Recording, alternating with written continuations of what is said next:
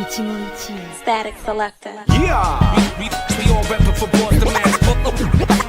All green, everything. Brought up, we were bleeding green. You ain't got our history on we all reppin' for Boston, man.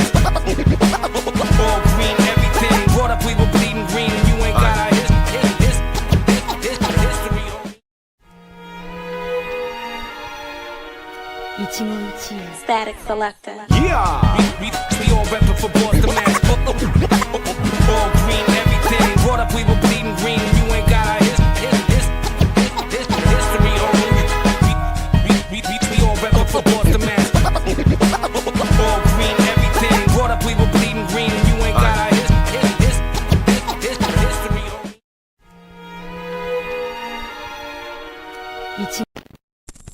Really look at the evidence, you'll see the truth. What's the truth? Really look at the evidence, you'll see the truth. You wrong. What's the truth? You wrong. Really look at the evidence, you'll see the truth. What's the truth? Really look at the evidence, you'll see the truth. What's the truth? Really look at the evidence, you'll see the truth. What's the truth? Really look at the evidence, you'll see the truth. You're rocking with the best. Really look at the evidence, you'll see the truth. What's the truth? Really look at the evidence, you'll see the truth. What's the truth? Really look at the evidence, you'll see the truth. What's the truth? Really look at the evidence, you'll see the truth. What's the truth?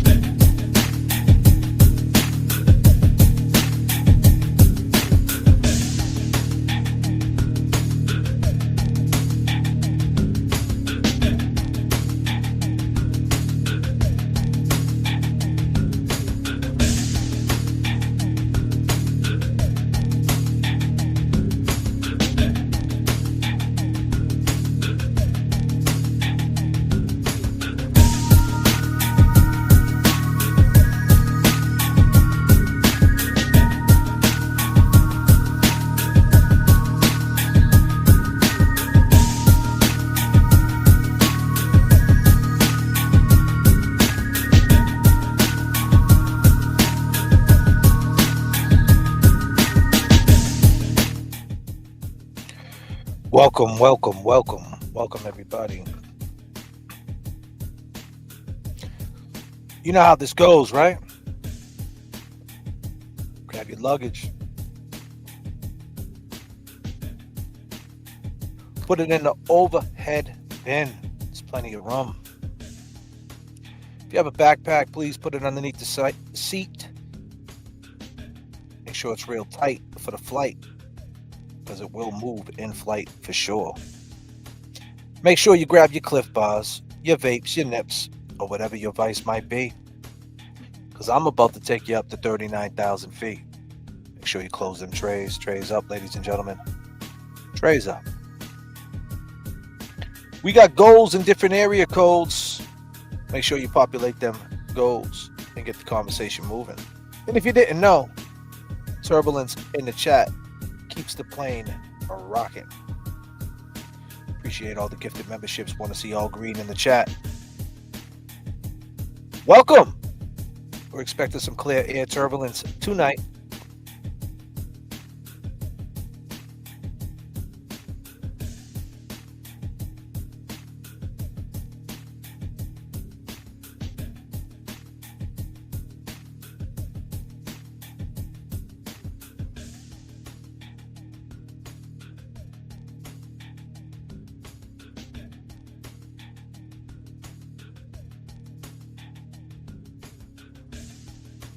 Problem is, pot 30.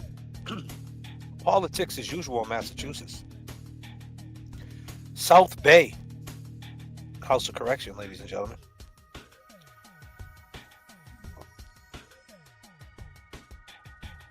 South Bay House of Correction, an inmate is dead.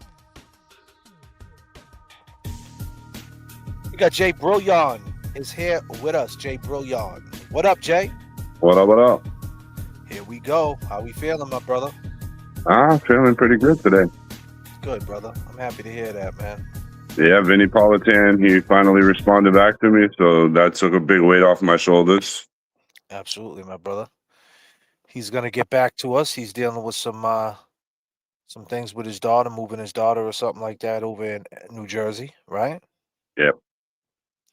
So we're He has a good. couple projects he's working on, so he said he's going to get back to me as soon as he could. That's awesome. We're good money. We're good money. And this is part 30. Goddamn, Becky G dropping a $50 damn super chat right on takeoff. Goddamn, Becky. We got turbulence. Yeah. Yeah. Yeah. Turbulence in the chat. Turbulence in the chat. Can you hear me? Can you hear me? Boston. Static Turbulence in the selector. chat. Turbulence in the chat. Boston.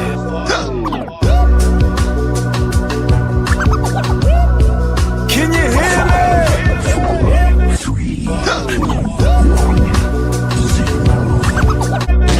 Can you hear me? Static selector. Yeah. Thank you so much, Becky. You know, this picture right here says so much. Definitely does. Massachusetts welcomes you. To the left, we have Kelsey Fitzsimmons, a mother stripped away from her 5-month-old baby. Going through postpartum, a police officer, CO, corrections officer, would you believe it? Being held without bail right now for assault and battery with a dangerous weapon, not attempted murder, assault and battery with a dangerous weapon. In the Massachusetts welcomes you sign, inside the sign, there's a face. She goes by the name of Karen Reed. She was found not guilty. Now she's getting sued. She has a lot of emotions. She's going through a lot.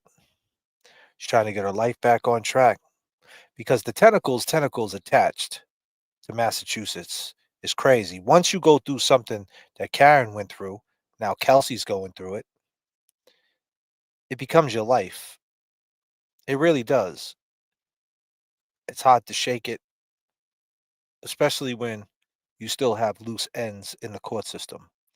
So Karen Reed, Kelsey Fitzsimmons. On the bottom, a very fit gentleman. His name was Francis Gigalotti. Francis Gigalotti. R.I.P. Francis. There's actually 3 people that's lined up, all 3 that are no longer with us. Stories are all fuckery. The tentacles, part 30. Politics as usual in Massachusetts, South Bay, inmate gone. Now, I could say South Bay House of Correction. I could say South Bay House of Correction, inmate killed. He said he couldn't breathe. I could have wrote that, but we all know if you write certain things on YouTube, I don't know, they could flag the video. I don't know. So I want to definitely get the wheels up. And I had to write it in a poetic way. So we could definitely get up to 39,000 feet. So with that being said, Francis Gigalotti, same situation, 7 police officers on his neck. I can't breathe. I can't breathe. I can't breathe. Francis Gigalotti died right in front of our eyes, right in front of our fucking eyes. More Literally. so, he died right in front of our boy Jay Brillion's eyes. Literally, right in front of you. Do you want to speak to that? What were you doing that day when you came across that whole situation? And what did you see? Like when you seen Francis when they flipped him over, what did you see? Do you want to hear from the beginning, or do you want to hear what I saw? Go ahead, man. Break it down. Take it wherever you want to take it to. So I was chilling outside because we don't really, in the summer anyway, we don't smoke in the house. So we were all outside chilling. And one of the neighbors came by and he's like, I don't know, someone's up there bleeding. I don't know if he got beat up or what, but he's full of blood. So me being me, I walk up to Bradford Seafood, where I live 2 streets down, and I seen the cops on him. There was 3 cops on him. And then I was just like, God damn. Then 2 other cops came. I said, this shit's getting real. I gotta start recording. And I just stood there and recorded. And like when I seen his foot twitch the way it twitched, I knew it was over for him, bro. And then as you can see, I zoomed in on his face and he was purple. Like the dude was probably lighter skinned than me, and he was purple, dark purple. Like he looked like dark purple. Just I knew he was dead right then and there. They tried to Narcan him because they thought he was on drugs. They shocked him, gave him CPR, the compressions. Tully did the compressions. And the thing that's fucked up, dude, the EMS was there the whole time. They were right on the side of me. You hear me say, God damn. Like when they, I'm like, oh shit. That was them. They rolled right up right after me. And they watched it happen, dude. And it just wasn't a good sight. It was mentally, fucked me up mentally. I'm gonna tell you straight up. I told you. I said, bro, you're like a therapist I don't have to pay for because you pretty much helped me through that whole shit.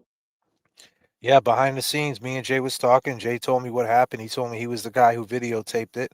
He didn't want to be known at the time, and now here he is. He's doing great things. He's using that tragedy that we're talking about tonight. He's using that as energy, so to speak, to do greater things. He didn't like what he's seen. Jay's from the city. You know what it is. You see it. We're sick of it. We're sick of being pushed around. We want justice. And here we are. We're talking about Francis tonight. We're talking about Kelsey. We're talking about Marquis Simmons. We're talking about a cat named Jacoby. I think his name is. This is brand new, fresh off the presses.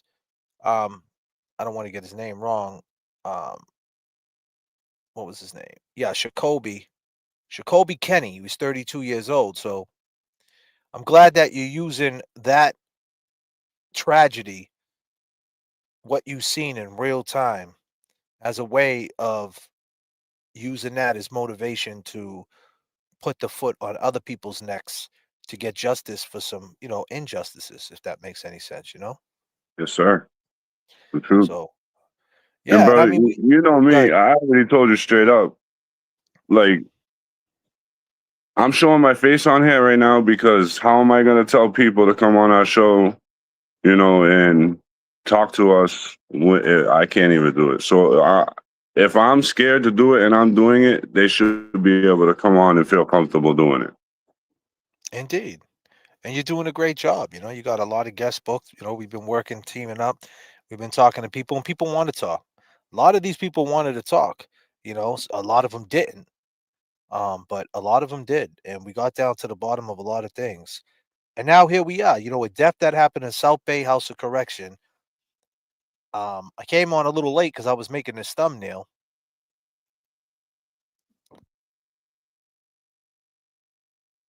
I wanted to get everybody's face in there. That's all. And like I said, this is crazy. I mean, the visual is nuts. You got Karen Reed, you got Kelsey Fitzsimmons, you got Francis Gigalotti, you got Marquis Simmons, you got Jacoby Kenny, and you got 30 years back where it all started. Ed O'Brien, a 15-year-old in handcuffs. And Francis Gigalotti, he didn't get a fair shake. Marquis Simmons, 1,000%. And where he comes into the picture, if people don't know who Marquis is, the kid with the dreads, with the red dreads, he was 25 years old, got shot on his scooter by Miles King, who's home on a $10,000 bail. But to the left of him, a woman, Kelsey Fitzsimmons, is being held without bail, and she was a police officer for allegedly pulling a gun on another police officer, where she got shot in the chest and was in ICU for 2 months fighting for her life, and then on top of that got held without bail. But I think the real story is with Kelsey, which I think is so messed up, is that okay, she gets shot in her chest, she almost dies, she's got postpartum. It's it was her partner who shot her, her police partner who shot her. Her husband's a fireboy. It's in North Andover. And when I say fireboy, because he's not a man, so I don't even want to call him a fireman, because he didn't have to go this direction. He didn't have to do this. You know, um, it's in North Andover, Essex County, the same county Francis Gigalotti got killed by 7 police officers, murdered right in front of your fucking face. Right in front of your face, murdered. Same county. She gets shot in the chest. Allegedly, she was going to put the gun to her head and take matters in her own hands because she couldn't believe what was happening. They take the 5-month-old baby. The 5-month-old baby, she was breastfeeding. The baby's still on the boob. You're taking that bond away. Infant moms. And we all know as dads, yeah, skin to skin, all that. The baby knows us. We talk to the stomach and all that. I get all that. But during that time, your job is to take care of your baby's mother, your children's mother, your wife, your girl, whatever your vice might be, whatever it is. That's your job at that point. So she could take care of the baby. Your job is not to say, hey, let's meet at the park so I can exploit some law in probate court, so I can get the baby taken away from you because I'm saying that you're psycho and you're going to do something. And there was a woman named Lindsay. What was her name? Her last name, Lindsay something. Who Lindsay actually, Clancy, right? yeah, Lindsay Clancy, who killed her whole family. So, Yeah. with that being said, with Lindsay Clancy, who killed her whole family, she's not even being held without bail. She hasn't even went to trial yet. She's in an asylum type situation, and Kelsey's being held in jail. And we all know what's going on with Karen. Pure fuckery. Not only is she getting attacked by the Commonwealth, she's getting attacked by the people who once supported her and are now saying she's ungrateful. But if you look at this picture, this is what she's up against.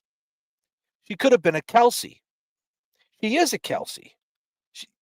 Technically, she's a woman up against the system still. Kelsey almost died.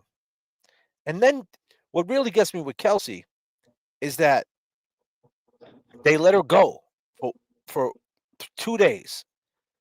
They reversed it in the higher courts when she was held without bail from Mass General to jail. She got arraigned, then they held her without bail, and then the higher courts, Bradle, got her out. For 2 days, she was home, 48 hours.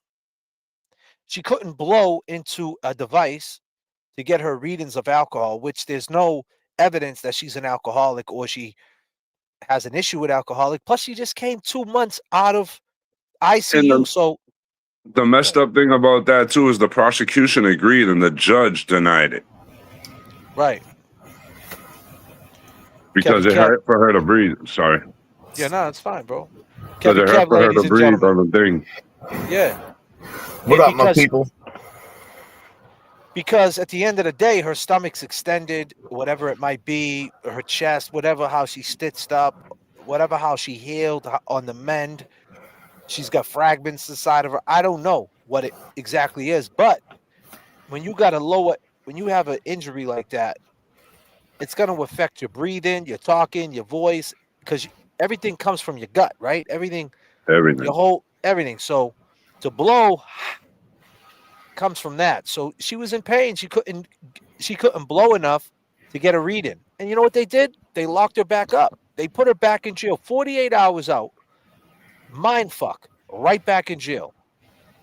So I think that was even worse. She was better off just staying in jail. At least she would have had that extra 48 hours in. To come home for 48 hours and decompress for 48 hours and then to get lugged back in, that's not good. Fucked up. And then we have Marquis Simmons. Marquis Simmons was on a scooter.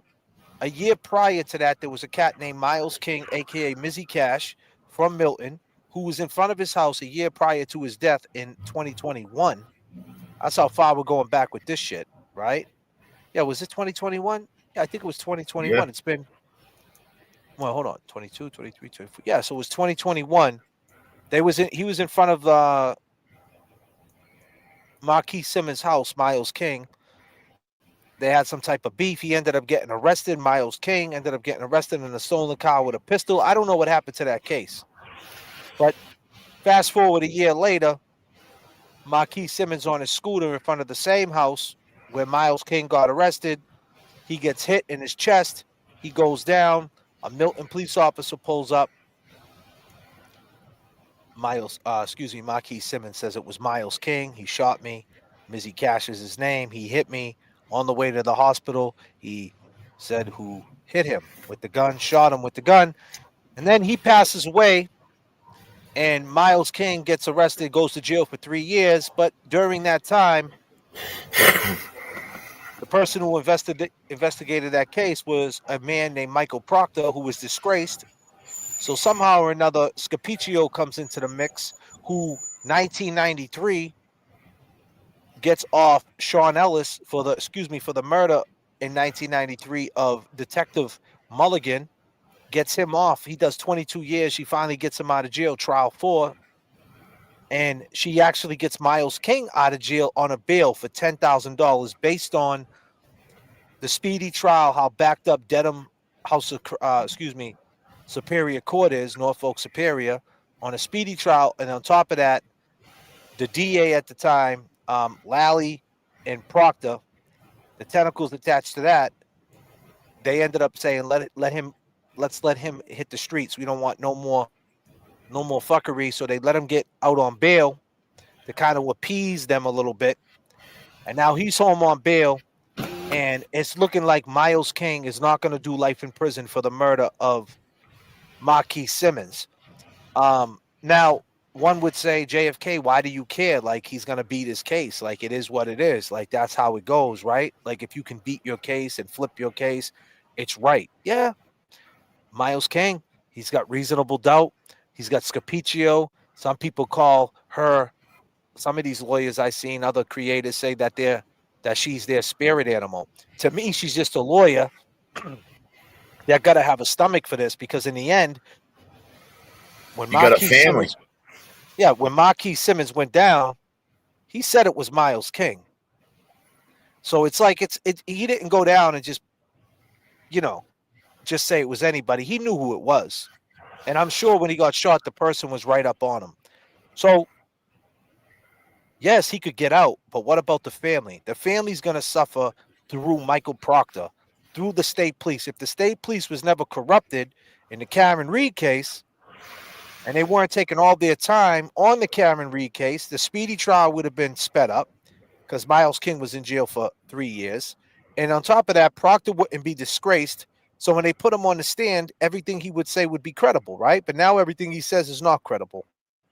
That whole declaration that Miles King said, or whatever he found out about, whatever he found out about Miles, Proctor found out about Miles King, is no longer credible. So a deal's going to get made. They're going to come to Miles King. You already got 3 years in. Take a 7 or 10. We'll drop in a manslaughter and you come home. He knows what he did. See, it's not Karen Reed. She wasn't copping no pleas because she knew she didn't do this. Miles King knows what he did.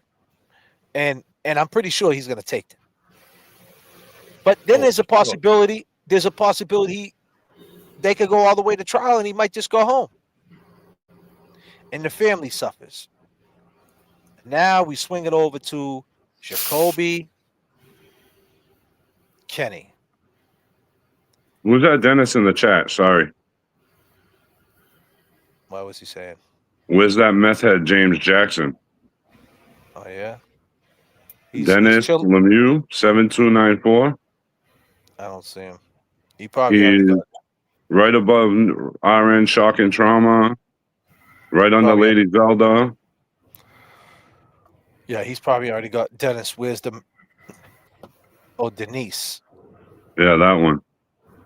Thank you, Norman. See you later, Denise. Have a good night. Norman Corey's on top of that shit. Thank you, brother. Denise, have a good one. Yeah, don't be talking crap.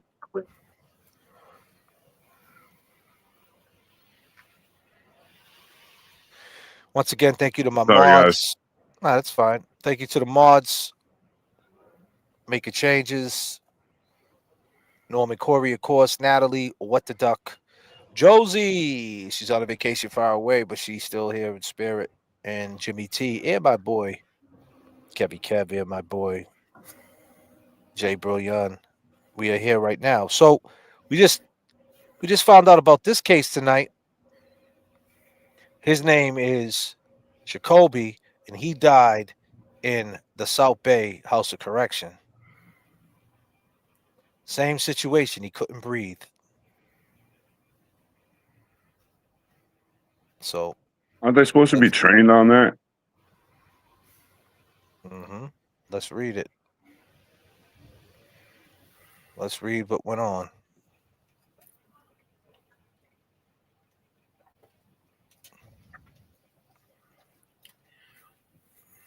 Yeah. Shout They're out to supposed to Lady be Zelda. She's up in here. Yeah, they're supposed to be trained, but that means absolutely nothing. So, an inmate at the South Bay jail in Boston died after attacking corrections officer on Sunday night and then getting apprehended and restrained, according to Suffolk County Sheriff's Department. Around 8:40 p.m., Jacoby Kenny, 32, began exhibiting erratic behavior, physically attacked members of the custody staff, officials said. Then he allegedly ran around the unit and attempted to escape capture. Once additional officers arrived, Kenny was apprehended and restrained, authorities said. Shortly after, he became unresponsive. Officers and medical staff administered CPR and other life-saving measures before Kenny was soon transported to a hospital, according to the Sheriff's Department. Kenny died at the hospital on Monday morning, officials said. Kenny was being held at the Suffolk County Jail since February of charges of assault and battery on a police officer, assault and battery on a person over 65, and assault with a dangerous weapon. Of course, they're going to put that in there. Authorities said during this time, he also was at Bridgewater State Hospital for 3 weeks in July, but the reason for this was not released. The investigation into Kenny death remains ongoing by the Sheriff's Department and Boston Police.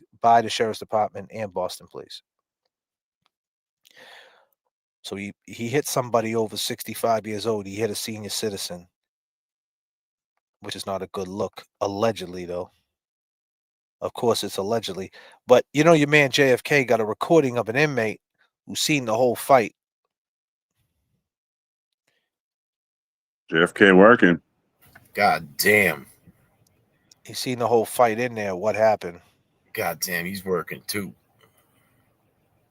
And don't forget JFK on the Cash App, Venmo, JFK. He's working. Yeah. I gotta turn something into an MP3 player. Remember we spoke on that girl, the mentally disabled girl in Atlanta, in the Fulton County jail. Yes, remember that? Remember that? That was a shame too. I don't know if she passed away. I gotta look into that. I gotta look into that.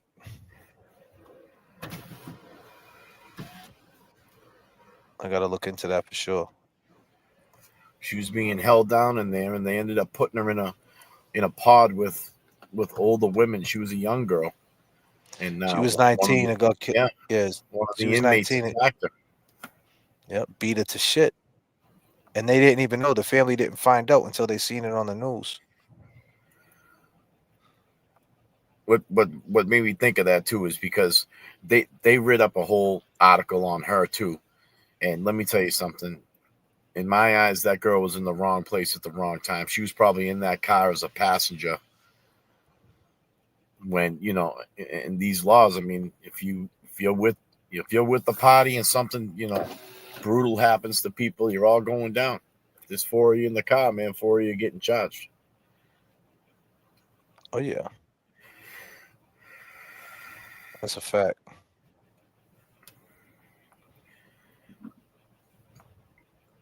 That is a fact, my brother.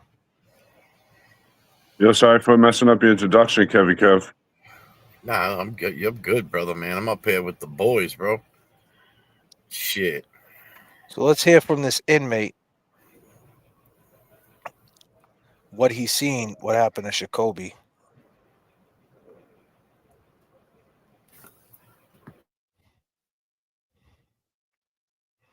Around the unit, and he couldn't catch him. He was zigzagging. So then two other police officers joined, and the three tackled him.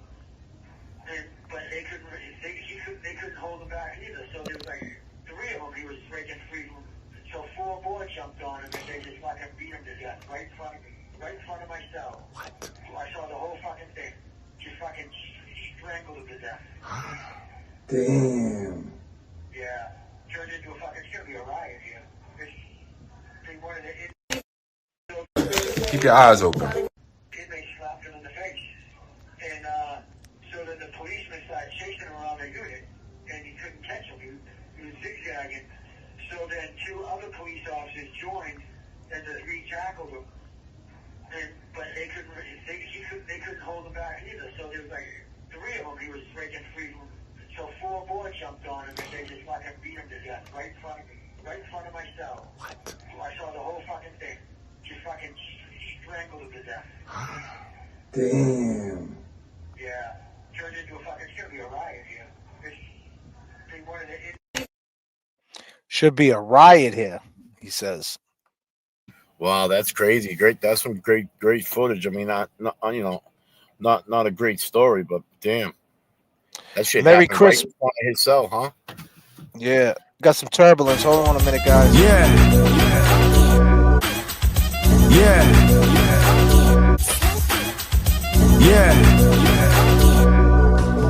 Turbulence in the chat. Turbulence in the chat. Can you hear me? Can you hear me? Boston. Static Turbulence in the selected. chat. Turbulence in the chat. Boston.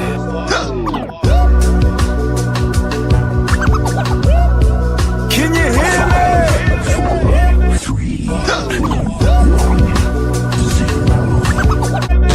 Can you hear me? Static selected. Yeah. We're working too. Boston. I mean, my man had to run across three. Yeah. We're working too. Boston. I mean, my man had to run across 3 lanes. Can you hear me? Static selected. Yeah. Boston.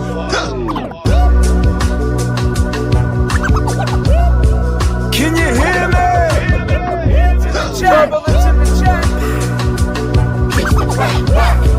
Can you hear me? Can you hear me? Boston. Static selected. Yeah. Static selected.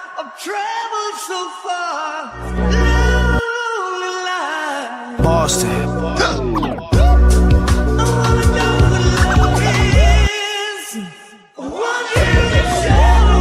Can you hear me?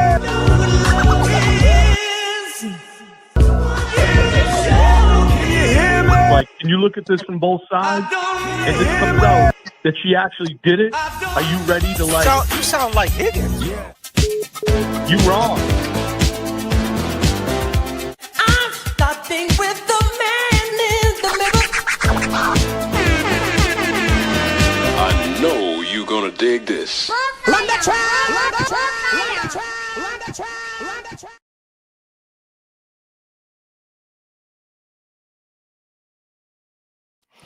I appreciate all the turbulence coming in right now. We got Law NH. Merry Christmas. Thanks for keeping it real. I appreciate it so much. Don't forget about Sherry, who gifted 1 JFK membership. Becky, Goals 30. Mitz gifted 5 JFK memberships. Thank you so much. Becky, 1 JFK membership. Got another $50. What is it? Napoli? Is that how you say it? At Napoli? Napoli Beneficio or something.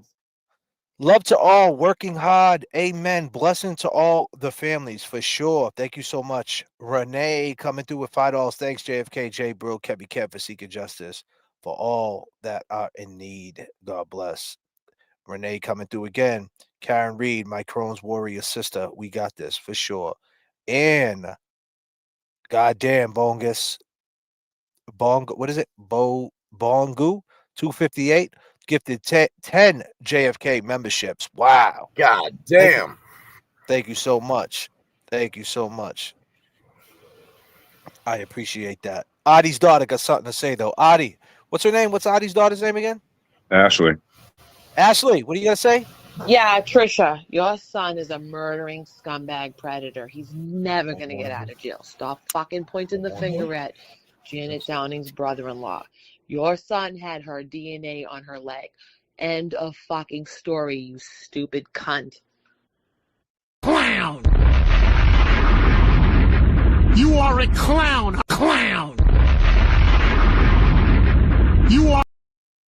Yeah, Trisha, your son is a murdering scumbag predator. He's clown! You are a clown! Clown! Ashley, I want you to take a good look at this picture.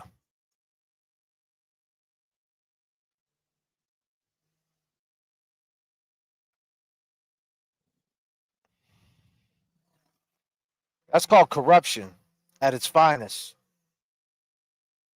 You might want to fix your muffler, buddy. Artie, that is your daughter. Artie's in the chat.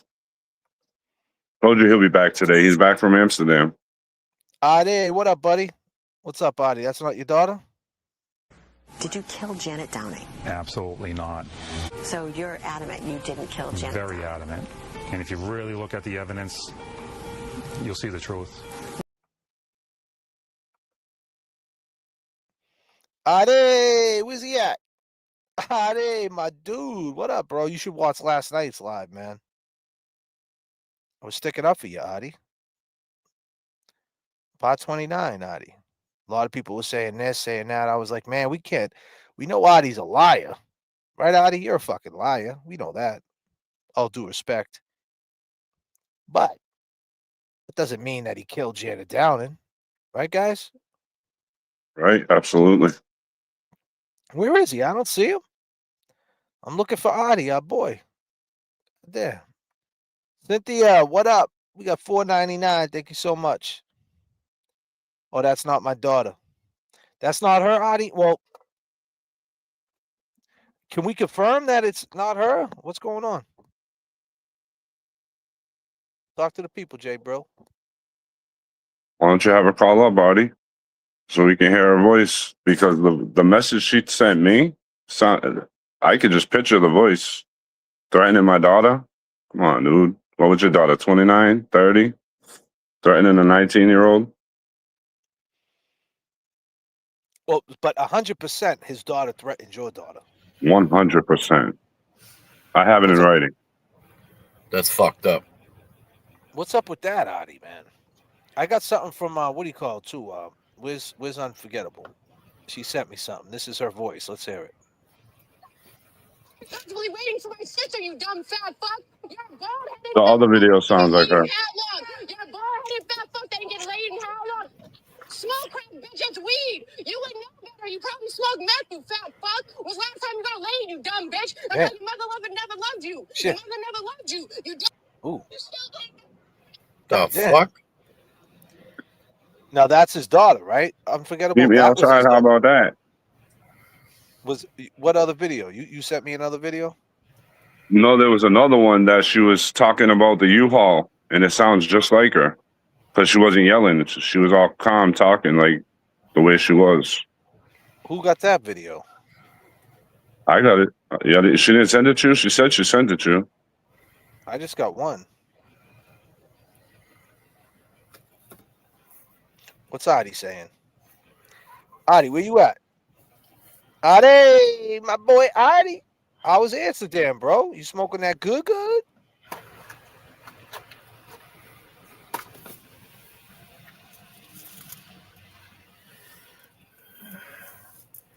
Smoking that fire?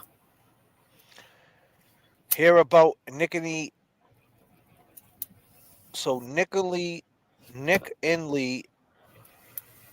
what is it, Tureen?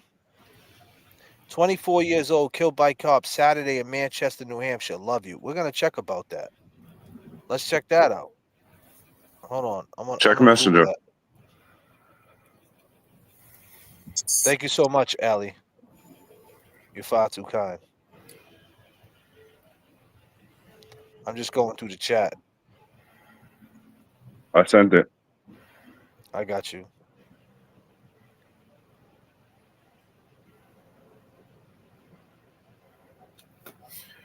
I know you gave me a wrench, man, but I can't do shit with the chat. Why not? Because you're just not able? I don't know, man. I don't get it, man. I can't highlight nothing. I can't. That U-Haul is packed tight with everything from my mother's house. That one little clip? Yeah. I thought it was longer, but that's all I heard. That's all it was. That U-Haul is packed tight with everything from my mother's house. Yeah, Trisha, your son is a murdering scumbag predator. He's never going to get out of jail. Stop. That U-Haul is packed tight with everything from my mother's house. Stop fucking pointing the finger at Janet Downing's brother-in-law. Your son... Did you kill Yeah, Trisha, your son is a murdering scumbag predator.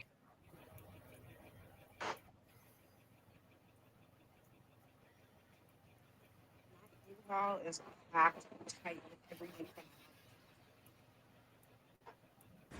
Did you kill Janet? Yeah, Trisha, your son is a murdering scumbag predator. He's never going to get out of jail. Stop.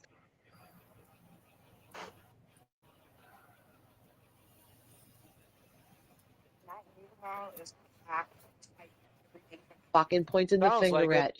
at... Sounds a lot like her, and it's the Yeah, it accent and sounds like it. everything. Yeah, the reason why, because the way she's pronouncing stuff. She was like, and that U-Haul is packed tight. And then she was like, and the way she said this, she's like, Did you kill? Yeah, Trisha, your son is a your son, murdering scumbag predator. He's never going to murderous scumbag predator. He's get never. out of jail. Stop fucking pointing the finger. Stop fucking pointing. The way she goes up and down with her voice a little bit, like she plays with the volume of her voice. Yeah. Like she likes hearing herself speak. And her voice is gonna sound more clear on a Watch, phone or watch. than a It goes video. up and down. That U-Haul is packed tight with everything from my mother's house. See how she was That's like, you're better. never. She was like, you're never with everything. Like she Yeah. goes up and down with her voice. Like she does this, like she got this like pronunciation. Like she likes talking. She's a talker. And then she doesn't want to. You're out there, Ashley. You're watching. One thing's for sure, Ashley, whether or not that's you on that recording, we know that's you on the U-Haul, but we know that you talk shit to Jay Brilliant, daughter, saying you know what school she goes to and this and that. And you did do that. Matter of fact,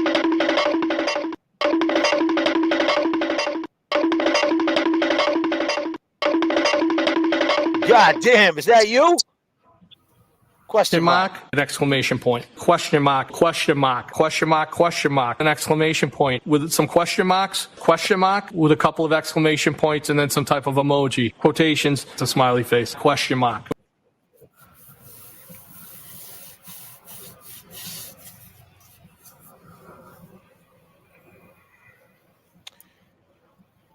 So we got Norman Corey coming through with 20. I don't know who the gutter rat is, but her parents have feel raising her with that mouth. God damn, Norman Corey.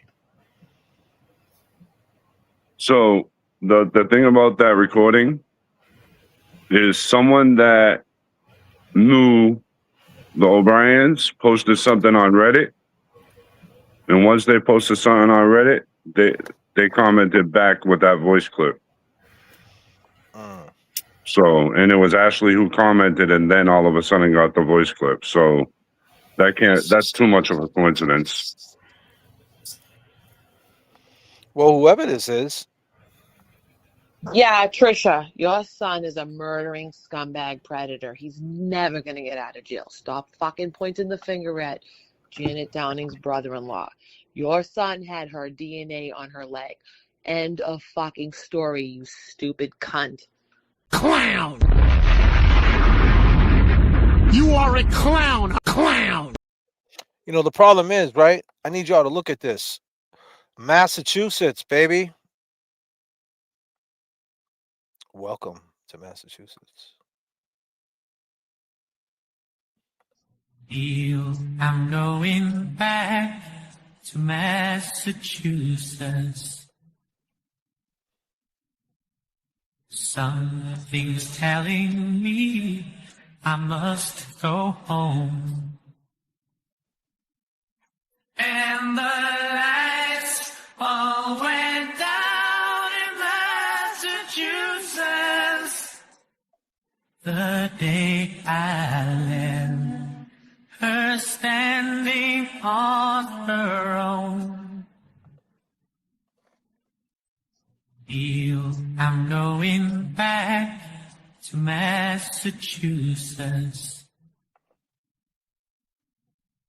Something's telling me I must go home.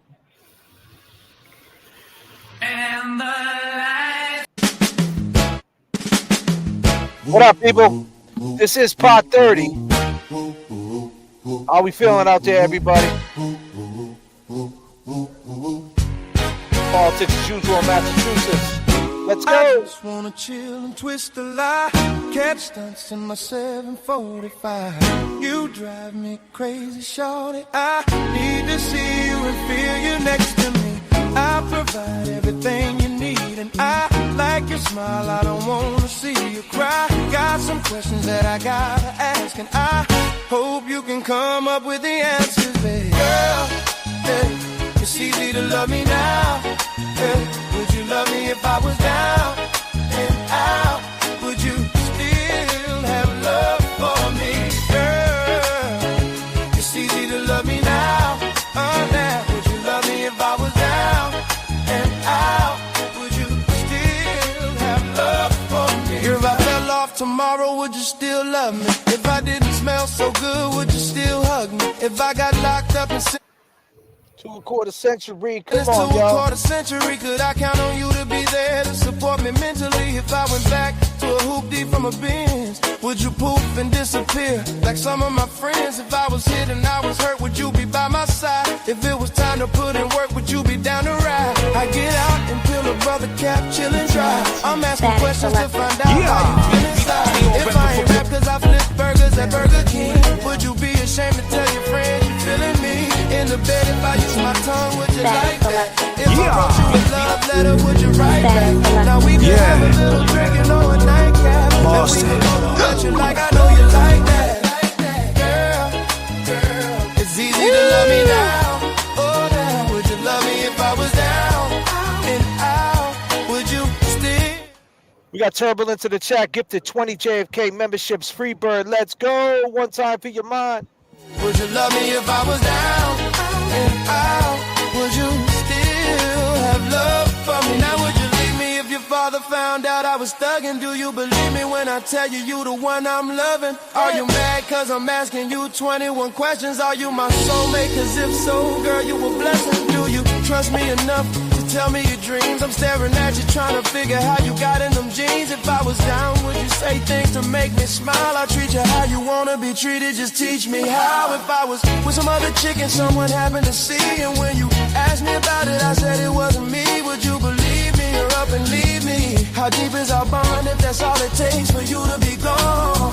We only humans, girl, we make mistakes to make it up, I'll do whatever it takes. I love you like a fat kid love cake. You know my style, I say anything to make you smile. Girl, it's easy to love me now. Oh no, would you love me if I was down and out? Would you still have love for me? Girl, it's easy to love me now. Oh, would you love me if I was down and out? Would you still have love for me, girl? Could you love me in a Bentley? Could you love me on a bus? I'll ask 21 questions, and they all about us. I don't even understand how the fuck my plug talk.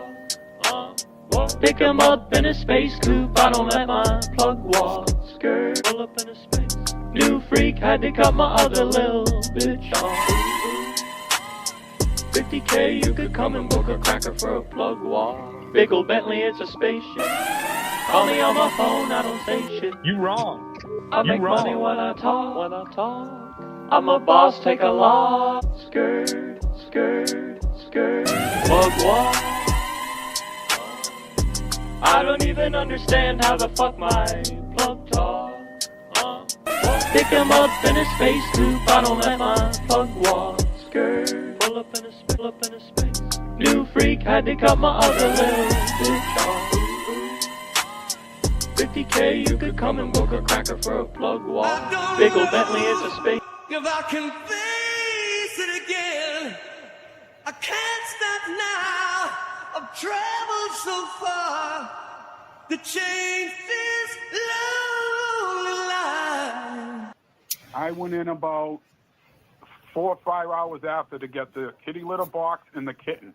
I don't know if I can face it again. I can't stop now. I've traveled so far. Yeah, Trisha, your son is a murdering scumbag predator. He's never gonna get out of jail. Stop fucking pointing the finger at. I don't know if I can face it again. I can't stop now. Yeah, Trisha, your son is a murdering scumbag. What's one thing life taught you? If you take your top lip and connect it to your bottom lip, you will shut the fuck up. I went in about 4 or 5 hours after to get the kitty litter box and the kitten. What's one thing life taught you? If you take your top lip and connect it to your bottom lip, you will shut the fuck up. Yeah, now we throwing down, but I have to do this set out here. Why in my web band? But it's going to let us go. Hey man, wanna talk shit on internet? Then you call me homie, and you don't even know. You see this dude on your screen, think you know the real me, man. You can just blow me. You all in your cute little studio, act like you on the streets, call me bro. Wanna be some big YouTube star while I'm keeping it real. Hell man, I'm here in my car, fighting the fight, doing it every night. Fight fiction with fact, we ain't pulling no curtain back. Think it's all about us, no man is bigger. Tell you right now, it's all about Jigga. Fighting the fight, doing it every night. Fight fiction with fact, we ain't pulling no curtain back. Think it's all about us, no man is bigger. Tell you right now, it's all about Jigga. Someone's hurt your feelings, man. Well, at least you could feel, man. Jigga got his life snuffed out, you know. There were 7 of them po-po. He was just walking, man, was having a spell. Didn't know what was happening, man, couldn't even yell. Put him on the ground, the only sound was I can't breathe, let me up, but not too damn corrupt. How it is, 7 on his neck, you don't figure. That just may be, you're gonna kill Jigga. Fighting the fight, doing it every night. Fight fiction with fact, we ain't pulling no curtain back. Think it's all about us, no man is bigger. Tell you right now, it's all about Jigga. Fighting the fight, doing it every night. Fight fiction with fact, we ain't pulling no curtain back. Think it's all about us, no man is bigger. Be easy with that boy, cause he got itches. Be easy with that boy. Make sure you be easy with that boy, you heard? Call me homie, man, you don't even know. You see this dude on the screen, think you know the real me, man. You can just blow me. Fighting the fight, doing it every night. Fight fiction with fact, we ain't pulling no curtain back. Think it's all about us, no man is bigger. Tell you right now, it's all about Jigga. Yo, yo, yo,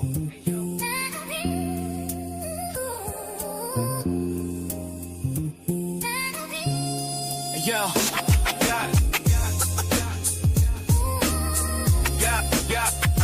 shit on. Yeah, shit on. Yeah, shit on. Yeah. They can't blind your vision, cover these clear mornings. Days fly by, let's make another year for it. Struggling and stressing, brother, but you here for it. Life sends you in a tailspin without no real warnings. Sat on the porch all night, damn, I used to rip flows. All the girls you stared at, yeah, I used to get those. Them chicks started smoking crack, now the kids are all schizos. Another day in the hood, homie, you know how that shit goes. Yo, you ever been scared of a cow? Ever been scared of counting? Let's go. You ever look at a calendar, be scared to count it? He never did a day of time, so we rap about it. Real ones traumatized, we can do without it. System is rigged, they got us surrounded. They talk shit, brown nose, they are in your business. Be your close ones, boast fun, show interest. At your front door, ghost guns, load of switches. For a Rolex, leave you dead, no witness. Let's go. Just trying to live, please leave us alone.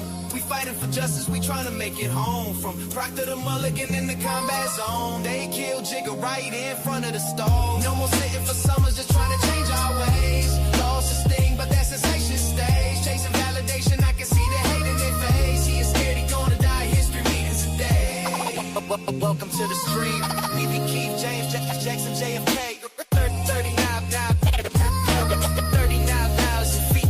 Let's go. Let's go. Keep your eyes open.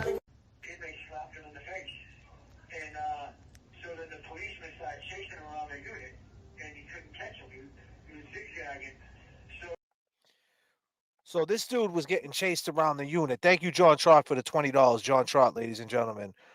E-Pags coming through. Our girl E-Pags, the best JFK 2025 countdown. Thank you, E-Pags. So basically he hit one of the COs. He was in Bridgewater. He's in jail. This guy, Jacoby, this kid, 32 years old. How are you going to get out of that one? It's like you said, right? Kevy Kev, they're trained for shit like this, right? Or didn't you said that, Jay Brilliant? I said that. They're trained to learn how to take people down, to restrain them without So he suffocating was them. running around. Listen, I've been to South Bay, and I've been on the pods, and he was in the towers because he was being held. So he was in the towers, man. So he was just running around in circles. I mean, technically, you could have locked everybody down, right? All you got to do is hit the panic switch. Lock it down. That's what they do. Everybody's running to their cells because within 30 seconds, the SRT, security response team, or the IPS, inner perimeter security, whatever you want to call them, they're coming running in. Whoever's not in their cell is getting picked up and getting Superman to fucking seg. Most motherfuckers don't want to get Superman. They want to drink their coffee, eat their honey buns, and watch Maury Povich. Trust and believe. So technically, everybody probably locked in. That's why he said it happened in front of his cell. He probably locked in. He was probably one of the cats that locked in. And he was just running amok. And then they came in and they strangled him and he witnessed it. So 32 years old, dead. Congratulations. Keep in mind, South Bay was notorious for this. I guess there's 3 people that died within 6 months died in South Bay. Wow. That's what I'm hearing through the grapevine. That's 3 too many. That's 3 too many in South Bay, AKA, the place is rough. Back in the day, it was called Deer Island. Yeah, I remember that. It was called Deer Island. It was in Winthrop. It was on an island. And then they created South Bay House of Correction, which is on Mass and Cas. And then they created Nashua Street, which is right next to the Museum of Fine Arts, right in back of North Station. But back in the day, it was Deer Island. People was escaping. They were coming off the island. They were running away from Deer Island. There's footage of it too. There's footage of people running from Deer Island. My boy, Stephen Hewitt. Watch this shit. There's old school footage of Stevie Hewitt when they ran. They ran through. This is what Suffolk County. This is the tentacles attached to these times.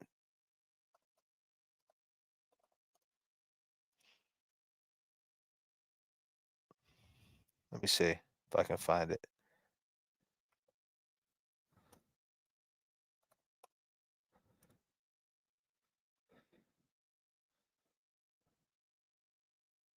Let me see. I actually found the footage before of the dudes who escaped. I don't know if it's still on YouTube.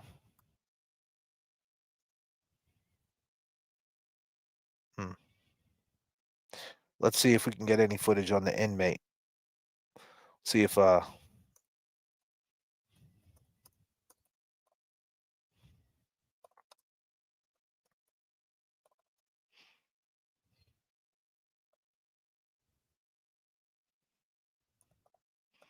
what's up, Kevy Kev? What are you doing over there? I don't know. You muted me up. Yeah, because it's loud as shit. Thought it Let's might see have what been somebody in traffic or something.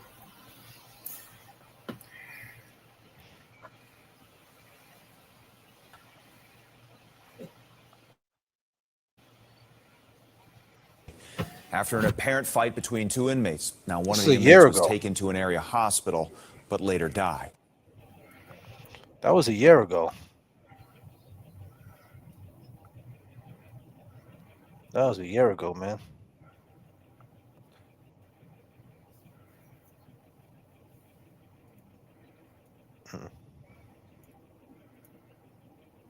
It's crazy, man. You say 3 in the past 6 months. Those are crazy numbers, man. You know, I see there was another LTL was covering it there, the Brooks case there, Robert Brooks. I mean, that was I watched that trial when that kid went to jail. That was a crazy trial, but he ended up getting murdered in jail in custody. Oh yeah, they got it on film. Yeah, they got charged. Some officers got charged for that. Yeah, they got life. Yeah, They got life, bro. You know, and They you got life, wonder, bro. you wonder if that was, if that was like a mock thing, man. That kid drove through a crowd of people, and killed fucking grandmas and kids and all kinds of shit. That was a crazy case, and he tried that case himself too. Oh, he yeah? didn't have no representation. Yeah, he went on trial, man. He gave a judge the run for her money, man. They kept having to remove the dude. It was all during COVID, wearing masks and shit. That was crazy. That was a crazy trial. I mean, he interviewed, the family members of the ones that he killed. You know what I mean? I mean, these people were like waiting for ambulances to come. It was brutal. It's brutal.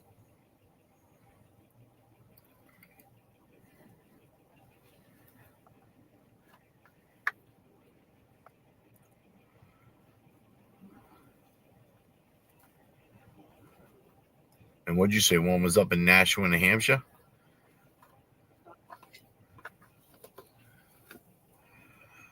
Is that what you said? Nashua, New Hampshire? In custody, Stephen Heward of Chelmsford and James Ryan of Somerville. Corrections officials say the pair broke out of Deer Island in a stolen car from the MDC sewer treatment plant lot, ramming the gate at a high rate of speed. David Whitman reports the convicts were captured in East Boston last night amid heavy police presence.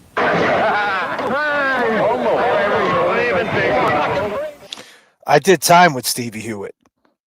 Yo, Stevie Hewitt, and he was older when I did time with him, man, but he was a fucking nut.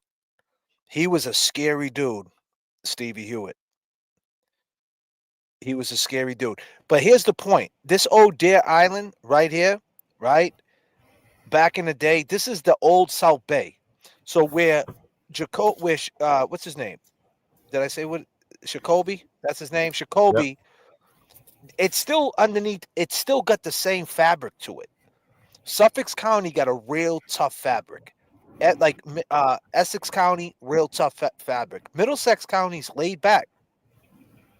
Even though they created a new Bill Ricker or whatever, but the fabric over there and the bones of it, it's always like things happen, right? People fight, this and that, but it's not a tough place, like as far as like the mentality. But like for years and years, Deer Island, South Bay, Nashua Street, that's what it's known for. It's known for when you walk in, when the doors swing, you swing.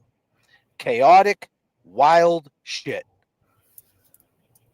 And, look where it's at. It's now South Bay. The actual House of Correction is on Mass and Cass.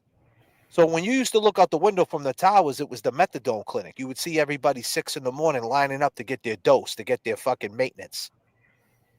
I'm sober, kid. Yeah, dude. I'm sober, dude. Yeah.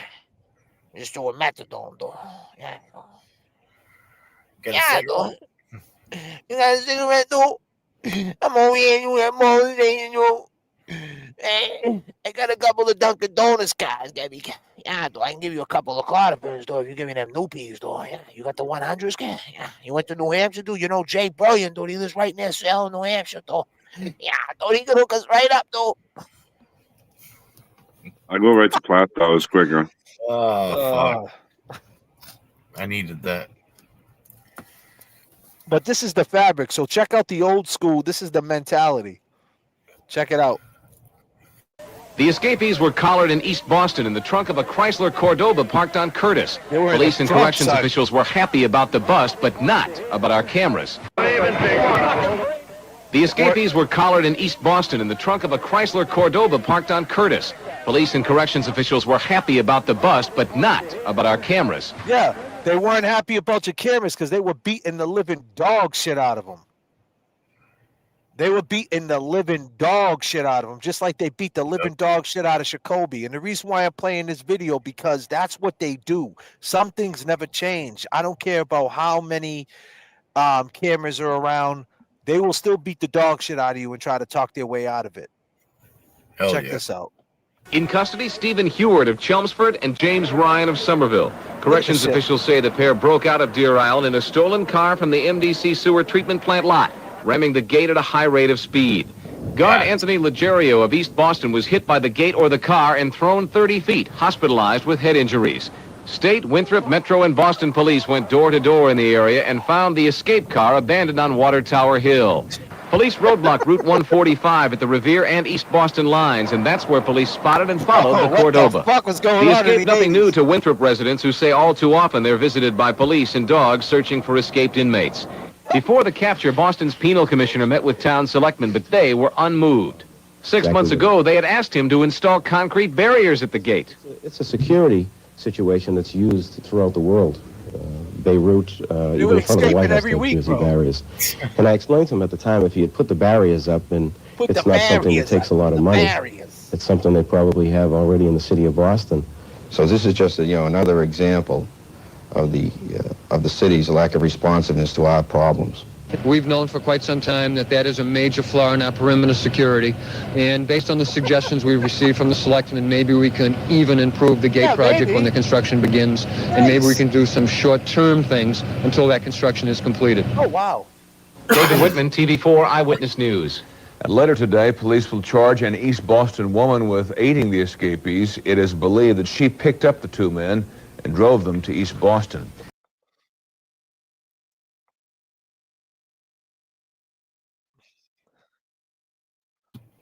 Hold on, look, it keeps going, bro. Watch this shit.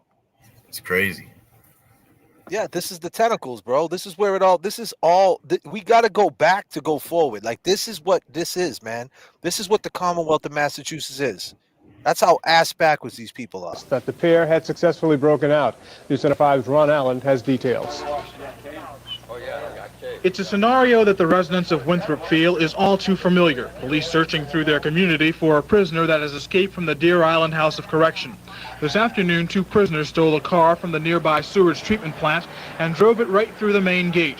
3 prisoners had accomplished the same task last month. This afternoon, a guard stationed at the gate was seriously injured when the escapees ran him down. Oh, this shit happened the same way it happened. They did the same thing like a week before that. Wow. That's And crazy. like, this is what I'm saying. Like, this is Suffolk County, bro. This is Suffolk County. This was housing Southie dudes, Dorchester dudes, Revere kids, East Boston. You know what I mean? Roxbury, Mattapan. That's what, and they were on an island. They were in Winthrop on an island, bro. Legit on an island. And now they're on Massacaz. Officials here in Winthrop have complained about the problems at Deer Island for years. They met with Boston's penal commissioner as recently as 6 months ago. Since that time, 11 escapes have been reported. 100% true, Maki. 100%. You're right, Mishy. He definitely was in the old island. That's where my cousin held him down. He actually did 18 months in the old island, Maki. And every time I meet up with him, that's all he wants to talk about is them times. I'm like, yo, Maki, can we talk about fucking $1 billion? Why you want to talk about stolen cars in the Old Bay? Guy's out of his mind. He's cooked. But anyway. 2 men that escaped this afternoon had arrived at the prison this morning. And tonight, the Board of Selectmen held an emergency meeting with Commissioner Robert Walsh to once again file their complaints. I'm sure, as I said to Mr. Walsh this evening, I'm sure if this was part of Boston, if this was East Boston instead of Winthrop, and Mr. Flynn got elected by residents in Winthrop, this would not be going on. They would be listening to us. The selectmen have suggested putting Jersey barriers in front of the main gate like the ones on the expressway. They've been told that a new gate will be constructed as soon as the bidding process for the project is completed. The two escapees, Stephen Hard and James Ryan, were caught hiding in the trunk of a car in East Boston several hours after their escape. But Winthrop selectmen fear the corrections department will be searching for another escapee fairly soon. In Winthrop, Ron Allen, News Center 5. Attempted murder charges. Stephen Hewitt of Chelmsford and James Ryan of Somerville are scheduled to be arraigned today. Officials say the two drove a stolen car through the prison gate at about 65 miles per hour, knocking a guard standing there about 30 feet. The escapees abandoned the car in Winthrop. Dozens of officers took part in a house-to-house search and in roadblocks. Police eventually found the two hiding in the trunk of a car in East Boston. This was the third escape from Deer Island in recent weeks. Winthrop selectmen say they've complained about prison gates and they've suggested improvements 6 months ago. The use of Jersey barriers, which is something that's being done all over the world. We told them that the placement of the Jersey barriers would cut down. Yo, they were escaping every other week, bro. Well, my point is that that's the fabric, man. That's the Commonwealth, man. This is this bullshit, bro. Welcome to Massachusetts. The jails might have changed, ladies and gentlemen, but the laws have not. And the politics, you can see, you can politics, yeah, it's the same shit, man. I'm telling you, it's the same shit. It comes from that.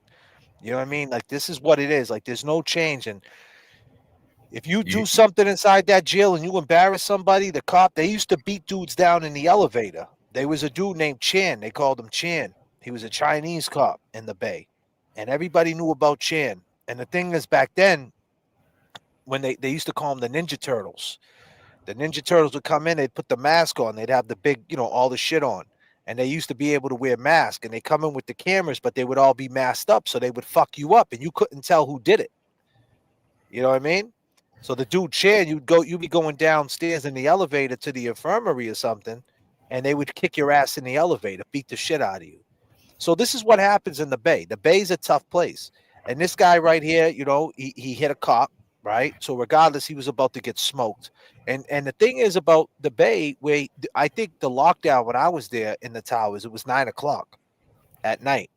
So you got to think about how overpopulated it is. He was there since February to catch Jacoby. So he's been there almost a year. So he's probably going out of his fucking mind. You're looking out the window, you're seeing airplanes taking off from Logan, and you're seeing Mass and Kaz. You're like in the worst place you possibly could be.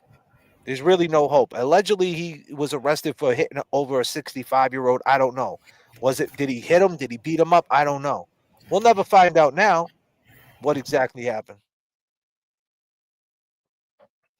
That's some scumbag shit. I mean, RIP to the dead. But if he did beat up a 65-year-old dude, I don't give any credit to that. Like one of my guys, this dude I know, he brags about he smacked the shit out of somebody who was over 60 before, a cop. And I was like, I don't know about that. When I was locked down, dude was like, yeah, the cop. And come to find out later, the cop was like 60. And I'm like, cop and no cop. You shouldn't be smacking a 60-year-old in the face, You're right. So I don't know. I don't know if I respect that, but I don't know the truth. That he could have been trying to escape or something, or a 65-year-old could have got pushed over by mistake. I don't know. They're going to charge you with everything. But the fact of the matter is, did he deserve to die? No. He was 32 years old. He could have been on drugs. He could have mental health issues. I don't know. I can't judge him. Only God can judge him. But they put the charges in the paper. They said that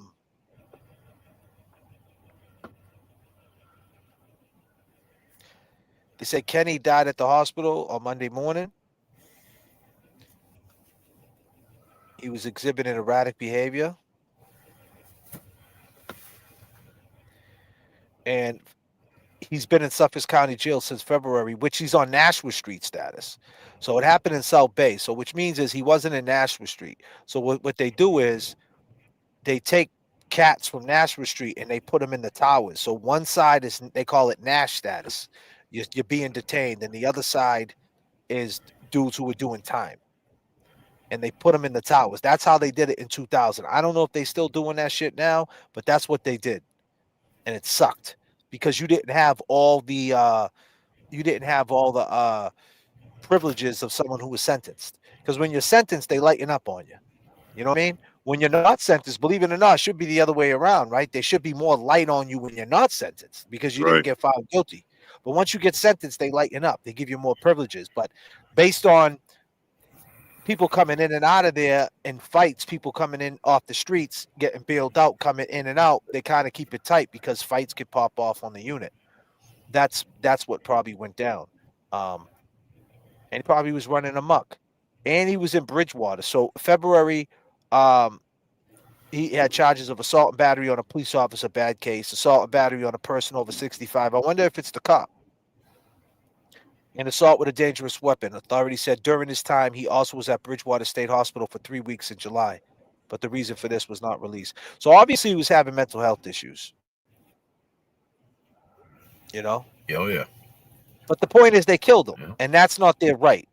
And two wrongs don't make a right. Period. Point blank, end of the story. And once again, a dude saying, I can't breathe. You heard what he said, the homeboy said from South Bay, the inmate.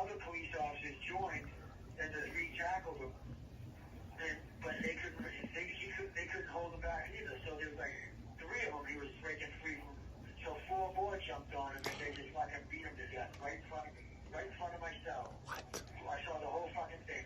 Just fucking strangled him to death. Damn. Yeah. Turned into a fucking, it's gonna be a riot here. There should be a riot. And it's probably not because everybody wants their fucking honey buns and Reese's peanut butter cups, and everybody wants to watch, you know, the new Donnie Wahlberg, Boston Blue. Oh, goddamn, JFK. Goddamn. How y'all feel out there? Oh, yeah. All right. Check this out. Is the place to be, as it is plain to see. He is DJ Static Selector. And I am 3, 2, 1.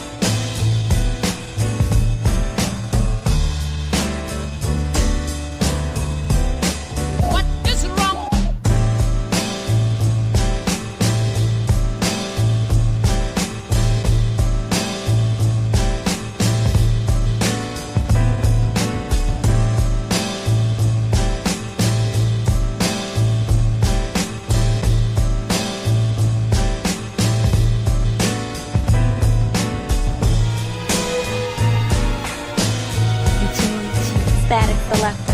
Yeah! We all reppin' for Boston, man. All green, everything. Brought up, we were bleeding green, and you ain't got our history on we all reppin' for Boston, man. All green, everything. Brought up, we were bleeding green, and you ain't got our history on Thank you, Lady Zelda, for the gifted 5 JFK memberships. Becky's coming through, said, listen, she said, oh, man, I lost it. Hold on a minute. JFK's working here, too. My internet's acting funny. Hold on. She gifted 5 JFK membership. Becky says, the chat challenge, meet the goal within the next 10 minutes. Becky's chat challenge. Sherry said, great idea. Erin Murphy dropped the goals. Freebird coming through, meet the goal challenge with 10. E. Pags on the 777. She said, love and prayers. 2 cents became a YouTube member. Jerry, got to meet the goals. Becky G again, got 3 more goals. E-Pags, Freebird again. Thank you so much. Marks Box, goals, baby. Appreciate everybody holding us down. What we're going over right now, Pot 30. I want everybody to understand Pot 30 on the JFK channel. Politics as usual in Massachusetts, a South Bay House of Correction. Inmate got killed by the cops.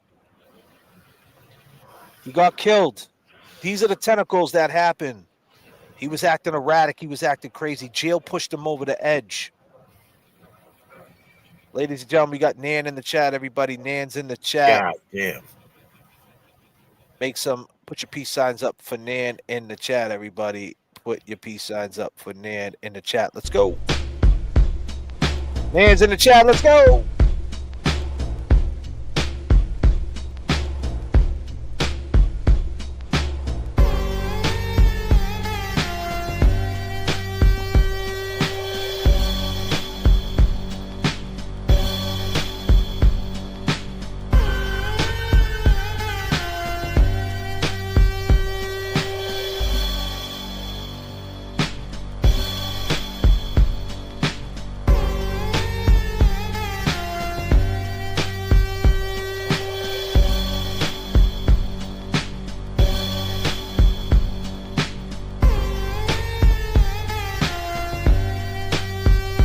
Down from day one. Welcome to Death Row. Let's take it one more step further. You know, Nan been getting piled on lately, right? Let's take it one more step further, right? Let's do a roll call real quick. Nan be getting piled on. One more time. If you had one word to describe Nan, one word to describe Nan, ladies and gentlemen, drop it. Let's show Nan some love. You know, when you're getting piled on by people on this internet shit, it's just the internet, but it sucks. One word, let's make her feel at home here on the JFK channel. Let's go. One more.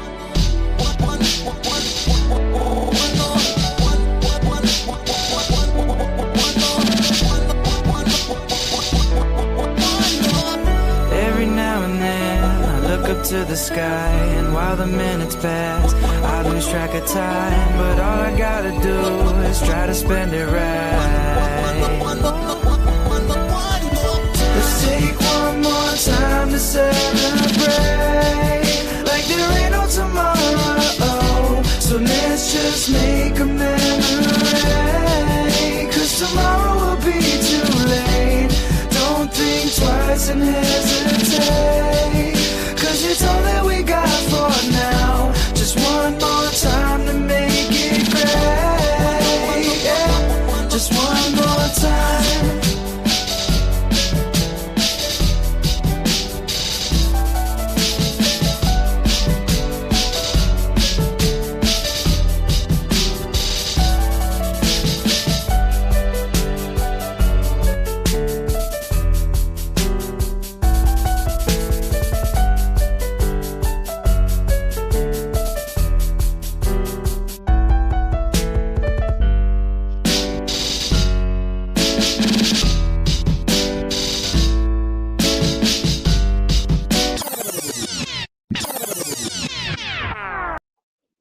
Nan, ladies and gentlemen, Nan says thank you. Thank you, everybody. Lady Zelda is up in the chat also. You know, fuck it. Let's keep it going. If you guys have one word to describe Lady Zelda, she's in the chat too. Lady Zelda is in the chat. She's working too. If you had one word to describe Lady Zelda, what would it be? Let's go for Lady Zelda. Static selected.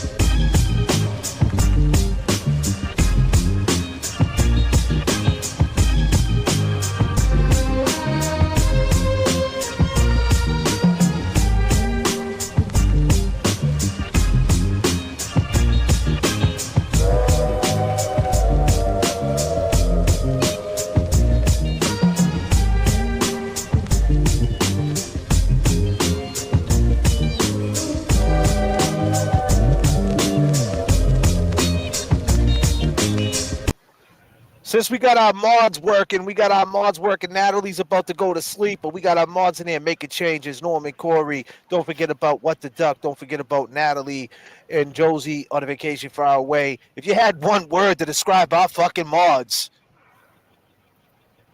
if you had one word to describe the mods, mic check to the gods, what would you do? What would you say? Let's go for the mods.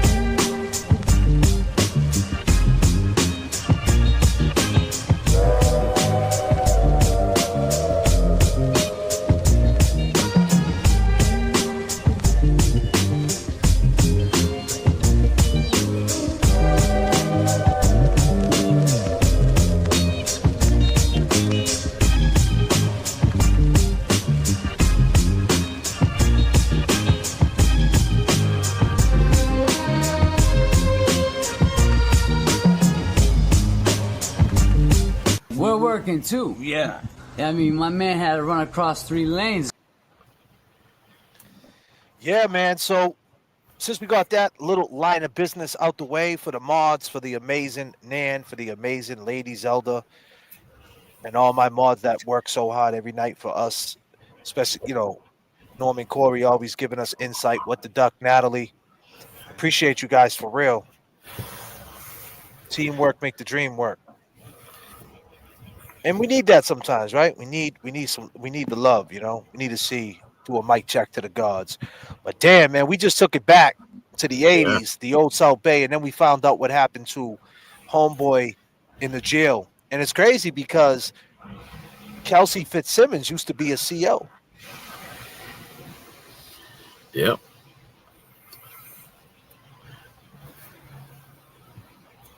She's seen it. Yeah. Just imagine if that happened in the jail, right? Like a girl in the girl prison, one of the girls like wild out and they go to restrain the girl and she sees it.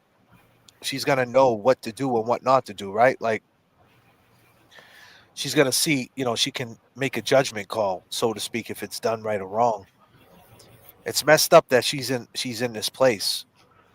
And like, how do you recover from that? How do you go from saying, hey, I was a cop, I was a correction officer, now I'm in prison, now I'm in jail, in jail. And then, R.I.P. Marquis Simmons, R.I.P. Jigga, R.I.P. Jacoby.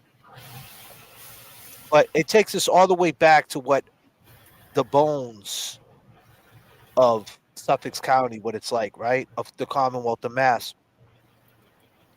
And then it takes us 30 years back. Same time, 10 years before they did this too, they were trying to make changes. 10 years prior, before they caught Eddie up, this is what was going on. So when Eddie was 5 years old in 85, right? They were running through the gates in Winthrop, escaping from jail. He was caught right up in that pocket. That's when they started making the changes because they came from that. That's my point. Like, that's what was going on in 85. In 95, they wanted to make changes because they were all, we'll put Jersey barriers, we'll stop the criminals. If you think the adults were wilding the fuck out, what do you think the juveniles were doing?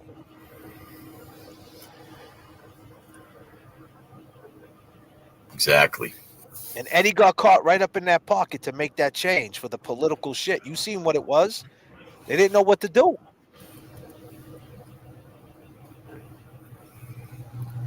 No, I mean, these laws were implemented just for that. because they couldn't gain control of it.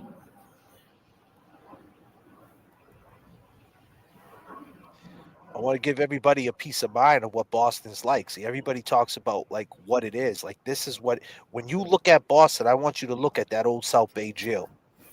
I want you to look at the old Deer Island. People escaping, running through gates, cops grabbing, the dogs on the streets. If you think the dogs are out there in 85, you don't think the dogs are all over in Somerville or Boston Street in Hamlet? After someone got stabbed 98 times, you don't think they had the puppies out then? They did. So if they had the puppies out, they would have found where he discarded his clothes. They would have found the murder weapon. But then you got to say to yourself, if the dogs were out, the dogs would have went to the taxi though too. So were the dogs out? Probably not. And then why weren't the dogs out? Exactly. There's the question right there. That's the question. And that just that goes to show you just how how shitty the investigation was. I mean, you just seen it. What they said. They said that the inmates were fucking escaping every other week, doing the same thing, breaking through the gate. And they would say, here comes one right now. Kevin, get out the way. Here they come. 60 miles an hour. Stealing cars on the jail grounds. Fucking cracking up tilts on the jail grounds. Stealing spoons out of the fucking chow hall. Or screwdrivers out of their little shop classes. Stealing cars on the grounds. Here they come, Kevin. Get out the way. It was a joke. Fucking joke. They went through that fucking gate like Dukes of Hazzard and shit. Yeah. Didn't they say they threw a guard 30 feet? Yeah. And that was what we watched. Hold on. Damn. Hold on. We got. Woo! God damn. God damn.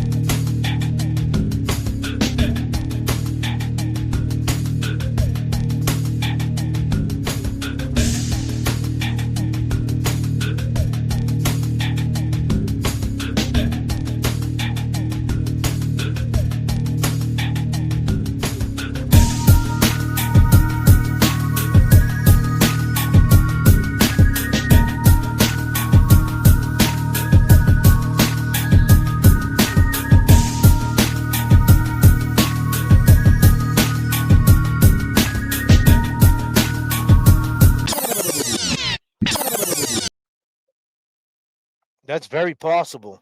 God damn. That's very possible. Very possible. God damn. I like that. Adi, did you have a murder weapon in the kitty box, Adi? You got a question for Adi, don't you, Kev? Yeah, y'all caught up?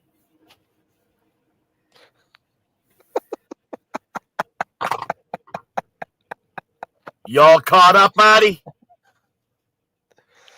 Ah, shit. Get him. God damn. First you never fucking said anything about the fucking dog. Then you're fucking bouncing around with these kitties. But you keep bringing up this fucking litter box. Thank you, Oxymoron. Murder weapon in the litter box. What a great theory. Did you have a murder weapon in the litter box? Good night, ladies elder. Did you have a murder weapon in the litter box, Adi?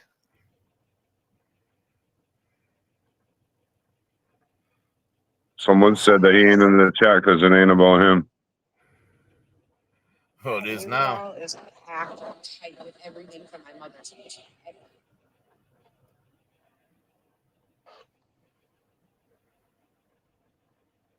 Lordy.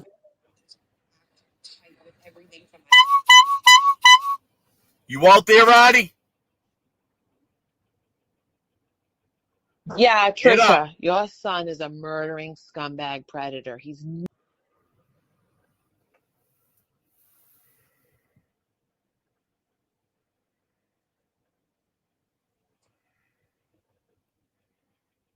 never gonna get out of jail. Stop fucking pointing the finger. Sounds like the same person to me. What do you guys think, chat? Yeah, I'm with it, man. I've been listening to it. I mean, I get what you're saying. It's like you said, she likes to listen to herself. She kind of got this fucking little wave effect with her voice. Mm. Absolutely. That, what is it? Meet me outside. How about that? Yeah, a little sarcastic, being sarcastic and shit. That's what I thought of when I heard that. Instantly, I was like, oh, hell no.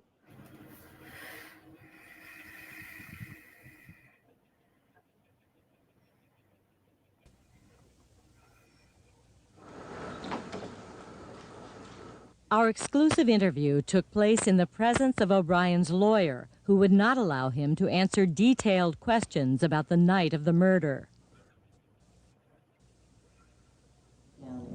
She's my best friend's mother, and she treated me with respect. I gave her the respect back. No, I think... He's a funny kid, huh?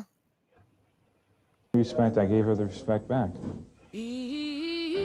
No, I think she was on my age, but she was in her 40s. I was 17, 15, actually. I was looking for teenage girls if I was ever having a crush on someone. When you heard that she was murdered, yes. What were your thoughts? In his eyes, does that look like a killer in his eyes? I can't say it does. I don't think it is. I don't know. I can't see that. Yeah, I don't know. It's hard to tell, because the giggling, that's like, but that could also be a nervous reaction too. So it's hard to tell. Like, well, if he was that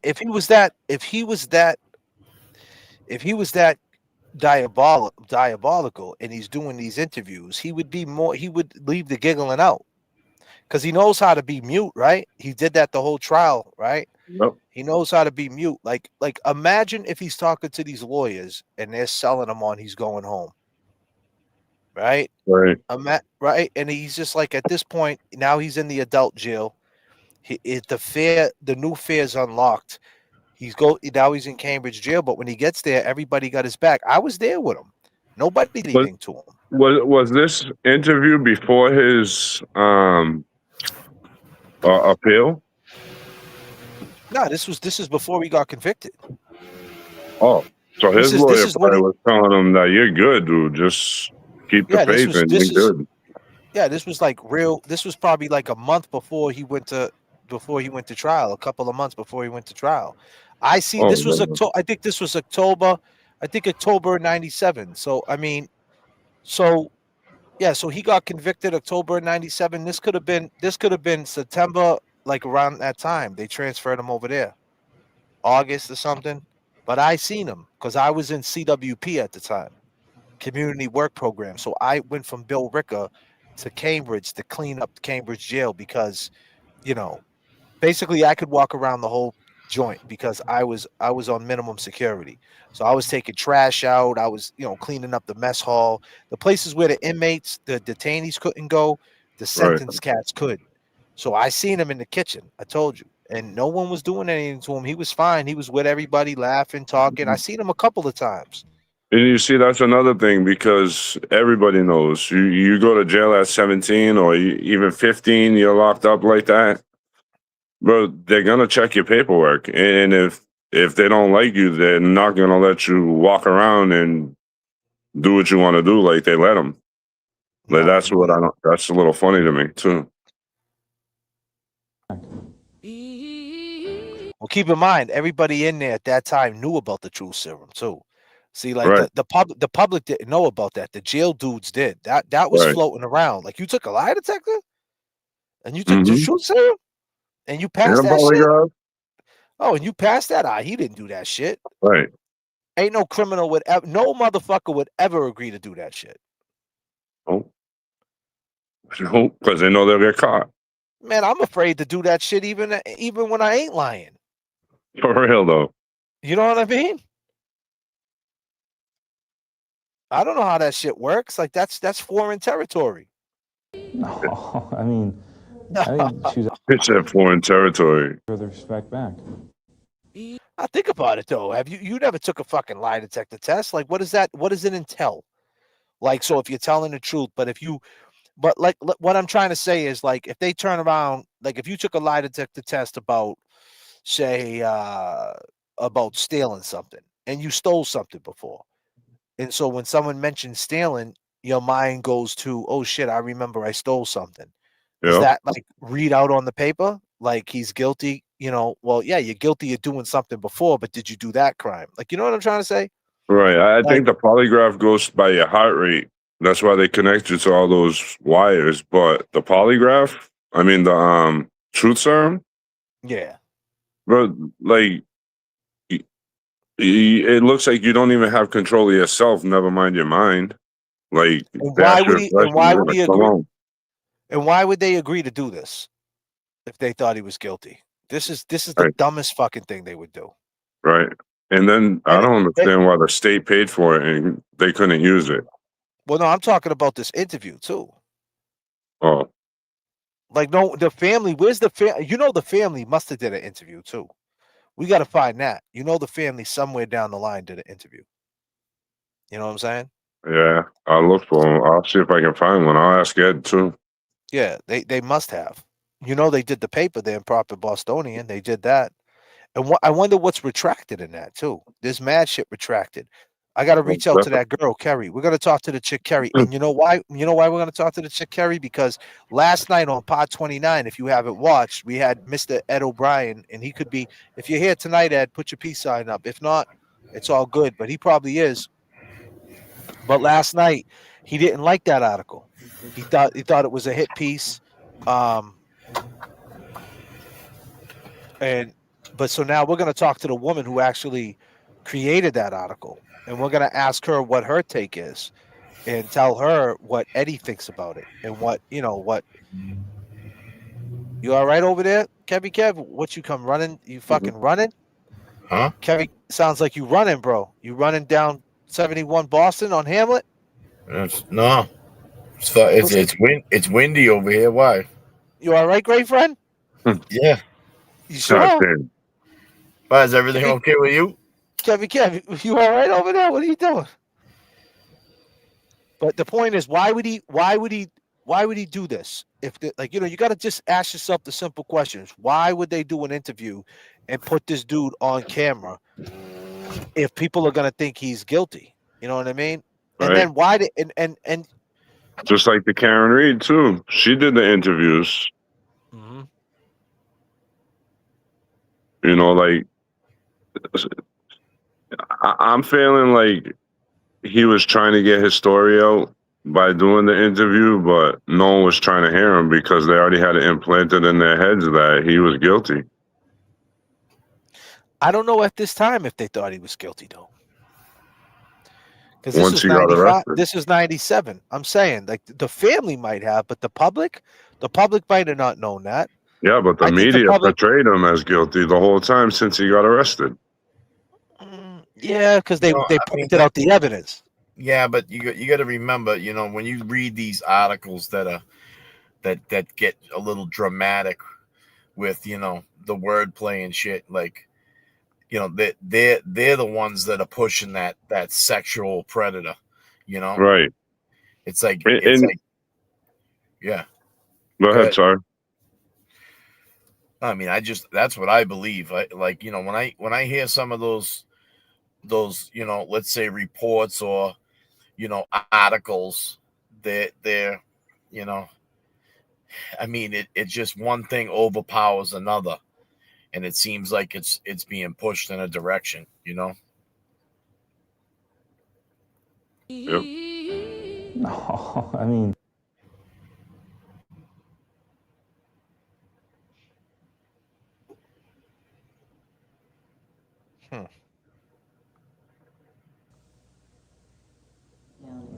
She's my best friend's mother, and she treated me with respect. I gave her the respect back. Murder. She's my best friend's mother. You know, he did say something. If you look at the wordplay right here, that would make him not guilty. Look what he says. Who took place in the presence of O'Brien's lawyer, who would not allow him to answer detailed questions about the night of the murder. She's my best friend's. She's my best friend's mother. He didn't say she was my best friend's mother. He said she's my best friend's mother. Yeah. If you know you killed her, you might have slipped up and said she was my best friend's mother. Exactly. Yeah, good point right there. Right? Agreed. Yeah. Agreed. Run it back. The night of the murder. She's my best friend's mother, and she treated me with respect. I gave her the respect back. No, I mean, I think she was on my age, but she was in her 40s. I mean, I was 17, 15, actually. I was looking for teenage girls if I was that bad. The way he disconnects himself from it, though, like. Yeah, but on his defense, how old is he right there? He's about 17 right now, right? No, he is. He just turned 17. Right, so he could have said 17, but really forgot that it was 2 years ago. You know, he was saying his age now, but realized. No, and I don't mean that in a bad way. What I'm saying is, at that point, if you got lawyers, think about this, right? You never been to DY. When you go to D, like, listen, DYS to Cambridge jail. All you doing? You been to Cambridge? No, I've been to New Hampshire YDC for 8 months. So there you go. But my point is, when you go to this particular DYS to Cambridge, you're going from a more obedient place. Believe it or not, Plymouth DYS was worse than Cambridge jail. And little Ed will fucking tell you that. That's 1,000%. The DYS was worse than the jail. So when he gets up there, you got the adults telling him, listen, kid, you didn't do this, dude. You passed the truth serum. Fucking you passed the lie detector, dude. Your father, dude. I fucking know him from over there on Prospect Hill. What do you mean there was a fucking cab driver with a key, dude? What do you mean? You took a shower again? No, you didn't do this, dude. Did you do this, dude? And then, like, dudes are checking him, man. And then, so he's up there and he's flying high. He thinks this is all going to go away. He's talking to Keith. He's talking to Bob George. Bob George is telling him everything. Listen, kid. Right. And keep in mind, at that point, they were trying to bail him out, too. Like, I think that was right around the time they were trying to flip the. No, he already got tried as an adult. Scratch that thought. He already was in jail. No, he wasn't getting bailed. But the point is, they're in his ear. This is the rollout plan. You're going to do this interview, right? You already passed the truth serum a couple of years ago. We're going to go to trial. They didn't prove their case. They found out about the hilt of the knife, that the DNA is not yours. Why not be on a high? And he probably was told that he'd be able to speak as well or testify. Exactly. I'm just saying, why not be on a high? And you're in Cambridge jail and nothing's happening to you. Like, he you're thought he was chilling out. going to testify up until the day before. Remember, he said that. Exactly. The whole time he thought he was going to testify until the day before. He's like, "Oh no, they didn't prove that you're guilty, or they didn't prove their case."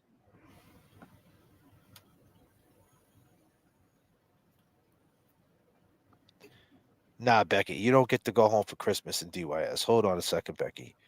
Becky, you need to calm all the way. Hey, Barrows, can you go home from DYS on Christmas? Absolutely not. Thank you, Barrows. We can always count on you. God damn, Becky. Unless they give you furloughs. Unless they gave you a pass, if you're in you're not going home in DYS. You're not with that case. You ain't going nowhere. But the point is, do they do anything for Christmas? Yeah, they give you Christmas. They give you Christmas cookies, and they watch Frosty the Snowman and Rudolph the Red-Nosed Reindeer, and they tell you to calm the fuck down, and they make Christmas dinners, but the turkey's processed and the ham's processed, and they might give you a present and you write a card, and maybe your parents could come up at night and do a visit, and you guys could sit there and feel all warm and fuzzy, and then you get caught Monday, and then things happen. Do they make a turkey soup after? They could make a turkey soup, but it's all processed, Kevy Kev. It's not real turkey. Oh, Jesus. Like D'Angelo's. It's not like D'Angelo's, Kevy Kev. God damn. Just thinking of the turkey soup. But yo, keep in mind the kid's on a high, right? We're trying to go back. Keep in mind we're in the pocket. We're in 85, 95, 97, right? And then we seen what just happened to homeboy in the jail. He just got strangled. Not much had changed, man. First is Gigalotti, man, back in July, just got killed by the Haverhill police. And they're just finally now getting body cams.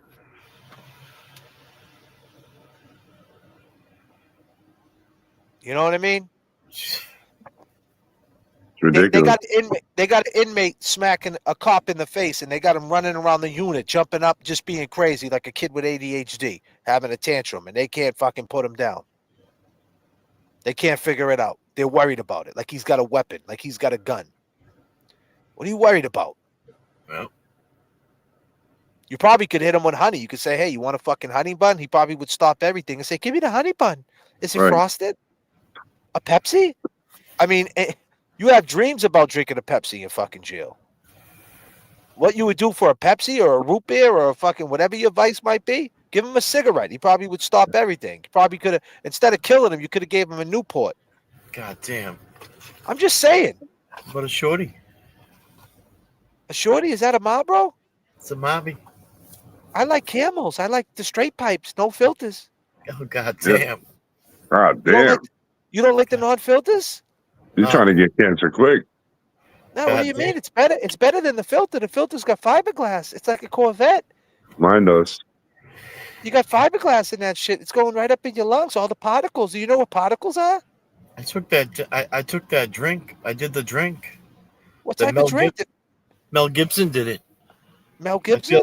I feel better now, yeah. What happened when you drank the drink? Your lungs? It rebuilt my lungs.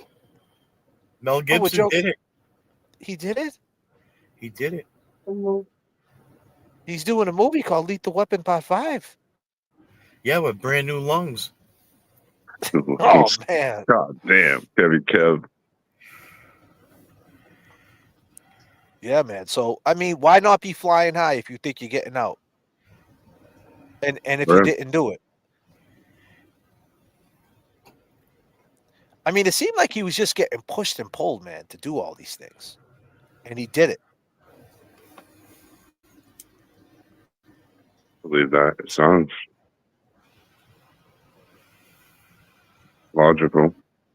Like, go downstairs and do this interview. So he's sitting there with his innocence fighting his case. If he really did this shit, right? Because he doesn't even know what's happening to him. This is what I'm seeing here. I don't know if are you guys zoned into what I'm watching now? What I'm seeing, like my mind's crazy because I was there with him. Right. When he was doing that interview, I was there with him. I seen him. That's how I remember him. I remember looking right at him a couple of times. I seen him walk to go to the roof, and I seen him in the kitchen. And I was just moving around.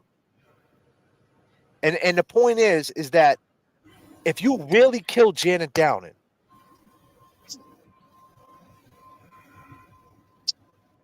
Why would you put yourself out there like that? Like he doesn't even realize what's happening. Like that's what it seems like. It seems like he was just like he doesn't even realize what's happening. And like so now, based on what we see him being caught, right, so to speak, being arrested and indicted and all this shit, the way he's reacting to that, maybe that's the reason why it even got to that point. Because when it happened and he went in that house, he didn't react to it. Like he ain't processing what happened. For some reason or another, he zoned that shit out. Like, Yeah, you know what I'm could be saying? so Like, traumatic they block it out. I mean, I don't think he knew what like anybody knows. I mean, now we in hindsight we could talk the trauma shit because now in this world society we could talk trauma and it makes sense. But back in the 90s, there was no such thing as talking trauma. What do you mean? You're 15, go jump on your bike and go grab some cigarettes. Right. You know what I mean? Yeah. Go get a license. You're 18, move out of my house. Get out of here. Matter of fact, here's a note. You know what I mean? Or your uncle just escaped. Your uncle just escaped from Deer Island. He went through the fence. Like this is what was happening. He's in Winter Hill, all the fake gangsters. So like, it's life is just moving around this dude. And now here he is. He's just in Plymouth. 2 years passed. Now it's kind of like a relief. He gets out of Plymouth and he goes to Cambridge jail. So he's probably thinking in his mind, "Oh my God, what's real jail gonna be like?" Then he gets to real jail and it's better than fucking DYS. Right. The difference is there's guys like me and you with great beards. Other than that, he's cool with that because he was around the OGs. He respected his grandfather, he respected his dad, and he respected the cats at Midnight Variety. He had respect for the elders, but that's how we was brought up in them days. Exactly. Exactly. We always raised to respect our adults no matter what. So he probably liked that. He probably liked being around the war stories and things like that. Like Big Ed said, he's a jokester. He likes probably being around hearing the stories. So like, it just based on me just looking at him right there, it just seems like it's not like he's just like, all right, I'll go do it. When do I get to tell my story? When is this gonna be over with? Like he has no idea they're lining him up. Right. Because what I'm trying to say is if he's diabolical, like they're trying to say he is, right? That he could pass a fucking truth serum test in 15 minutes, he could kill Janet Downing, put a bra on, take a bra off, get rid of the murder weapon, get rid of the clothes, jump in a police car to go back to the house after committing that crime, driving in the back of a cruiser knowing you just stabbed someone 98 times and not saying a word about it. So, hey, Ed, how'd you cut your hand? Oh, I got jumped. Mm-hmm. Yeah. Like, yo, I he know would if have that to was be me in the straight back of that cruise, I'd be shook. He would have to be straight diabolical, man. He'd have to be like, so you mean to tell me that, so if he was that diabolical, he wouldn't be doing interviews like this. Right. Like he would be thinking like, nah, man, I'm not getting on screen, man. Like I'm not putting myself out there. I'm going to slip up. Like, but if you did nothing and you did absolutely nothing, you joke like that. Haha. Nah, I didn't like her. Like, that's what I'm saying. Like, if he was diabolical, he wouldn't be going on the news, man. Right. So everybody Just can like see you it. said, he said it right in that interview. She's my best friend's mother. Right. Like as if like he doesn't even believe this. And think about it. He never had time to mourn. He was locked up. Everybody else is on the street mourning Christmas, the next Christmas, the summer, the anniversary. He wasn't there for that. To this day, he was never there for that. Right. To him, Janet's the cause of this shit. To him, no disrespect, Janet put him in this position. You know what I'm saying, so to speak? In his mind, so he doesn't look at it's like the same thing with Karen Reed and John. She loved John, yeah, but she's looking at it like, yo, I got to take care of me. Right. Like, I know John's dead, but goddamn, they're trying to give me life. Right. Am I pausing up and shit? No, you glitched for a second. Am I freezing up a little bit? I see. Yeah, I'm glitching a little bit. Yeah, so like I'm just saying, if you look at this interview, like all this shit is important, man. All this shit is important, ladies and gentlemen, to go back, to go forward. You got to go back to go forward. And if you're not from the Massachusetts area, you got to understand the bones and what Massachusetts, the underbelly. You can't just throw on a B hat. All right, ladies and gentlemen, you can't throw on a fucking B hat and talk about, oh, I know about Massachusetts, dude. No, you don't. You got no idea. This shit is decades and decades, man. There's an underbelly underneath Boston that has an algorithm. And that's just what it runs off of. Way before this YouTube shit. Way before this YouTube shit. Way before. And you're seeing it with homeboy right here, who just passed away. He's the newest one. You got one dude who dies in jail at South Bay House of Correction. You got poor Marquis Simmons that got shot and killed and picked out his murderer, but his murderer's on the street. You got poor Francis that decided one day, had a mental health episode, right? Whether he did drugs or he didn't do drugs. The point is, he said, I can't breathe. They said, fuck you, stayed on his neck and killed him. And then you got Kelsey, who was a police officer in jail. You got Karen Reed being sued for the death of John O'Keefe, even though an ATF agent and a fucking Boston police officer did it. And then you got Eddie O'Brien, whose DNA doesn't match the DNA underneath the fingernails of a woman clawing somebody, fighting someone. Get off me! Get off me! And they don't run it to anybody else. So you want to talk about the fabric. You want to talk about, like, this is the underbelly, man. This shit is crazy. We could sit there. You can go to the Celtics game and look at Jalen and look at Tatum and look at Derek White and say, hey, go Celtics. But guess what? It's the same shit. Whether it was Larry Bird, it's the same energy, man. Some things don't change. This underbelly is dirty. There's just something about Massachusetts, man. And I don't know if it's ever going to change. It's based on how the towns are. You got guys in Haverhill that are like, yeah, dude, I'm from Haverhill, dude. What about Lawrence? I don't like Lawrence dudes, even though Haverhill and Lawrence are fucking kissing each other. And then some dudes from Haverhill will lie and say they're from Lawrence. You know how many Haverhill dudes I know that lie and say they're from Lawrence? Because because Lawrence is more known to be rugged? Like, yeah, I'm from Lawrence, dude. Really? How long did you live in Lawrence for? I lived there until I was 7. Then I moved to Haverhill. Well, then you mean you're from Haverhill. You're from Haverhill. You went to school in Haverhill. You got a mailbox. You got a mailbox in Haverhill. You've been there since you were 7 and you're 25. So you're from Haverhill. Nah, dude, but I was born in Lawrence, dude. Lawtown, dude. What are we talking about? Wah, wah, wah, wah. What's the difference? Lawrence, Methuen, Haverhill, Salem, Beverly, Lynn. What the fuck is the difference? We're still on that shit? And it's like that. What's that? You got. I said I hate Haverhill. This is like, I hate it more than anything. You hate, but you're from Haverhill. No, I'm not. I'm from Lawrence. From where? Lawrence. I just moved to Haverhill. God damn.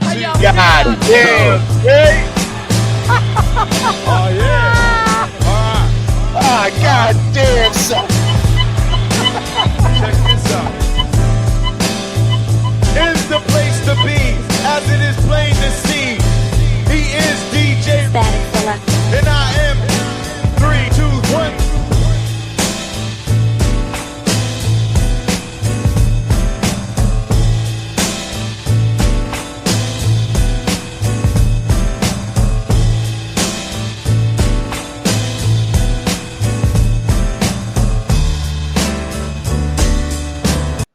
That's hilarious. It's still going on.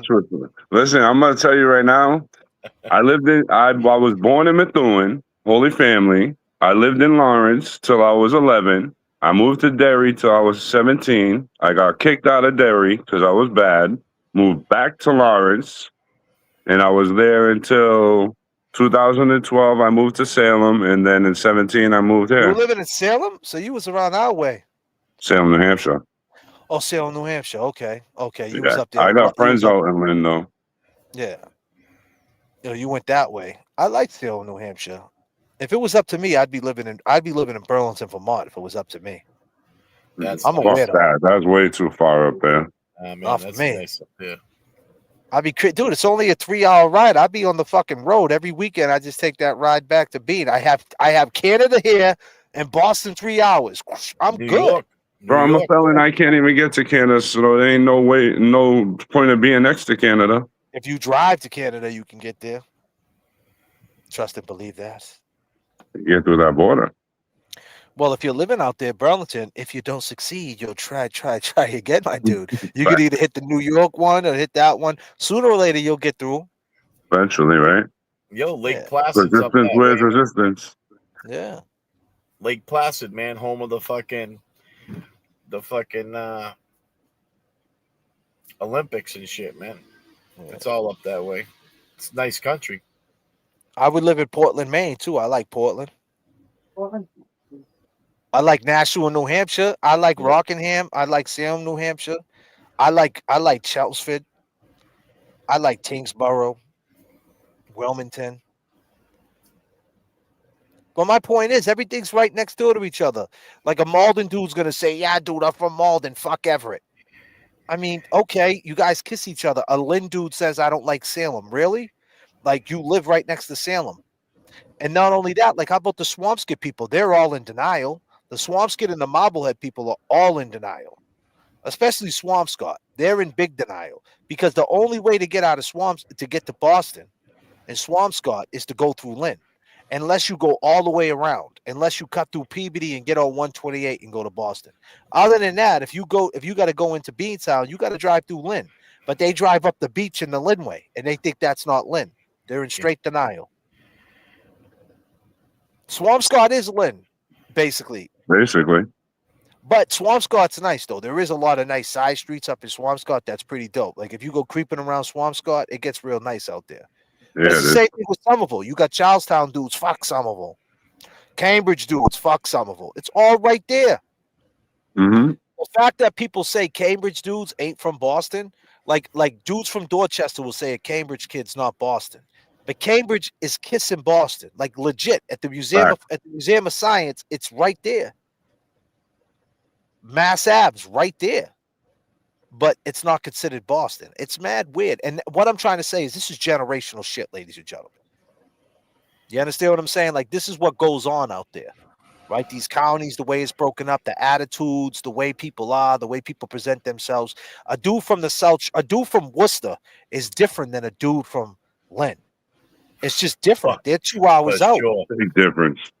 Right? So you got a central kid from Fitchburg, Worcester, around that area, and then you got cats from Brockton, Fall River. They're different than us too. And keep in mind, Fall River and Brockton is a rough town. Fall River is fucking, that place is beat up. Have you ever been to Fall River? They got bricks out there. The projects is bricks. Like you could do a movie out. Oh man, it's the bricks. Bricks. Where's the girl Lisa at? Lisa McDonald. Is that in Brockton? Yeah, Fall River. I've been to Brockton. Bricks.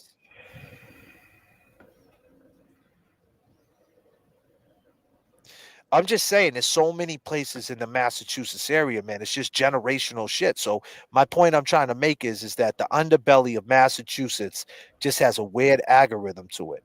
And then you got the people in charge who don't want to associate and don't want to live in reality. So they think they're better, you know what I mean, than people. And we're just all regular folks, man. Right. But yeah, this is a crazy interview. His mother, and she treated me with respect. I gave her the respect back. No, I mean, I think she was on my age, but she was in her 40s. I mean, I was 17, 15, actually. I was looking for teenage girls if I was ever had a crush on someone. When you heard that she was murdered, yes, what were your thoughts? Look at the way he answered that. What were your thoughts? Does that look like a dude that's lying that did it? She was murdered. Yes. What were your thoughts? When you heard that she was murdered. Yes. What do you see? You're real quiet tonight, man. My co-pilot. God damn. What's going on, buddy? I need you, bro. Nah, what do man, you see? I'm just listening, man. I'm looking. You're asking me what I see, man. I just see I mean, it looks like he's being honest, man. Speaking on how it was his best friend's mother.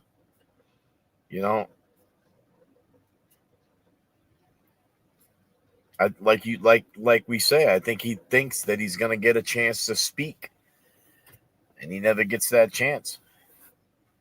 The eyes, though, what's in the eyes? Fiona said this is before trial. He was careful. So now we're saying that he's diabolical. And then they said the eyes, though. What's the eyes? I mean, in that shot, he is a little dead in the eyes, but it's a freeze frame. Great story, JFK. I'm trying over here. I drank Ghost tonight. I haven't drank Ghost for about a week. So excuse me. What flavor? What kind of Ghost? Drinking orange. It's got me all fucked up. The cream soda? The cream soda got me all hyped up, kid. I got to go to the gym after this and go lift weights and do stupid shit in the gym. I got something on the rooftop. What do you got on the rooftop? Oh, you're freezing something for yourself? Yeah, it's freezing something. What do you got, a Celsius? You've been yes. doing a lot of Celsius. This is my favorite right here. What is it called? It is, hold on. Let me see. What is it, great friend? Dragon fruit and lime. Wow. A dragon fruit and lime? Yeah. What do we see, people? What do we see? Fiona said, no, I didn't say that. I didn't say that. His lawyers would tell him to be careful answering. He paused to think. Fiona, I'm not trying to put words in your mouth. I'm just saying. I know that you think he's guilty, right? Fiona, you think he's guilty, right? Maybe you don't think that now after hearing fucking Adi. I mean, it's hard to even think he's guilty now after seeing Adi's lies. But Fiona, I know you know a lot about the case, which is all good. I mean, it's cool to think that because there is a lot of things that is unexplainable.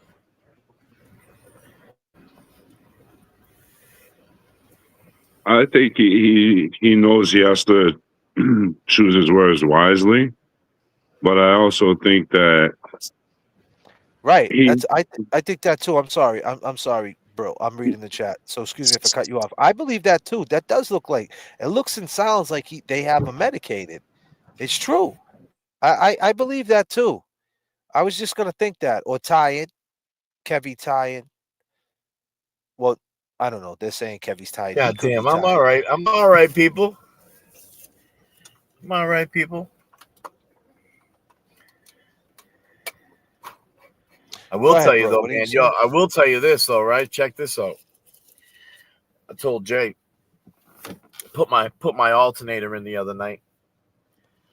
Didn't really take the truck for a drive around the block or take it for a little rip. So woke up early this morning, jumped in that shit. The fucking battery was dead. Again? Yeah, so it I ain't had the to alternator. Jump start the car.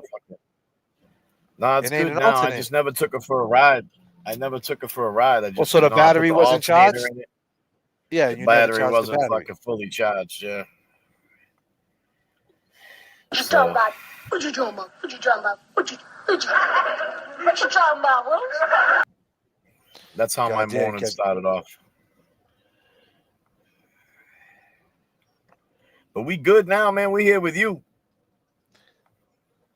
What were your thoughts? I mean, it hit deep, I know that.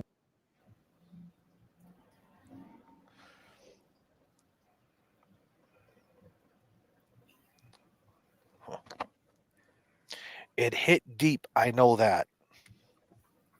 So, I got a question for you, JFK. That's after she asked him, after you found out about the murder. It hit deep, you know that. Like I said, he never had a chance to really think about it. You know what I'm saying? Because he got locked up and was the guy in the thing. So that's why he's like, it hit deep. I know that. Like, I don't even know. Like I've been thinking about my shit. I've been thinking about being locked up. I've been thinking about like, holy shit, how the fuck did I get here? You know what I mean? Like, it's hard to think about what happened to her when you're being railroaded from Oak Grove to Forest Hills, you know, and you're 15 and you don't get it. Like, and that's why he's like, well, it hit deep. I know that. Like, he can't even have emotions because he didn't go to the funeral. He didn't see her dead. Well, he's seen her dead, but what I'm saying is he didn't like go to any anniversaries or go in the house or be around the kids after that. He wasn't around the family, although they did ask him to go to the funeral and be the altar boy and all these different things. But like, he never, like, he could have felt some guilt if he went in there and and he didn't tell on the person who did it. But like, it hit deep. I know that. Excuse me, chat, if I'm just thinking out loud here. I'm trying to narrate this the best I can, but I'm watching this in real time like you guys, and I'm just trying to think about this space and time. 1997. This is 1997. He's on the 17th floor of Cambridge Jail. He's working in the kitchen. On Mondays, he's eating cereal. Wednesdays, pancakes. Friday, fish. There's a good canteen up there. Gillette Sensor Razors. They got Suzy Q's. They got Showtime, and it's dorms. 100 people to a dorm. There's a roof where he probably lifts weights at, where he plays basketball. There's a gym on top of the roof. When the planes fly by, when they take it down to 8,000 feet to land the bitches, you could feel the fucking building vibrate. So this is where he's at right now. And during this time, this is before his trial. Yeah, this is when the trial is getting together. They're picking the jury and all that. But like you said, like before, in a few episodes before, you know, people are hearing about his trial coming up. I mean, I'm sure that they're catching a glimpse of, you know, the news and shit like that in the rec room and shit. You know what I'm saying? Oh, Like, yeah, it's all over the news. They're starting to see his case. So, you know, not for nothing, but he's a likable guy up there right now because it's popular. Yo, hey, there he is. There's the dude on the news. Fucking, you know, hey, what's up, man? Hey, good luck with your trial. You know what I mean? It's the temperature around him is like almost like he's a celebrity. You know what I'm saying?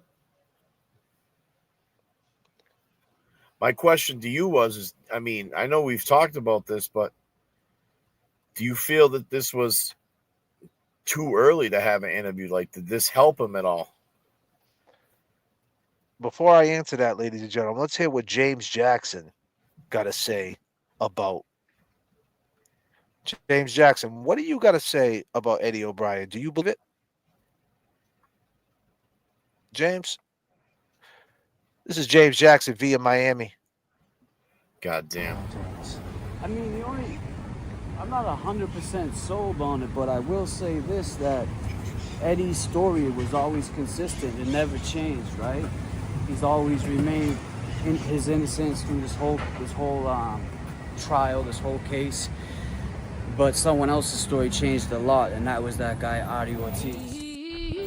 But someone else's story changed a lot, and that was that guy, Adi Ortiz. Eddie's story was always consistent. It never changed, right? He's always remained in his innocence through this whole trial, this whole case. But someone else's story changed a lot, and that was that guy, Adi Ortiz. Who was it, James? His innocence through this whole trial, this whole case. But someone else's story changed a lot. Someone else's story changed? Who's that? Who is it? Who's that, James? Hold on, I think I got him on the line. I went in about 4 or 5 hours after to get the kitty litter box and the kitten. That was it. And what I seen... Clown! You are a clown! Clown!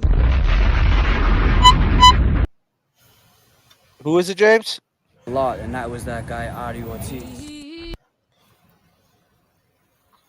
Else's story changed a lot, and that was that guy, Adi Ortiz. Thank you, James. God damn, James. God damn, James.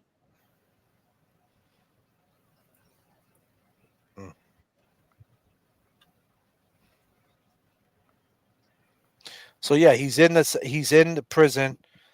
He's, like you said, it's on the news. It was on the news regardless. For 2 years, that shit was on the news. But now he's there. They're picking the jury. And now they got the interview. I mean, they probably seen this fucking interview. They probably all watched it with him. Your question, you said, do I think it was too early? Yeah, that's really my question. Like, do you think it was too early for him to speak on anything where he, you know, where he I mean, that goes to show you that they really believe he's not guilty. If they thought he was guilty, they would never let him do that. Okay, I could see that. Well, how about this? Let me answer that a better way. Based on the evidence of them beating this case, they would want him to lay down the foundation of his not like that he's not guilty, because when they beat the case, because there's no DNA that doesn't match him. The hilt of the knife, right? You got cops lying, and you got the kids telling different stories. They said they seen him come out the bushes. They thought it was Eddie. Then it is Eddie. So they wanted that to age well. You know what I mean? So it's like, all right, look, we had him on the news. He said it on the news, and now he's free now. And that's how they get the money if he sues the state or whatever it might be. You know what I'm saying? Or the story. They wanted to lay down that foundation. So based on the evidence that they had, I think they knew they had a crazy beatable case. But they also should have known that 98 times a woman getting stabbed, nobody's walking. Someone's going down for that. Just like with the boss, just like with Karen, with the Boston police officer being dead on the lawn. Someone had to go down for it. She got lucky and got not guilty because the timing and the space. She got lucky. She got lucky that her fucking foreman jury was a black dude from the hood. She got lucky, and I mean that with all due respect. That dude comes from our era. He knows about the underbelly of Boston. He's like, yeah, all right. Once he heard one lie from them, fuck them. I don't believe a word they say. All he needed to hear was one lie, and he was done. So she got lucky. Karen is not guilty, for real, but she got totally lucky. But sure. Someone was going down for this, man. They were pushing this case. They did everything they could. They got him in the adult system. You know what I mean? They have him. They're pushing it. But this was their way to have a smooth landing. Like, listen, he's a likable kid. And then in the news, too, like during the trial, I'm sure it got leaked out. Well, there's DNA evidence that doesn't match his. It's going to come out in trial. Like, they were laying down them breadcrumbs. Yep. So, yeah, I think they thought they had a good case. I mean, Keith said that he doesn't believe he did it. That's crazy. Keith spent a lot of time with him. Margot spent a lot of time. You mean to tell me this dude fooled them? I can see fooling a couple people, but not everybody. Not everybody. The only people that think he did it is the family. And Michelle said that she doesn't know if Eddie did it. And she was there. Mm-hmm. She can't but say then that. He walked up to her car. Yeah. Right. And that. I want to say something on that situation, and that's coming from that clique. You know what I'm saying? That the age frame of those kids who used to hang out, and that's their type of talk. It's not the parents and what they're saying, and behind closed doors and talking and they're on the phone. I mean, these are the kids that are like, geez, what did you hear? Did you hear anything? You know what I'm saying? I mean, it's crazy. It's crazy. I mean, these kids at that time, they're adults now. I mean, they should wanna seek, the case out. Did I miss something? Was I misinformed? Could it have been this? What would they say about what were you gonna say about the truth serum though? Like, you know what I'm saying? How can you get over that part? How can you get over the truth? Exactly. 30 years later, you mean to tell me this dude went on an interview? They asked him about your mother. He didn't use her in the past tense. He didn't say, "Oh, she was my boy's mother." He said, "She is my boy's mother." Then they said, "How did it affect you?" He said, "It hit deep." Yes. So, and like, he took a polygraph test. I mean, he took a polygraph. That's what I'm saying. Like, I mean, he doubled down. The truth serum, the polygraph. They were kids at the time. They were kids at the time. The kids, you know what I mean? Like, they were teenagers. So they probably thought in their mind that, based on what they know now in life, right? Or with drugs, of how drugs are, like that was some strong ass drugs they gave him. Oof. You know what I mean? So they gave him strong drugs. I mean, crazy. You got to say to yourself, this dude is that he's that diabolical? You really think Ed's that like he's that fucking?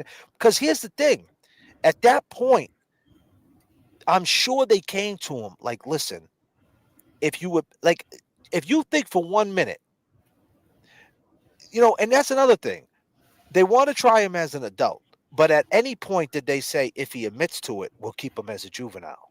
At any point did they do that? I know he wanted to change the law. I get all that, but when things started not going Riley's way, was there a time that he might have waved the white flag and said, hey, listen, tell him just to fucking admit to it, and we won't try him as an adult, or we'll try him as an adult, but we'll give him life with parole, like something like that. Like, was there had to be something on the table. I refuse to think that there was nothing on the table. There had to be for this kid. I think when he started saying he didn't do it, and then all of a sudden Riley did his own investigations. Yeah, run that DNA underneath the fingernails. Let's really fuck him up. But Mr. Riley, it's not his DNA. Really? Don't do no more. Stop. Disclaimer. Yeah. Like, that's crazy. And Denise just said George asked for the kid's blood and he said it was irrelevant. And it's back to being a DA, right? The DA is about the truth, not trying to beat the case. And that's all this was. Riley was thinking like a defense attorney. He was thinking like Hank Brennan, how he could beat the case. I gotta win this case. This is my career on the line. Oh, big time. I gotta win it.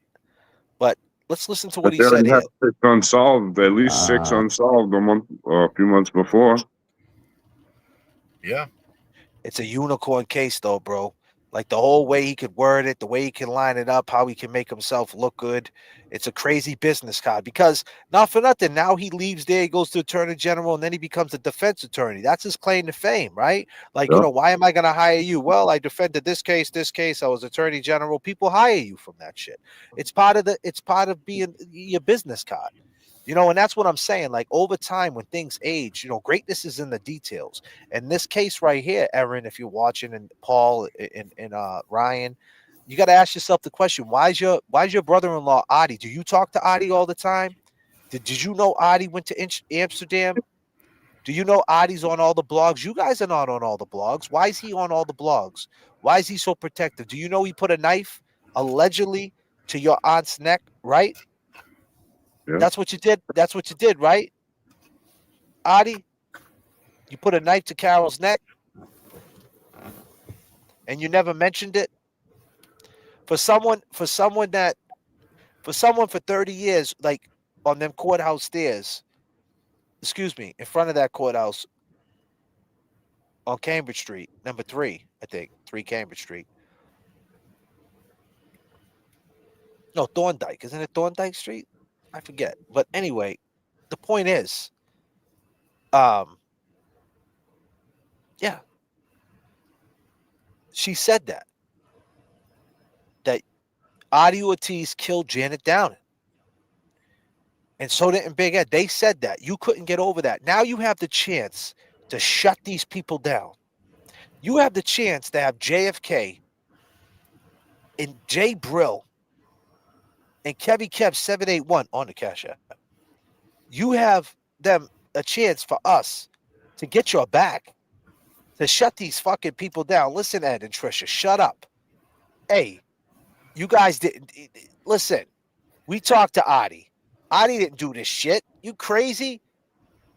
You guys are mental. You guys are sticking up for your son. Your son did this. Get over it. Get over it, Ed. Trisha, get over it. You could still love your son, but this is what he did. Right? But you have the chance to prove us wrong, Adi. You have the chance to tell us what you know. You have the chance to take the DNA test and say, go ahead, run the fucking DNA. I'll knock on the state police door. I'll come on your show to shut them down. Run my DNA, motherfuckers. Hey, Big Ed, run my DNA. Hey, is that you, Eddie and Gardner? Run my DNA. You have the chance, but you're not saying that. You're not saying none of that. You're saying, I already gave my DNA. It was a kitty litter box. I went in for dog food. 3-4 hours later. No, I lied. It wasn't a kitty litter box and a cat. It was dog food. But then again, it is a kitty litter box, but there's no cats. Oh, and by the way, I didn't go in 3 or 4 hours later. I went in the next day. Oh, and I didn't get asked to go there. I went to see how the investigation's going. Do you understand your own fucking wordplay, buddy? You went to go see how the investigation's going? Who the fuck says that? Why do you give a fuck how the investigation was going? At that point, you should be asking your wife, how do you feel? She got murdered. What were you doing there?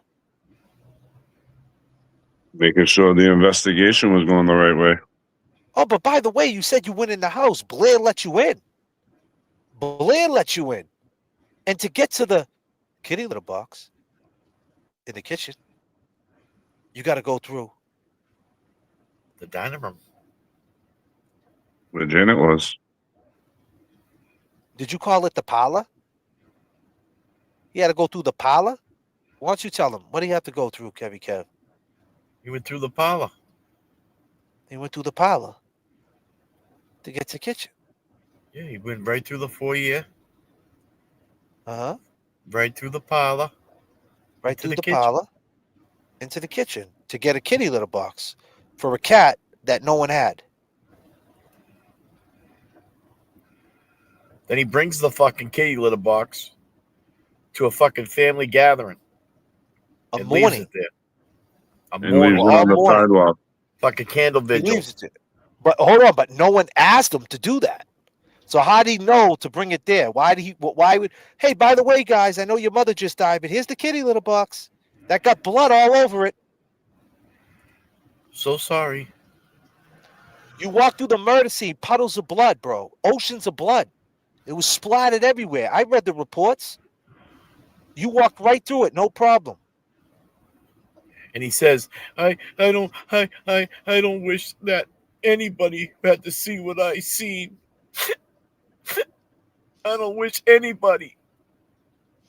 And then you curated your daughter. You curated her to talk like this, right? When they attack me, say this. Yeah, Trisha, your son is a murdering scumbag predator. He's never going to get out of jail. Stop. Well. You know, son, she did that a month ago, too. Mm-hmm. Yeah, a month ago, right? She did that a month ago, right when we started this show. Mm-hmm. Jay, brilliant. Talk to him. Talk to him. She definitely started. That's already 100%. He told her the situation. They all know that we're doing the show on them because they all blocked me once they see my messages. And once I called them, they blocked me. I talked to Paul Jr. He already gave his whatever word he used. And he's just setting it all up to try to make it better for him. Try to cover up his lies because he can't.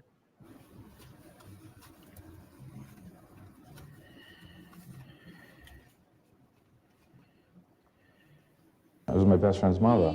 The 17-year-old's bedroom in Somerville is just as he left it 2 years ago. A student at Don Bosco High School, O'Brien had tried out for football and made the team, but the coach wouldn't use him, saying he wasn't tough enough. Yeah.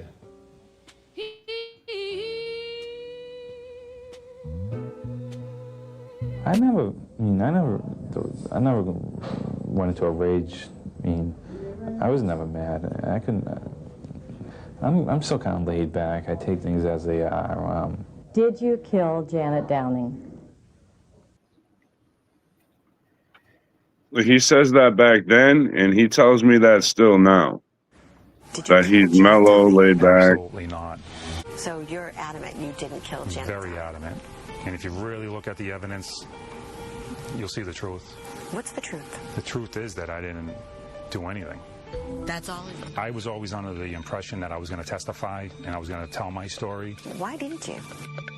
Well, it was almost the last day of the trial when I was just told, don't worry, they didn't prove their case, so you don't have to testify. At the end of the day, this place really doesn't matter. This isn't reality. Reality is out there where my family and friends are. I don't even think about my past. I try not to look too far ahead, but I am hopeful. I will tell you that. If you look at the evidence, you'll see the truth. What's the truth? But I don't think nothing he said hurt him with his shit, Becky. Note to future defendants, stop doing interviews before your trial is complete. Yeah, but I mean, that's the point. The point is, that type of crime, the way that was done, I don't think you could hide that. I just don't think that type of crime. It doesn't match up. It just doesn't match up. I don't want to hear that he's 15. I don't care about none of that. I don't give a fuck about the age and all that. That's not what I'm saying. I just think that type of crime, and he's 2 years in. This is the interview he does. He's 2 years in. I don't think he could hide it. Detailed questions about the night of the murder. She's my best friend's mother, and she treated me with respect. I gave her the respect back. I gave her the respect. Murder. She's my best friend's mother, and she treated me with respect. I gave her the respect back. No, I mean, I think she was on my age, but she was in her 40s. I mean, I was 17, 15, actually. I was looking for teenage girls if I was ever had a crush on someone. When you heard that she was murdered, Yes. Yes. what were your thoughts? I mean, I was 17, 15, actually. I was looking for teenage girls if I was ever had a crush on someone. When you heard that she was murdered, Yes. what were your thoughts? What were your thoughts? How can you hide this? When you heard that she was murdered, so you're talking to the murderer. He did this. This dude did this. Right? Allegedly. Well, No, he already got convicted, so he did. No, he wasn't. Yeah, he wasn't convicted at the time. But I'm saying, like, this is what you got to believe at this space and time. You're the interviewer. Like, yeah, you're sitting across from a killer. And this is how he's reacted to the word murder. I mean, it hit deep, I know that. It hit deep, I know that. It was my best friend's mother. It was my best friend's mother.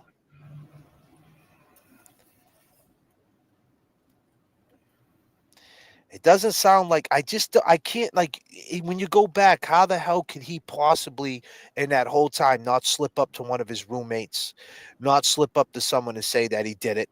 He gets mad cool with somebody. In 30 fucking years, he didn't get cool enough with somebody to tell him that he did it? No fucking way. And if you guys remember in the parole hearing, when the parole dude asked him, whoa, when you seen what you did, he's like, oh, I didn't do nothing. Real quick. Like, he had no hesitation in it. Yeah. No, and just like James Jackson said on the streets of Miami. He's maintained his story. You know, he maintained his innocence. Story. Eventually, he would slip up. If he's lying, eventually he would slip up. It's 30 years. He had the same story. And that's what I'm saying. At 15, he would have did it. Like at 18, 19, 20, 25. Like there's just way many two age nuances that he would have slipped it up. Decades of growth. Like, you mean to tell me one of these jail dudes? You mean to tell me one of these OG jail dudes who knows how to manipulate didn't get in this dude's head? Like, yo, you could tell me, dude, I'm in here for life too. I fucking stabbed somebody. I don't give a fuck what happened. She grabbed your dick and you fucking killed her. Like, you know what I mean? Like, someone would manipulate this dude if he did it. Like, you're talking about if you're a murderer hanging with a murderer.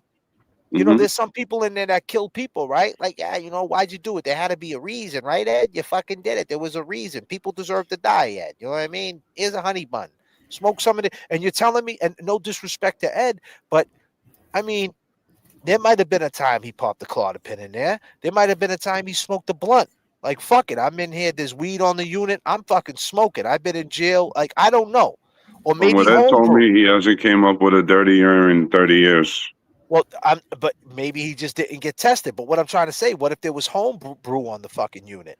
Yeah. You know that, like you get drunk, you know what I mean? And someone asks you, yeah, Eddie, yeah, whatever, dude. You know, you got that shank under your bed. Look out, he's gonna stab you 98 times. Oh, yeah, dude, yeah, that's right. You know, I'm just saying, like, there's no way he ever slipped.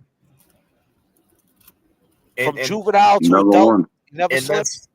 And not only slipped with his words, but I mean, we're talking about somebody that's maintained, you know, his status and has not had a, explosive record. He hasn't, shown any character of violence. You know what I'm saying? I mean, that shit speaks for itself.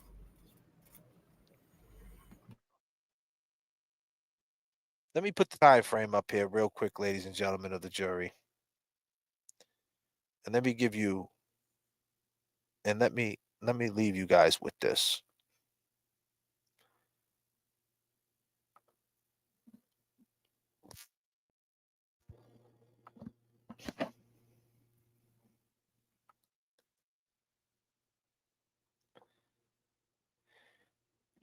Ryan, Joe, Chris, and Eddie were at the Downing home at 7:30 p.m. Brought some grocery bags in the kitchen, were not there for more than 10 minutes. Says no one went into the cellar, but Eddie told him the kitchen doorknob was broken, to which he explained you had to use the deadbolt. Last saw Eddie walking towards his house. Ryan police interview, 7/28/95. At 6:15 p.m. Hold on, I gotta do something here. I got something blown up. I gotta take this down.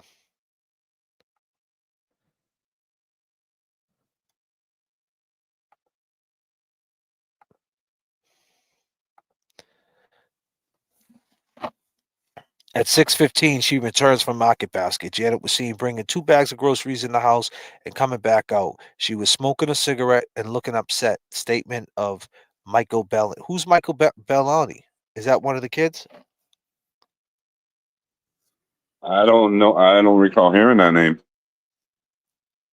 Statement of Michael Bellani. Who the hell is that? Or Michelle Bellani? Is it Michelle? Michel? I don't know. That wasn't Michelle, was it? I got to take down this banner too. Hold on. Maybe I might be missing something. Is it Michael or Michelle? Hold on a second.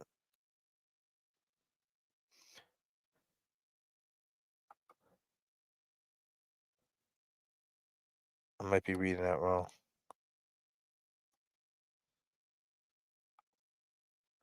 Hold on. All right.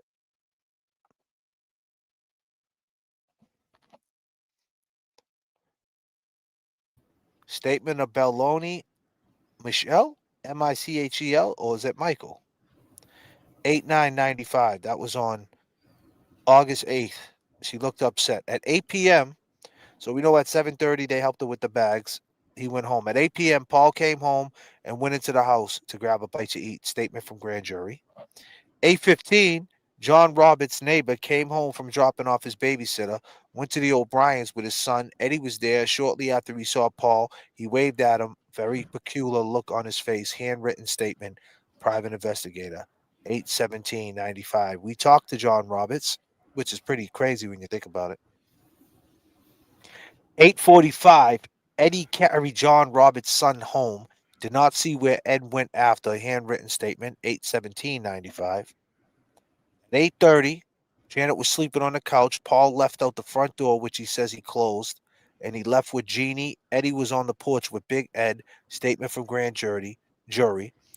At the same time, Ann and David Lee got home around 8:30.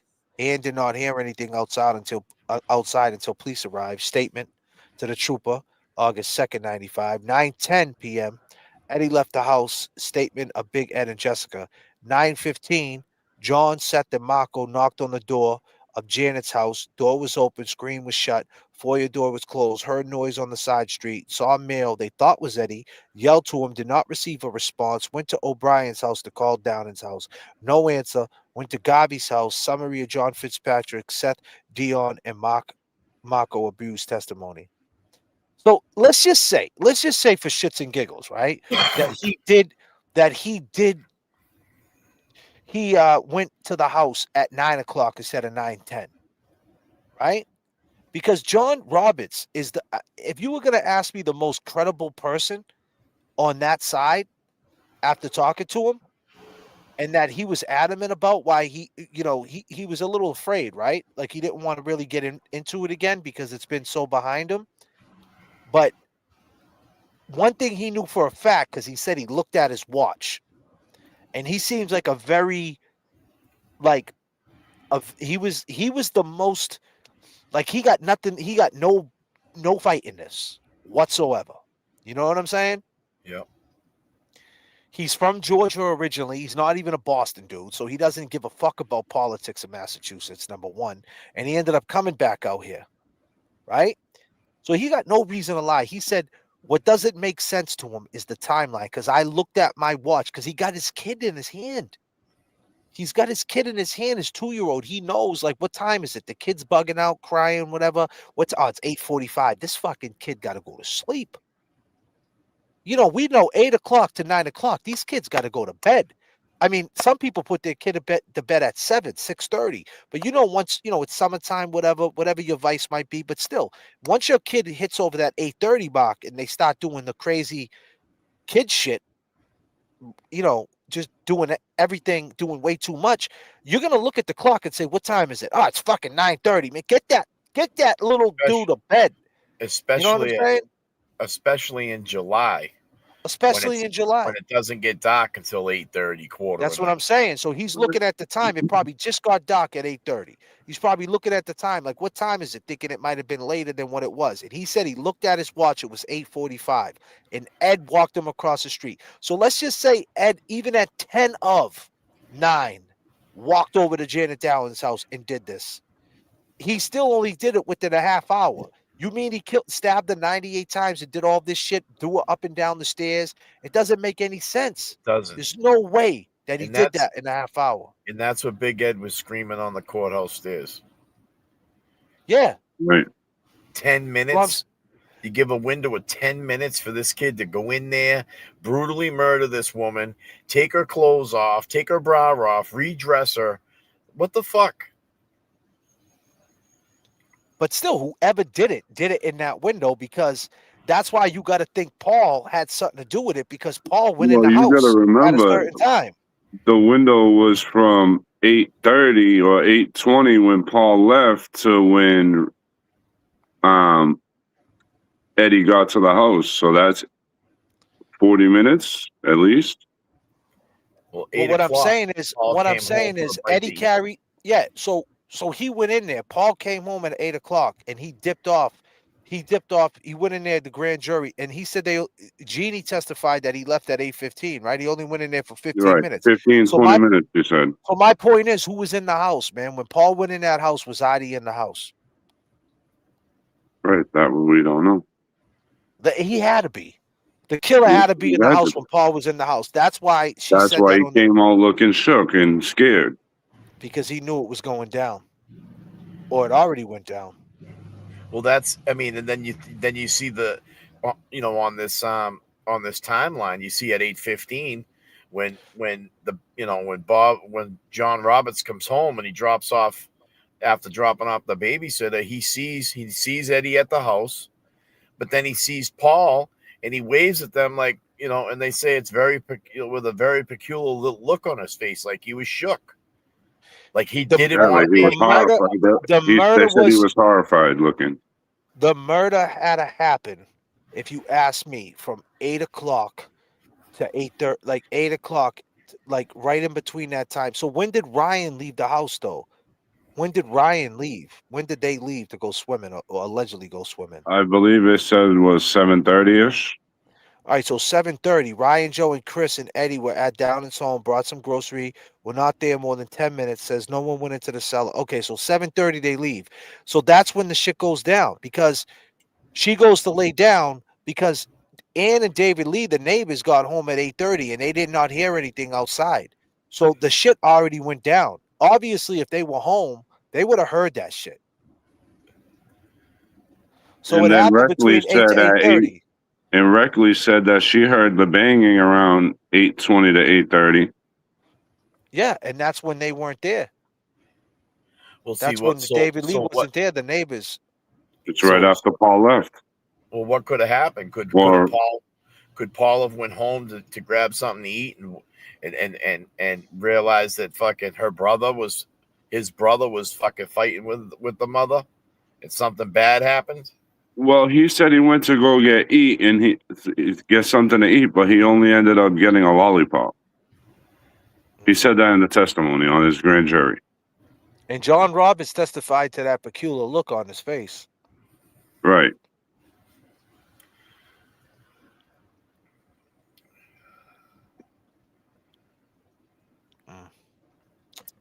Well, it's the window of where, you know, I mean, and Brilliant's brought this up a few times. I can't see the neighbors not hearing her scream for help. I can't see anybody not hearing her either. The piercing screams that would have been yelling. And I can't believe the fucking dog didn't bark, bro.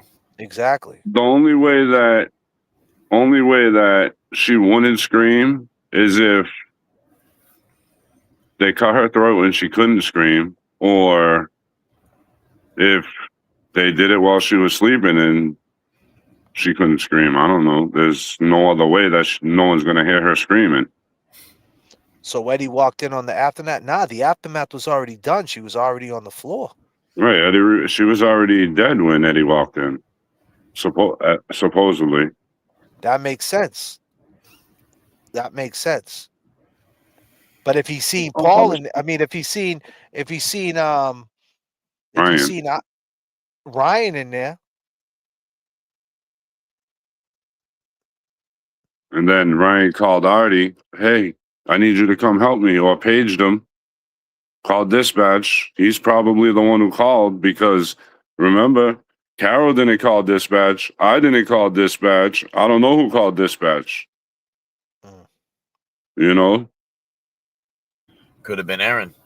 Could have been Ryan. Regardless of the matter is, you would have to believe that this fucking kid right here went across the street in a 10-minute bedroom in Somerville is just as he left. The kid who got this bedroom 2 years ago. This little ass kid went across the street, committed that murder basically flawlessly when you think about it, because they never got the murder weapon. He had no blood on him. He got rid of whatever clothes. If he did this, he had blood on whatever clothes. He discarded the clothes. He discarded the murder weapon, and they never got it. So technically, he did a great fucking job, and he never broke all these years. You would have to believe it was. I mean, damn near he should have got off. If they would have let certain things in, he would have got off of murder. You would have to believe that he was that slick, like he thought that shit through, that he grabbed that murder weapon before he dipped.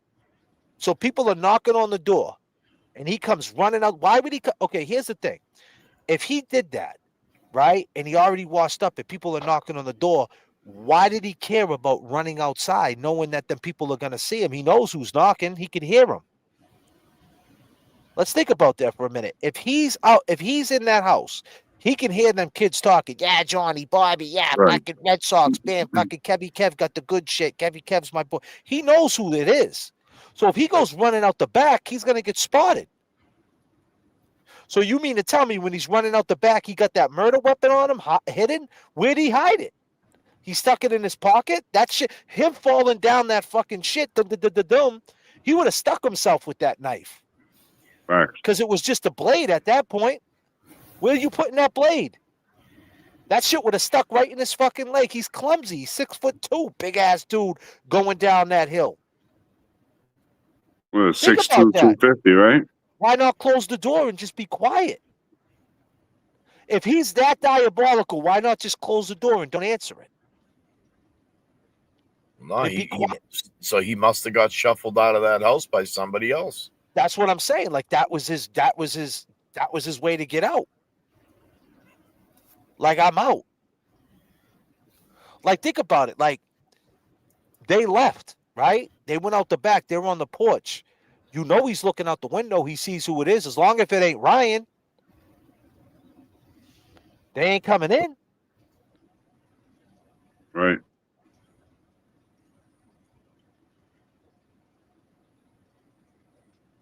Right when you open up the shade, you know right who it is. Boom, it's the Don't say a word. She's already dead, right? You're already washed up. Why not wait for them to leave? And then why if you cleaned yourself up perfect and you already got the murder weapon tucked perfect, why not walk out the back of the house and act like you snuck out? Like, why wouldn't you come out smooth? Hey guys, what's up? What's going on?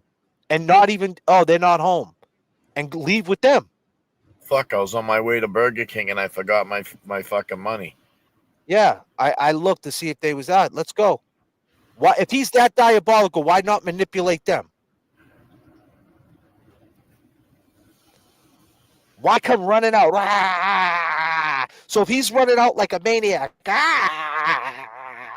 right? Where's the fucking blood? Where's the knife? Right? Where's the footprints? Where's the bloody clothes? Where's the bloody clothes? And he's in that state. Rah! He had his hands up. He put them down like this. He looked back. His eyes were out of his head. He looked like the Incredible Hulk. And now I gotta get rid of my shirt. I gotta get rid of the knife. And he got rid of everything perfectly. Oh, and then by the way, he goes to Midnight Variety and talks mad calm, jumps in a police car after being this crazy maniac, and keeps his cool the whole fucking time. If he did it. Like, I don't know, man. Like we're giving a lot of credit to this dude, man, to really pull this off without having. But then again, the other side of it is he did get in the police car after seeing that, and he didn't say anything. You think he would at least said something like, "Hey, is Janet all right?" He didn't say nothing. But why? Why didn't he say anything? Do you think he was in shock? Maybe he didn't think she was dead. You know, Maybe maybe he didn't realize he didn't realize what really happened. Like, he just can't believe like this happened. Like, I mean, like Did that's I just see that? Yeah, did that really just happen? Did they just kill their mother? Holy shit! Like, you know, like, did Ryan just do this to his mom's? Like, what do I do?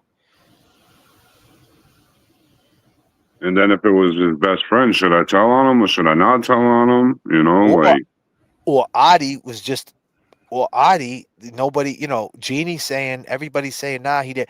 But to the kids, everybody's saying Adi didn't come off like that. But to the boys, we don't know how he was hazing them kids. We don't know every time they walk by him, he's like, listen, you little fucking punk, get out of here. I'll fucking kill you. We don't know if he was acting like this to them kids. He we might don't have know been if he scared was to death having of them Adi. sell either. No, we don't know. We don't know if Adi ever showed him a gun. Right. We don't know. We don't know what Adi did. I mean, and here's the other thing that blows my mind too is like they talk about the doors being fucked up, the locks being. I mean, what was the deal? Was that were the doors kicked in and shit? You know what I'm saying? At one time, you know what I'm There saying? you go. Exactly. He said that the door didn't lock unless it was deadbolted. So you good, babe? Maybe when before the father left, he used to kick the door or something, kick the door in which he locked him out or something.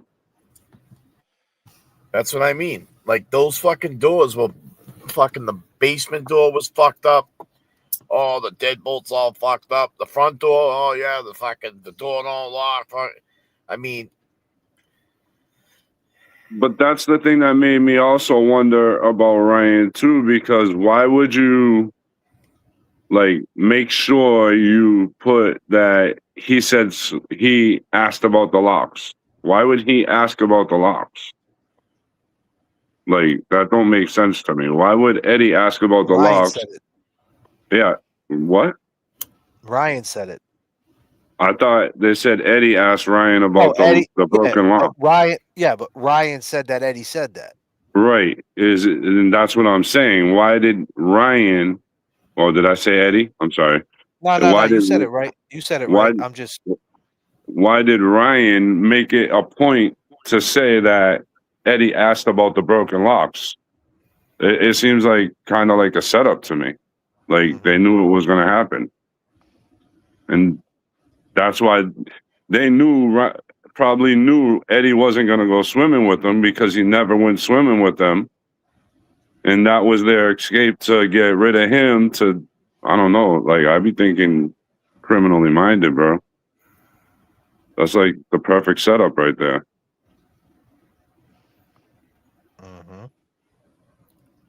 Fiona said they said Eddie went on the deck and couldn't get back in, and Ryan told him about the lock. That was never mentioned in no report that we saw. So we're believing this kid right here? In fact, I gave her the respect back. Who would not allow him to answer detailed questions about the night of the murder.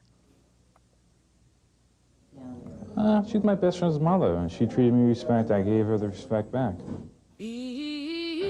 No, I mean, I think she was on my age, but she was in her 40s. I mean, I was 17, 15, actually. I was looking for teenage girls if I was ever had a crush on someone.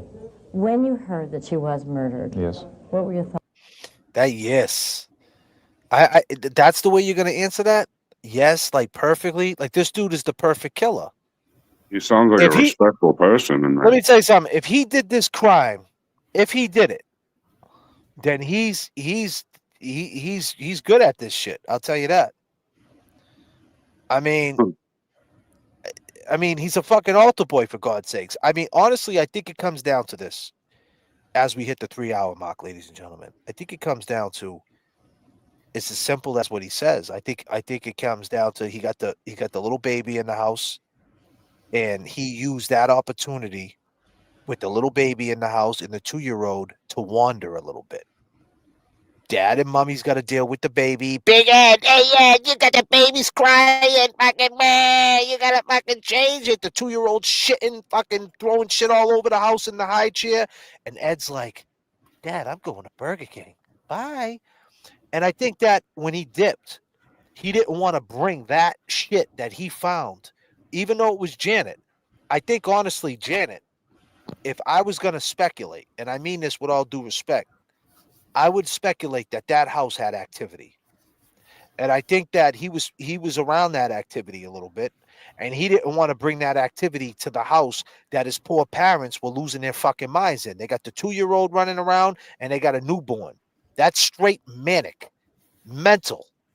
That's craziness. And we don't know. And based on what we've seen with Trisha 2 years after, that little man, she was telling Big Ed what to do. What if the baby just shit? Go clean the baby, Big Ed. Isn't that right, Big Ed? Trisha was telling who cleaned most of the diapers? It was you, Big Ed, wasn't it? Because it wasn't Trisha. You were cleaning all them diapers, son. You want to spray up the club? You cleaning the diapers. I mean, you know what I mean? But listen what I'm saying. He took that opportunity to fucking wander a little bit. They can't keep their eye on him every second of the day. They got a fucking 2-year-old and a newborn. And he's thinking in his mind, he's going to bring that activity that he's involved in. And think about it. I think he went to Midnight Variety and they told him not to say nothing. That's what I think. That's where I'm at with it. I think whoever's at that Midnight Variety told him not to say a fucking word. Well, I mean, not for nothing, but like, you guys are talking about, like him being in the house and going out the back door and all this shit, right? Now, when the EMTs came in, they worked on Janet, right?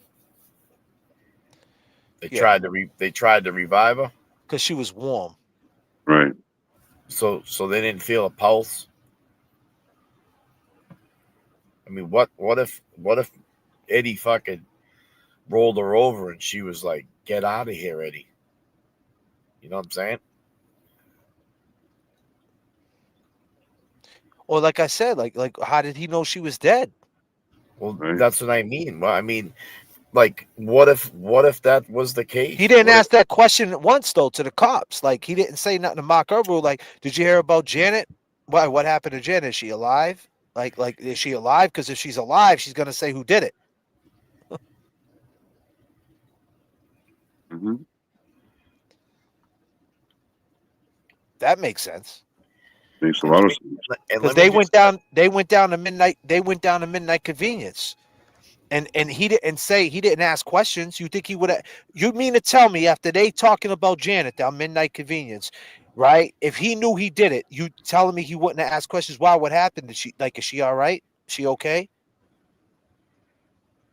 He didn't know she was dead. The fucking EMTs didn't know she was dead because she was warm. He doesn't know what life and death is.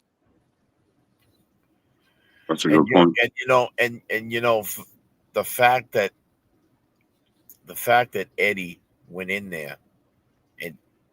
he went in there because the doors were open. There was activity in that house, bro. I'm trying to tell you something. But what I'm trying to say is it's crazy that the activity that went on in that house with the front doors open. You know what I'm saying? Like she struggled. She struggled for her life. I mean, that like, yeah, she got beat up. That's what I'm saying. It doesn't make sense. It had to happen. It had to happen in the space of time. The problem is someone to still be in there when Eddie went in there. If that's the case, that motherfucker. They didn't want to do, but they didn't want to do nothing to Eddie because they already cleaned up. If they stop butchering Eddie up or doing something to Eddie, then they now they're fucked. Great point. They already cleaned up. Slicked his hair back. He's already washed good. up. He's already got Bagged the up fucking all the bag. You know what? You know what? You guys just made me think of something. You know how he said that when he didn't see the killer right away, or the person that threatened him, he didn't see him right away. Yeah. Maybe he came from the shower and came down when Eddie went in, and that's where he came from. Because if you're all slicked up, of course. If that's what happened, then that's what happened. He didn't want to do. Everybody's saying that's what Michelle said. Why didn't the killer keep going? Because the killer had a plan to get out of there, and then he dropped his key. Then he dropped his key. Mm-hmm. Yep. Then he dropped his key. Yep. Then he lost his key. Seriously. And then they knocked on the door. He wasn't planning on them kids to knock on the door. Nope. And when they knocked on the door and Eddie dipped, boom, and then Ryan came home, it was the perfect storm. Or Ryan was in the house, or Ryan was there, or Paul was there, or they were in on it. The fact is this, I feel that Eddie did not want to bring that to his parents' house. I feel like his parents were going through what they were going through over there. It was a different vibe over at that house. Things were more quiet. Things were more put together. I feel like when he went over to Janet, it was like it was kind of like, party time a little bit. Right. And when he's over there, man, you got a newborn. You got this kid, John Roberts, coming by with the 2-year-old, letting his 2-year-old play with their 2-year-old. It's different, man. It's kids, it's daddy, this and that. And when he went over, he didn't want to bring that over there. Like, goddamn, man, if I go over there and tell my mother I went into Janet's house because he lied to him, right? Because he said he was going to Burger King. He didn't say he was going to stop at Janet's house. And we don't know if Big Ed said, don't go over there. Stop going over there. Fuck them boys. I don't like them two fucks. Or don't go over there because of Paul, Big Paul. He's been acting crazy. You going to Burger King? Make sure you go to Burger King, come back. And then he stops by there. Maybe he was like, ah, damn. I mean, not for nothing. Wouldn't you be afraid of Big Ed? I mean, Big Ed in his heyday was a scary dude, man. Oh, yeah. He was a big dude. So I'm just saying, like, think about it. Maybe that's all it is. All that was just this white fucking lie. And then, honestly, he thought, like, no matter what, the truth was going to come out. But instead, he got lined up. I mean, because if we don't have to think that way, and I know that's a hard sell too. I'm not going to sit here and act like that's not a hard sell. But then you would have to believe he was perfect at this murder. Right. You would have to believe he took that murder weapon and got rid of it, and the cops didn't find it. I don't think that this dude's capable of that. After what I'm watching, I don't see that. What it all comes down to, too, is like the science shows that he really didn't do it. The fingernail DNA. Maybe when he walked in, they were cutting her. We don't know. Maybe they're in the middle. What are you doing? He reached in and they cut him. Because if you look at the hand where he got cut, like I said, it's like that, where his thumb right here got one cut and right there got cut in between. So it looks like someone could have tried to stab him and he grabbed the knife. That's the question. The question is, how'd you get cut? Because then if the murder was already cleaned up, right? Yeah. It could have been something like this. Like they get the knock at the door, the murderer got the knife to him or whatever, got the knife up, and Eddie's like trying to get out of there, and Eddie just went like this and just touched the knife. You know what I mean? It could have been something as simple as that. You know what I mean? What if he, I mean, what? I mean, but where's the knife? Where's the blade of the knife? So Where'd he possibly get rid of that knife? If he did this, and then it was, keep in mind, ladies and gentlemen, he was known to have a 3-inch blade. He wasn't known to have a 7-inch blade. So where's Right. the 7-inch blade that killed him? So Right. And hold on 1 second, Kev. And if it was a 7-inch blade, 7 inches is like this big. If it was 7 inches, right? You mean to tell me he just picked up a blade, a 7-inch blade, and put it in his pocket and ran down that hill? Let me show that hill real quick, Kev. Show your work. Like that hill is like he would have fumbled with that knife. It probably would have popped out of his pocket or stuck him. I don't see how he got rid of that knife coming down that hill. So could have Eddie. Well, this is Burger King. Yeah. Didn't they say he had like shorts on, plaid shorts or something like that? Yeah, he had shorts. Where'd he put the fucking 7-inch knife? Ain't no way. The knife was 7 inches. It went right through her shit, right through her, and hit the liver. It wasn't a 3-inch knife that did that. Definitely not. None. I mean, so as Eddie, if he left, that was midnight. Yeah. I mean, not for nothing, but just say what about this scenario? If I just could toss this at you guys. Let me just put this up right quick.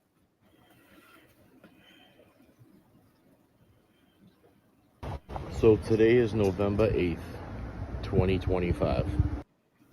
So this is the hill he runs down, right? Yeah. He's in back of these bushes, right?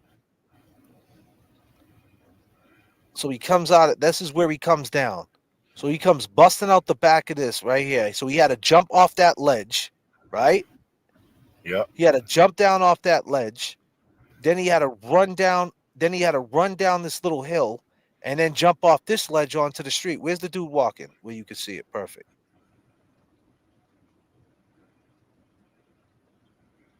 Hold on. There he is. So this is where he jumped off. So he had to jump off. He had to come down that little. So there's bushes, right? So he came running down. Now, keep in mind, he's running, right? If he just stabbed the 98 times and just did that, that dude's adrenaline is through the fucking roof, right? So he's running down that hill.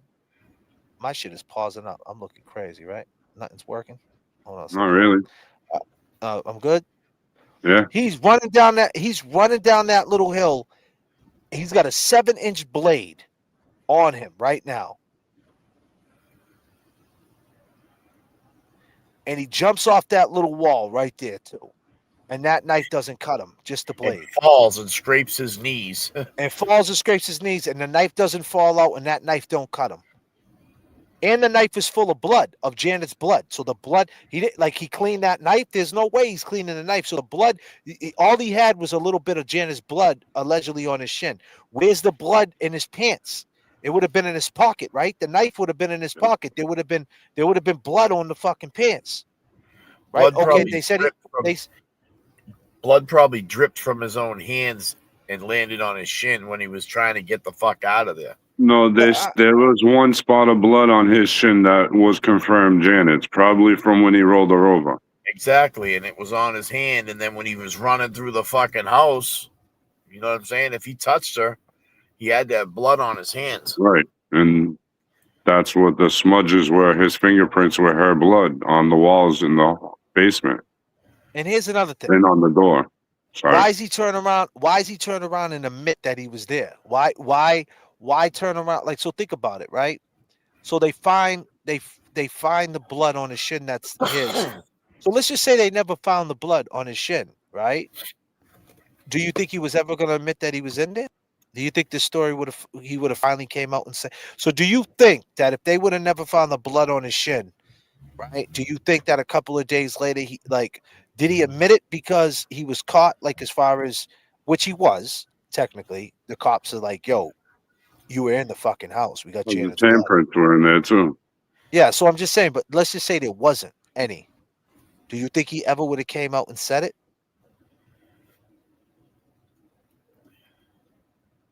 Well, good question. That's a real good question.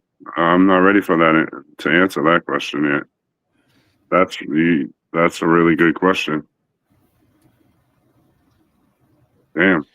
Well, maybe if he talked to someone at Midnight Variety and they said, what did you What did you see? What did what did you do? I did nothing. I just seen her dead. I rolled her over. She was dead. Tell nobody you was in there. Don't say a word.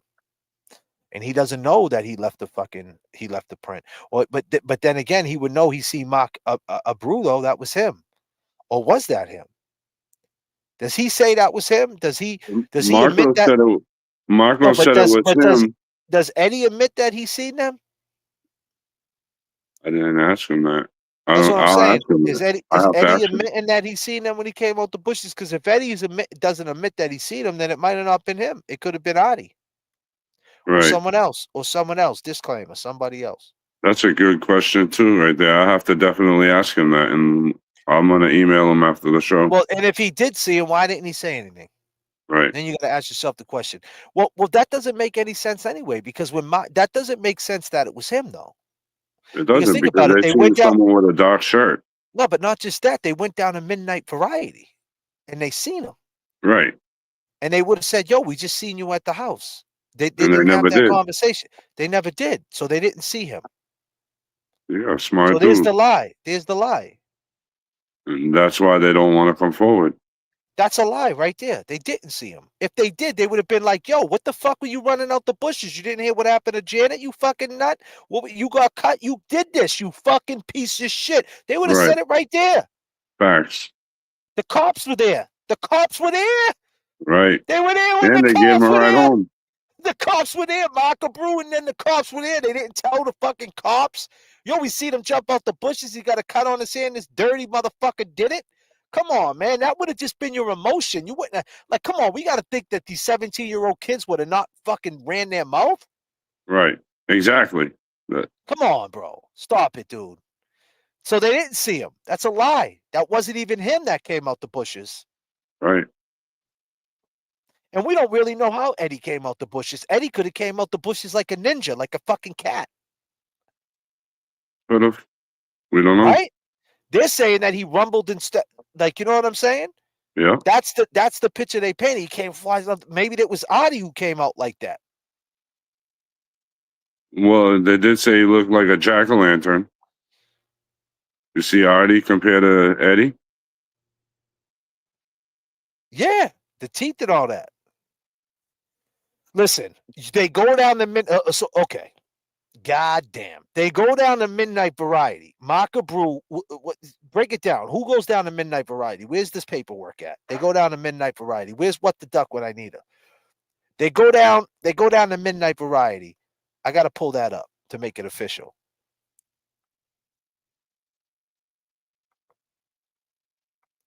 God damn. Is What the Duck still in here? Yeah, 12:47. She said, "I haven't seen anything anywhere that Eddie says that he saw them." He didn't see them. It's impossible he's seen them. 100% he didn't see them. They would have known right then and there. She's still in here. What the Duck? When did what's up, Mama Duck? When did Marco Brew and his father go down to Midnight Variety? And they seen Ed. What time was that? If that was them, if they went down to Midnight Variety and they just seen him running from the bushes 1,000%, and he's got a cut on his hand, and they just heard that Janet got stabbed, they would have said something. Well, I had a theory. Hold on a minute. I hate to say it. This is breaking news. There's no fucking way that was. Think about it for a minute. They went down to Midnight Convenient when Eddie was in there talking about I got stabbed in the hand and jumped, and they were right there, and they knew what happened to Janet, and they seen he came running out the bushes, and they didn't say anything when the cops were there, because the cops drove Eddie home. Yeah. There's no way, because then Eddie didn't come out the bushes then. There's no way they wouldn't have said anything. Well, see, in the statement that you read tonight, it said that they yelled they seen a person come out the bushes, they yelled, and they got no response.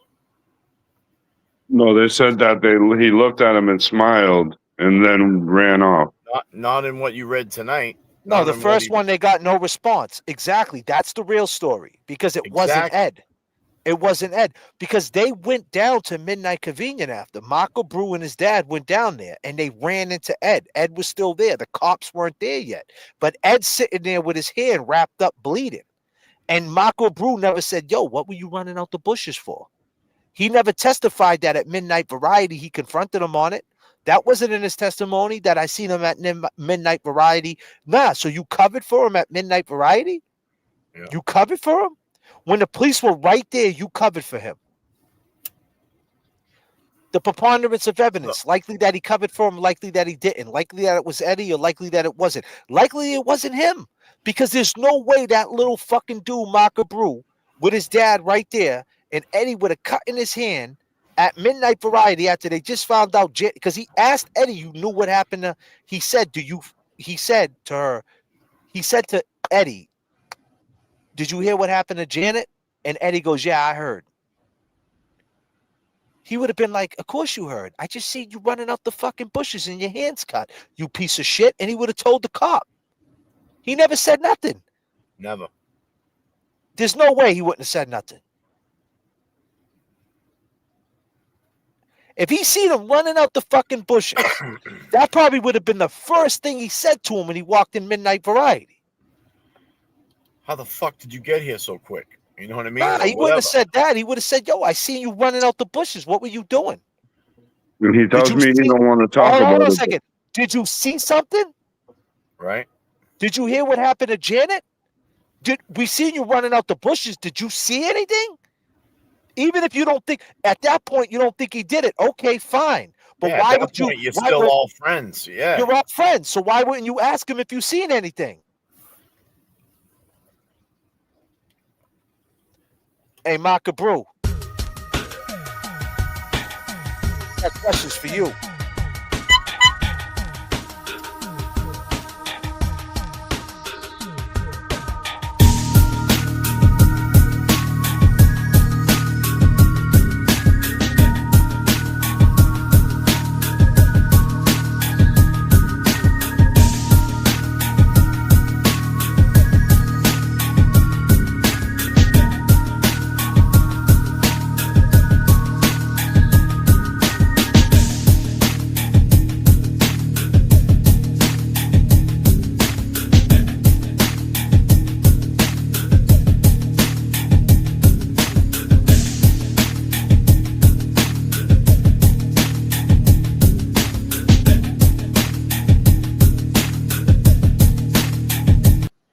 That's one way to get the story out there. What the duck? Thank you for the 10.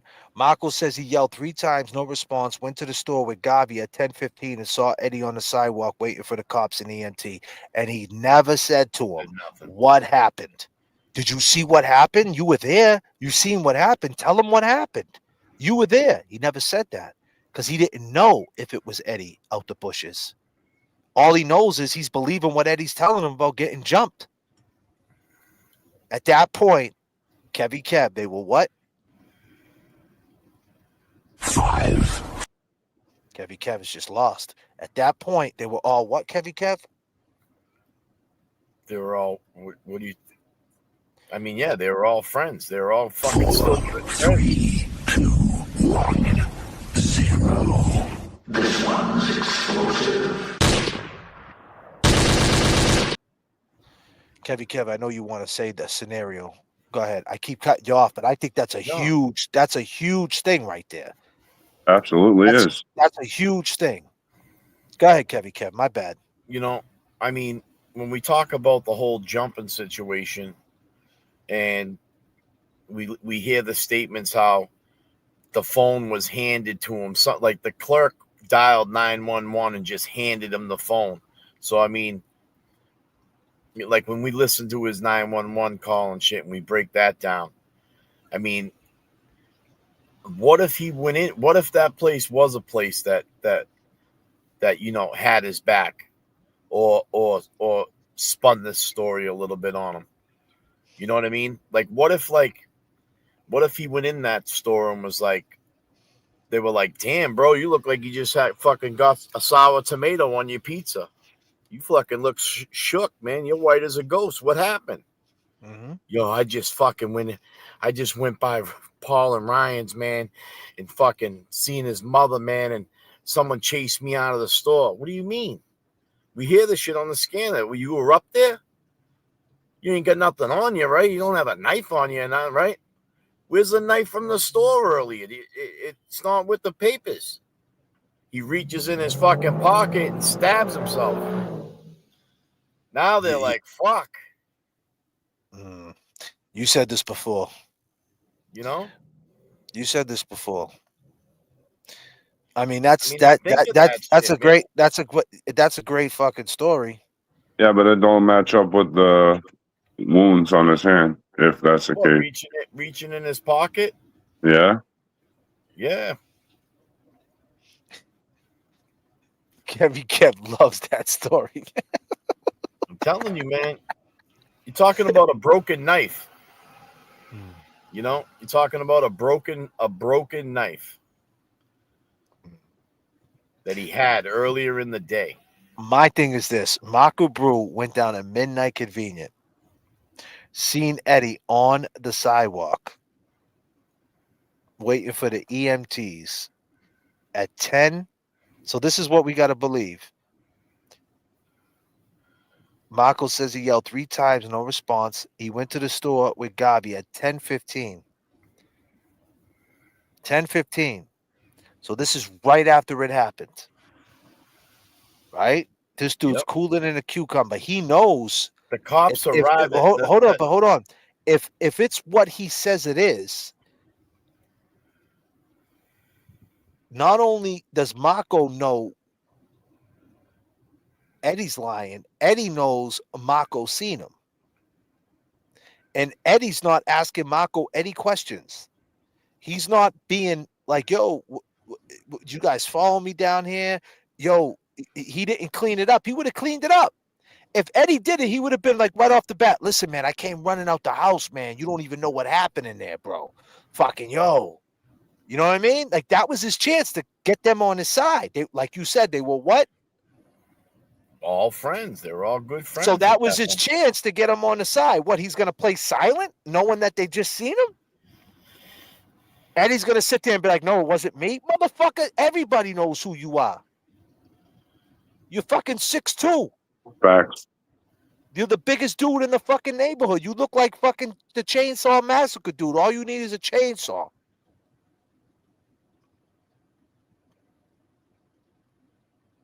Yeah, I mean. So you mean to tell me a Bruce sitting there not saying a word, and Eddie sitting there, and they both know selling that they seen each other, but they both seen each other.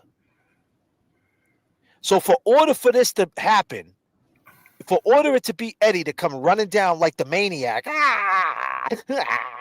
right? When they get to midnight convenience, right? Eddie's no selling it, and Marco Brew's no selling it. And they both sitting there acting like they didn't just see each other. So and the cops pull up. But keep in mind, Marco Brew knows that Janet just got killed, and fucking Eddie did it. And the cops are there, and no one's saying nothing to the police. So hear me out though. I just got a scenario for you because I'm just thinking of this now. Marco Brew went to the store with who? It's right there in front of your face there, Kevin. His father? You're working too. Right there, brother. It's right in front of you. Marco says he yelled 3 times in the response when he went to the store with Gavi. All right. So hear me out. You're telling me right now, and I get this because they obviously seen him at the store. But you got fucking Marco and Gavi. They know what the fuck happened to Janet. It was just a fucking murder scene. Everybody knew what happened to Janet. All right. In this 10 minutes we're talking. And they didn't. At 9:55, they knew what happened. They knew that she got stabbed. So you regardless know whether they know. Go ahead. So you know your best friend's mother just got stabbed, right? Period. They know that. And you're leaving. You're leaving. You're going down the store at that age. You ain't standing there like, oh shit. Oh shit. But were they there though? When they left after the door, running out the back. They said they were right. Yeah, they seen there Eddie. at the Yeah, scene. they seen Eddie running out the back, but did they leave after? That was at 9:30. So, but Ryan didn't find the body until 9:55. Exactly. So where did Gavi and Mako go? That's what I'm trying to say. Like this whole scene breaks apart, and now you got Gavi and Mako leaving the scene, going down, getting as far away as they can. They're going down the store. Yeah, but at that point, they don't know why he ran out the back, whoever ran out the back. I think they embellished on what it looked like when he ran out. Was it like they're saying? The description doesn't make sense of what you're saying. Like, I'm agreeing with you. Like, it doesn't make sense. If it was like dramatic, like you're saying, why would they leave? Why would they leave the scene? If someone's running out the back, right? And they're like, why would you leave? Stick around and tell the cops, like, yo, we seen somebody fucking on the street. Yo, where's Ryan? Okay, but even if that's not the case, when you're at the fucking Midnight Variety and you see the dude who just ran like this and he's got a cut on his hand, you're not going to tell the cops that? Exactly. You were just there. It's your best friend's mother. Come on. You wait days to say that? What the duck? 10 o'clock, Mako and Gavi go back to Janet's. So they go back at 10 o'clock. And Janet, Jay Brilliant's hitting the wrong buttons over there. Yeah, then my bad. It's all right, bro. You don't ever have to say you're sorry, bro. Right? At 10 o'clock, Mako and Gavi got back to Janet's and saw Ryan in the driveway freaking out. He heard Jessica say Eddie got hurt. They went to the store. He said Eddie was calm, asked Eddie if he heard what happened, and Eddie said yes. Exactly that. But he wouldn't have to, if he heard what happened, right? And I read that. That's what I read. And I wanted, thank you, what the duck. Thank you for the 20, first and foremost, and thank you for clarifying. But I'm in my thoughts. That's what I read. So 10 o'clock, Mako and Gavi go back to Janet. So at 9:30, when they knocked on the door and he goes running away like a maniac, right? Allegedly, it was Eddie.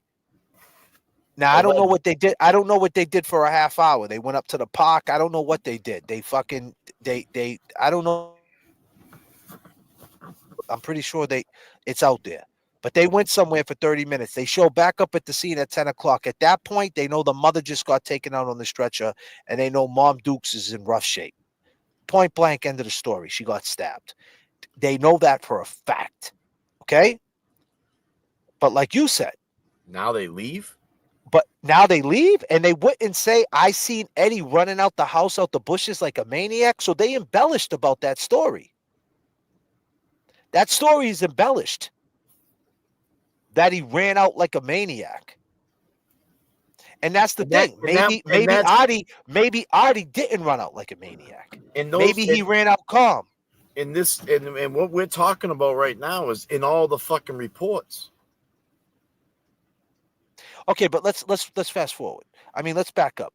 But then Eddie does say that people knocked on the door and they told him to lock the door, and then he ran out. So he does admit that they were on the porch and he ran out.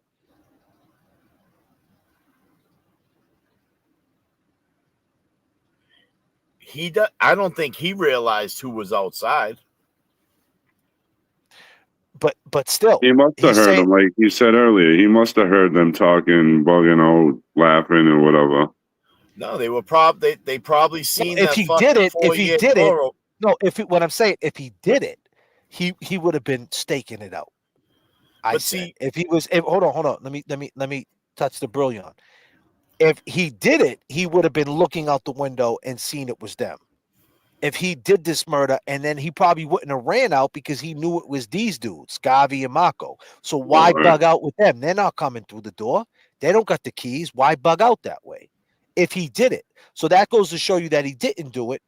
Like, it shows more that he didn't do it, because why would he run? Why would he run from them? There's no reason to run from them. They can't come in the house. You just lock the door. They can't come in. You wait for them to leave and you could just skate out, because you're talking about the same calculated killer that hasn't changed his story for 30 years. We got to think, if he's this diabolical, right? He would be thinking the same guy who took the murder weapon, the same guy that got no blood on him, right? So why fucking run out the back so they can see you? When you just did all this work, you just carved her up within 10 minutes. You got the murder weapon tuck spot. You're clean, and you're gonna let these fucking idiots ruin your day. You know they can't come in. Just let them leave. They'll walk off, and then you could sneak out. Or, like you said, he could come out in a different way, right? He could come out, hey guys, what's up? Right, Why would exactly. he come out? Rah! Why would he come out like that? If it was you and James outside, I would have been like, "Yo, there's a dude in here. Let's get him." You know what I'm saying? Like, would have had my fucking back. Exactly. That's another Would thing. have turned around and been like, "What the fuck, dude?" So that shows you that he wasn't looking out. Because if he was doing it, he would have been looking out to see who it was. True. So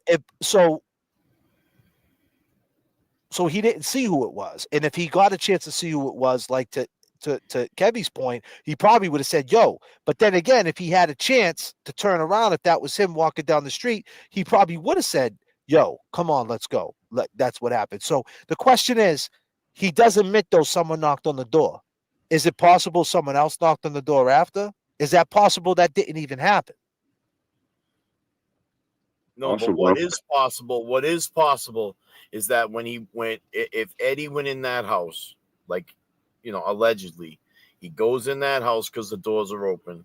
We know the layout. He walks up the brick path, goes into the foyer, takes a left into the house, looks to the right, sees Janet. Now he has to touch her. His whole back is to the second floor stairs, the bathroom, the fucking Audie's old bedroom, because that's where Audie stayed. In the front room. In that front room. So just in those seconds that Eddie turned that, looked and said, Jesus, Janet, and went down to see, you know, I mean, obviously he got blood on his hands because he rolled her over or whatnot. Now his whole back, his whole back is to the fucking rest of the house. He's like in that dining room that's in between the kitchen and the way out. You know what I'm saying? So if he was just to stand up and go towards the front door, because you got to think of where she was, he must have been on his way out the front door. Because he would have had to have stood up and backed up a little bit. That's what I was thinking. To have somebody approach him from behind and be like, two things. For him we to know shut that the door to JFK. Sorry. But no, that's fine. That's fine. I love it. I love it. Do you know what I'm saying? If he touched Janet in the parlor. But let me just say this. Look at this, though. No matter what, though, he did say that someone told him to shut the door and he ran out. And someone was at the door. And that aligned with Marco and Gavi. So he come running out. Now, did someone put that in their head that when they knocked on that door, like, did that happen? Like, someone knocked on the door, could have been someone else that knocked on the door and it wasn't.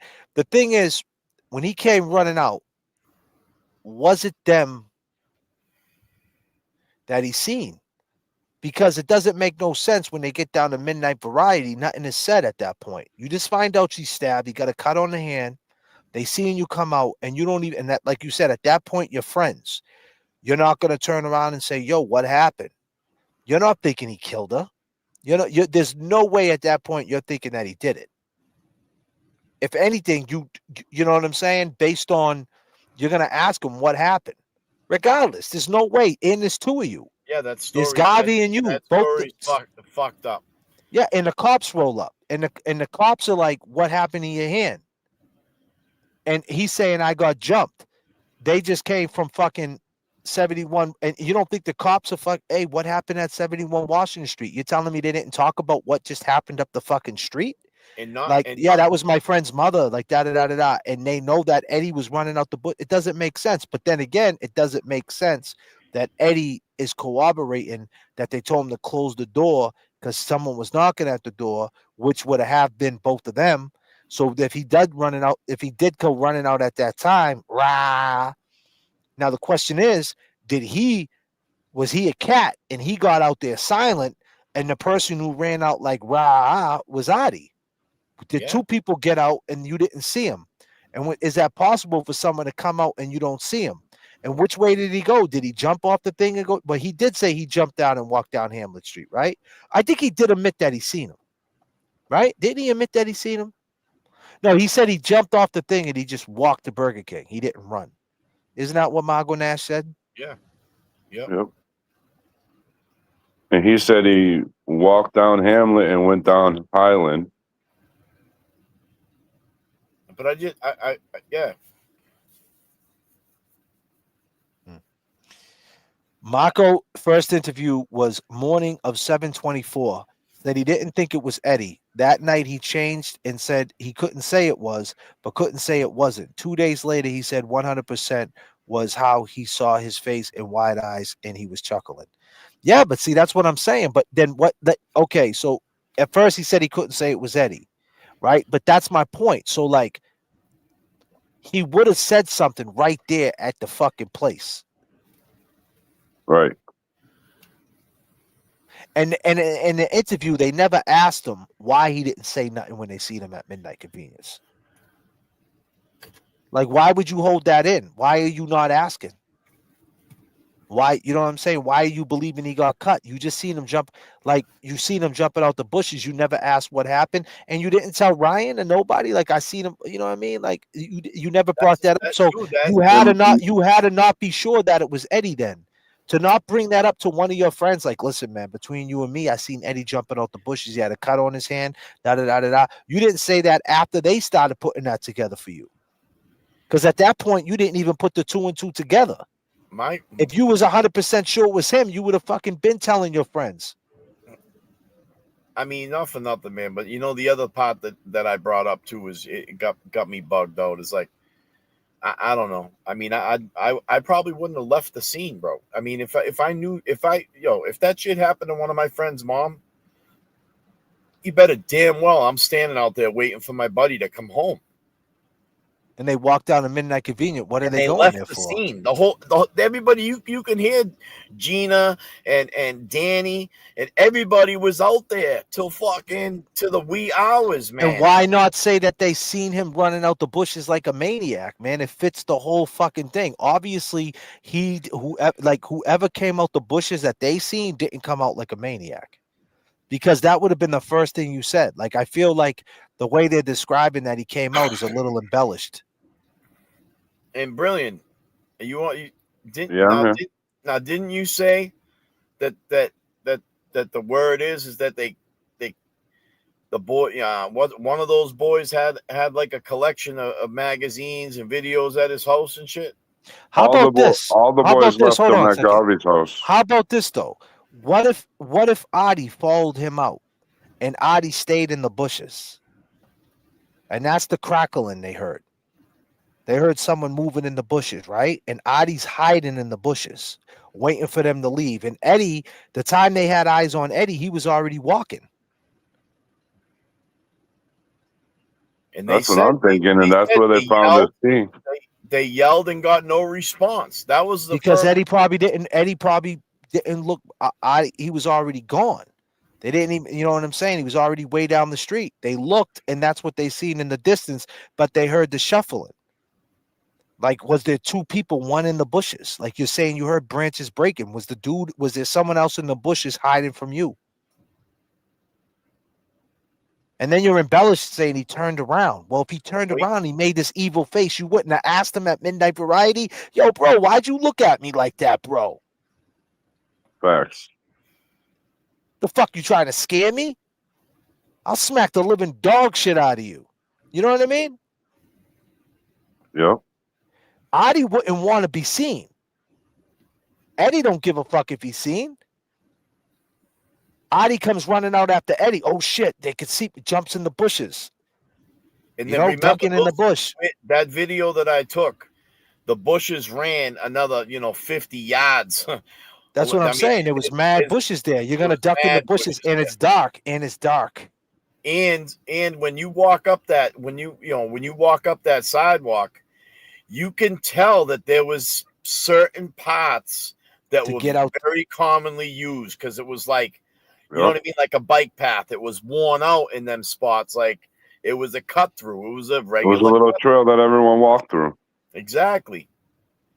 So look, Seth and John both said it was too dark. They never saw his face. Only Mako, who says he saw his face and he was halfway down the street. Yeah, but Mako, the thing about you, Mako, and I know you're watching and you're watching number 30 on replay because we got all your attention. Why, when you was at Midnight Convenience, you didn't say, why the fuck did you turn around and why did you run out them bushes and you got a cut hand? You asked him what happened to Janet, but he's got a cut hand. You seen him. Of course he knows what happened to Janet if he was there when it fucking happened. And why will he talk to his employees about it, but he won't talk to us about it?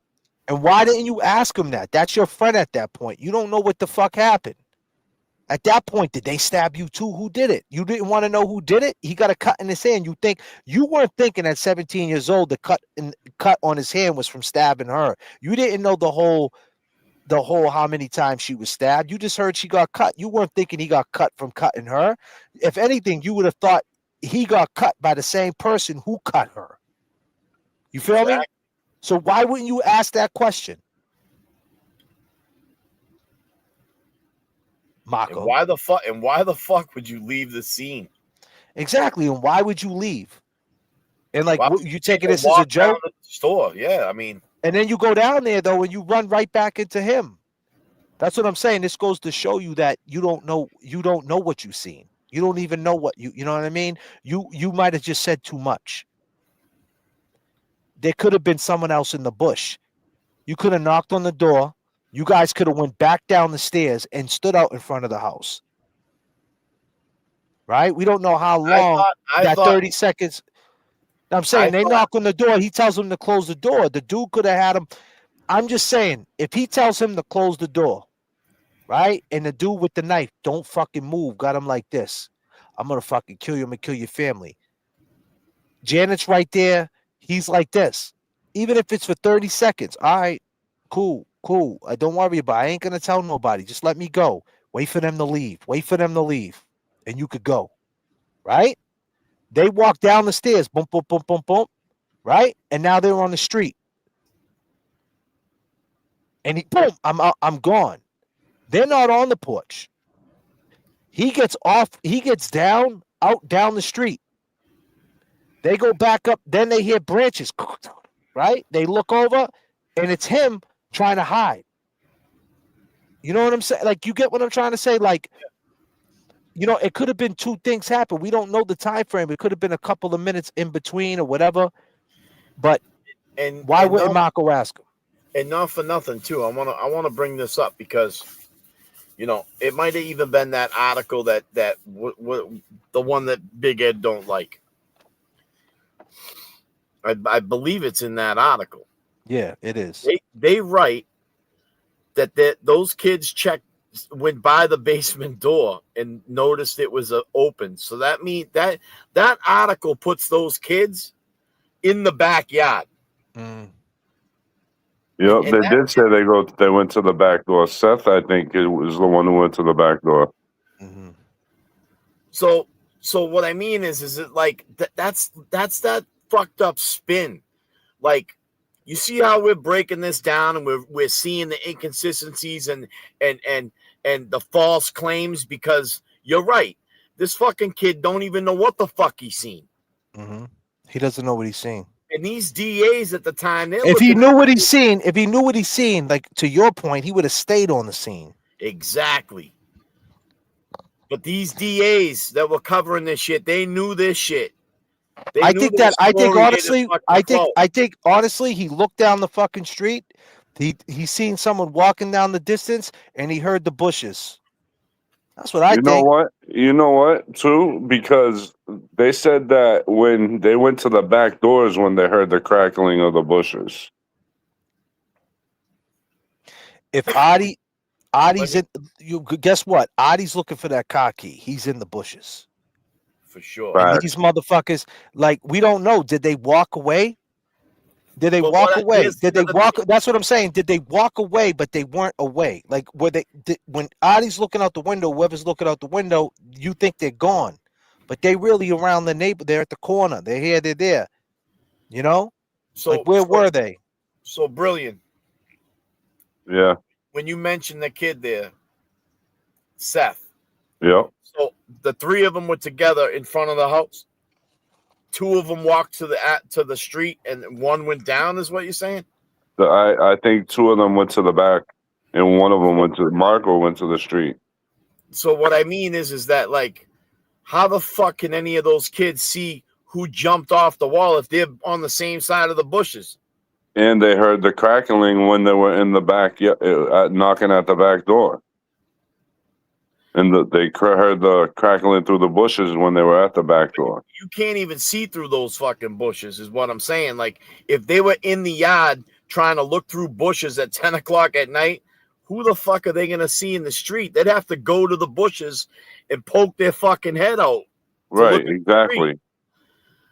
But they're trying to say when they went back to the street, because they said that the door was open or something, and they got scared. So they left, and that's when they seen Eddie. Well, I don't think Eddie's going to be hanging out in the backyard fucking 5 minutes. That's what I'm saying. Around. You know what I'm saying? Too many stories changed on their side. Either you went to the back door or you didn't go to the back door. Which one? The bottom line is, it doesn't make sense that Marco went down. Here's a fact. The fact is this, ladies and gentlemen. It is, and this is a good fact, man. Marco went down to Midnight Convenience, seen Eddie there, and never asked him what happened. And why not? They were friends at that point. They don't even know what happened. They know Janet got stabbed. He wouldn't have thought he got the cut from stabbing Janet. He would have thought, and anybody would thought that he got cut from the same person who cut Janet. And that's what everybody was thinking at that point anyway. That's what everybody was thinking. No one was thinking he did it. Like, you know what I'm saying? Like his dad, everybody, like, you know, everybody had to think like that. When they got the call, they got 2 stab calls. They're thinking like this is connected right off the bat. And off the rip. So you're telling Marco didn't seen him? That proves that Marco did not see him or wasn't sure that he seen him. And when, you know what I mean? But he had to see him at that point. And when Midnight Variety fucking handed him the phone, here, this light sucks. Tell him your fucking story. Once that shit went on the air, those cops fucking all their ears went up and shit. You know what I'm saying? This motherfucker, we got another fucking and if it is, that's what I'm saying. If he's 15, a 15-year-old got jumped, they're gonna think the person who jumped them is the one who stabbed Janet Downing. Yeah, and it so happens he lives 2 houses down. You know, there's no way the cops are thinking right off the rip a 15-year-old did that. You know what I'm saying? Once they get his age 15, they look at him, they're not thinking he did that shit. They're gonna think that he was a victim too. It's not like he was a 25-year-old man with a cut hand. They would have ran down there and said, "You did," you know what I mean? It would have been more fuck for someone like that. It was a hard sell for them. Man, it just doesn't make sense, man. That he says he knew. The duck threw had something. Sorry, man. What the duck threw something up. Marco and John were on the side of the house. Seth went up to the deck to knock on the kitchen door. They saw the cellar door was open, got scared, and walked back toward the street and saw Eddie. That's in one of the statements that they had said. But they didn't see Eddie though. Exactly. They didn't see Eddie. That's the thing. Like, whatever they did, like whatever that, we don't know. Eddie never elaborated how long he was in the house for. If he was in the house for one, what's that? Did he stay? Eddie said he was only in the house for minutes. That's what I'm saying. But no. But what I'm trying to say is, even if it was 5 minutes, when the person knocked on the door, and the person who had the knife to him or whatever could have said, wait for them to leave, and they thought he left. They left. Them dudes could have just been lurking around. You know what I mean? And then when they lurked around, Eddie come running out the house, jumps down the wall, and they look down the street. Maybe they heard, and they look and they say, yo, who's that walking down the street? Or whatever. And they think it's Ed, and then maybe, when they see Ed walking down the street, they walk back and they see Ed walking down the street. That's when they heard the crackling. And then they're just saying that it was Ed who made the crackling. Like, it sounds like it's a distorted story. It doesn't sound right. It sounds like when they had eyes on Ed is when the other person was making the move out the house. And it's like, oh, it's crackling. They got scared and they dipped. Yeah, that was probably the other motherfucker hiding. Because that only makes sense. Because if you've seen Ed, like you said, if you've seen Ed. Exactly. Just what you're saying. I mean, what the duck said it. They're saying that they seen Ed. Now they're down at the store. Why ain't they speaking on it? The police.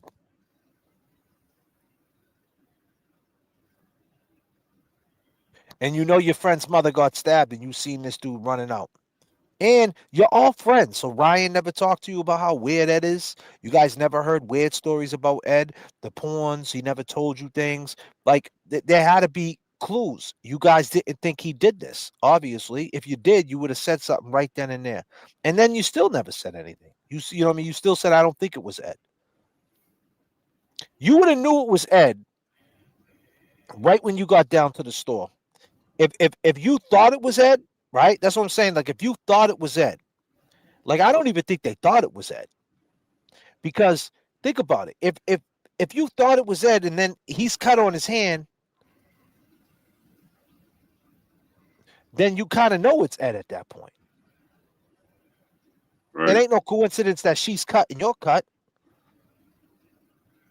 And you would have asked him simple, yo, why'd you jump out the bushes like that? What happened? Or they would have said, dude, what, like you said, they would have been like, yo, bro, what the fuck happened? What happened? Why didn't you answer me? They probably would have thought, I mean, honestly, the first person they thought who did that shit, everybody and their mother probably thought who did that shit was Paul Sr. Exactly. I mean, let's keep it 100. I mean, that's her husband, right? Her ex-husband. You heard what Big Ed saying, the dude's running amok out there, chains this, smacking kids up, all weird shit. We don't know. He smacked his own kids around too. That's what I'm saying. So, like, the first thing I'm saying, if you're them young kids, you're probably thinking, you're not thinking it's Ed. But if Ed's there and he ran out the bushes and he got a cut, who did it? Was it Big Paul?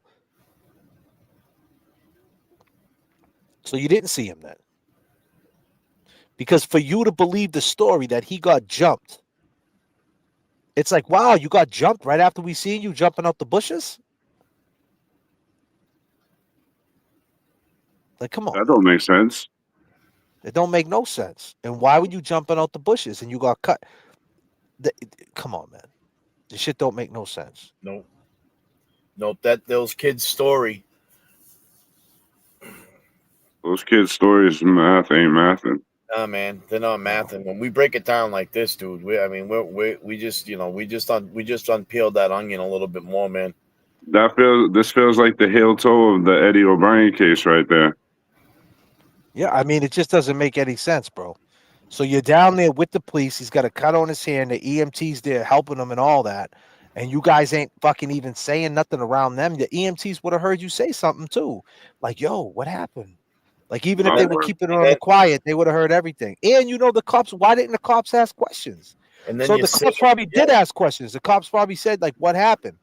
Like, obviously what happened. And then you mean to tell me they didn't talk to the cops and say, is Janet going to be okay? Do you know what's up with my friend's mother? She just got stabbed too. The cops are like, oh, we can't say nothing about that. Or, you mean to tell me no one talked about the elephant that was in the room right up the fucking street? The same cops that were just there, Firmino and all these other people are there. Like, the same fucking cops are there. The same cops. The cops drop Eddie back off at his house, and the scene's still active. And the scene's still active. And they didn't, and they believed him at that point, right? I'm just saying, Right. and the boys are right there. And let me tell you something. Those cops, they didn't drive up there either. They parked. That scene was still. That shit was all shut the fuck down. That street was shut the fuck There's down. no way Mark Brew would have never. Based on his testimony, what he said, I seen him walking down the street. And I'm about to pull that shit up, ladies and gentlemen. This is the I didn't want to 17-year-old. believe it was him. This is the 17-year-old Mark Brew. Now he's 45 years old. I said, Ed, why were you in the bushes last night? And he said, I wasn't in the bushes. And I said, I seen you in the bushes. And he said, I wasn't in the bushes, so I just left it at that. Now keep this in mind. He said this. He asked him these questions when he went by his dad's house. The next day, they had a talk in the backyard with his dad. So obviously, this was on your mind, right? But this is a day after. This is already when the cut's on his hand. This is when the word's already out that Ed might have did it. The word's already moving. His hands cut. They took blood from him at the hospital. The bird took his clothes. So now here you are. Oh, I did see someone jump out the bush. And so you went to midnight. Yeah, he had a cut on his hair. Like now you want to be the hero, right, Baki? So now you want to be the hero. So you go over to Dad's house and you ask him a question and you ask him, you seen him come out the bushes. Ed says you didn't see me last night, and he said I wasn't in the bushes. And I said I seen you in the bushes. And he said I wasn't in the bushes, so I just left it at that. Marco Abreu, Eddie O'Brien's old friend. Today, the star witness. Why were you in the bushes last night? And he said I wasn't in the bushes. And I said I seen you in the bushes. Why didn't you ask him that at fucking Midnight Variety? When he was with the police and EMTs. If you had any doubt, why wouldn't you have spoke up? But and this is and you're asking him this, right? And this is the question to ask Mark Brew, and I'm about to hit the music to this. And didn't they say he seen him running down the street? I'm sorry, great friend. Oh shit. Mark Brew. I got a question to ask you. When you asked him this question, when you asked him that you were in the bushes, right? I seen you. Did you already get the word? Did you already get the word that he was the guy that did this? Because here's the thing.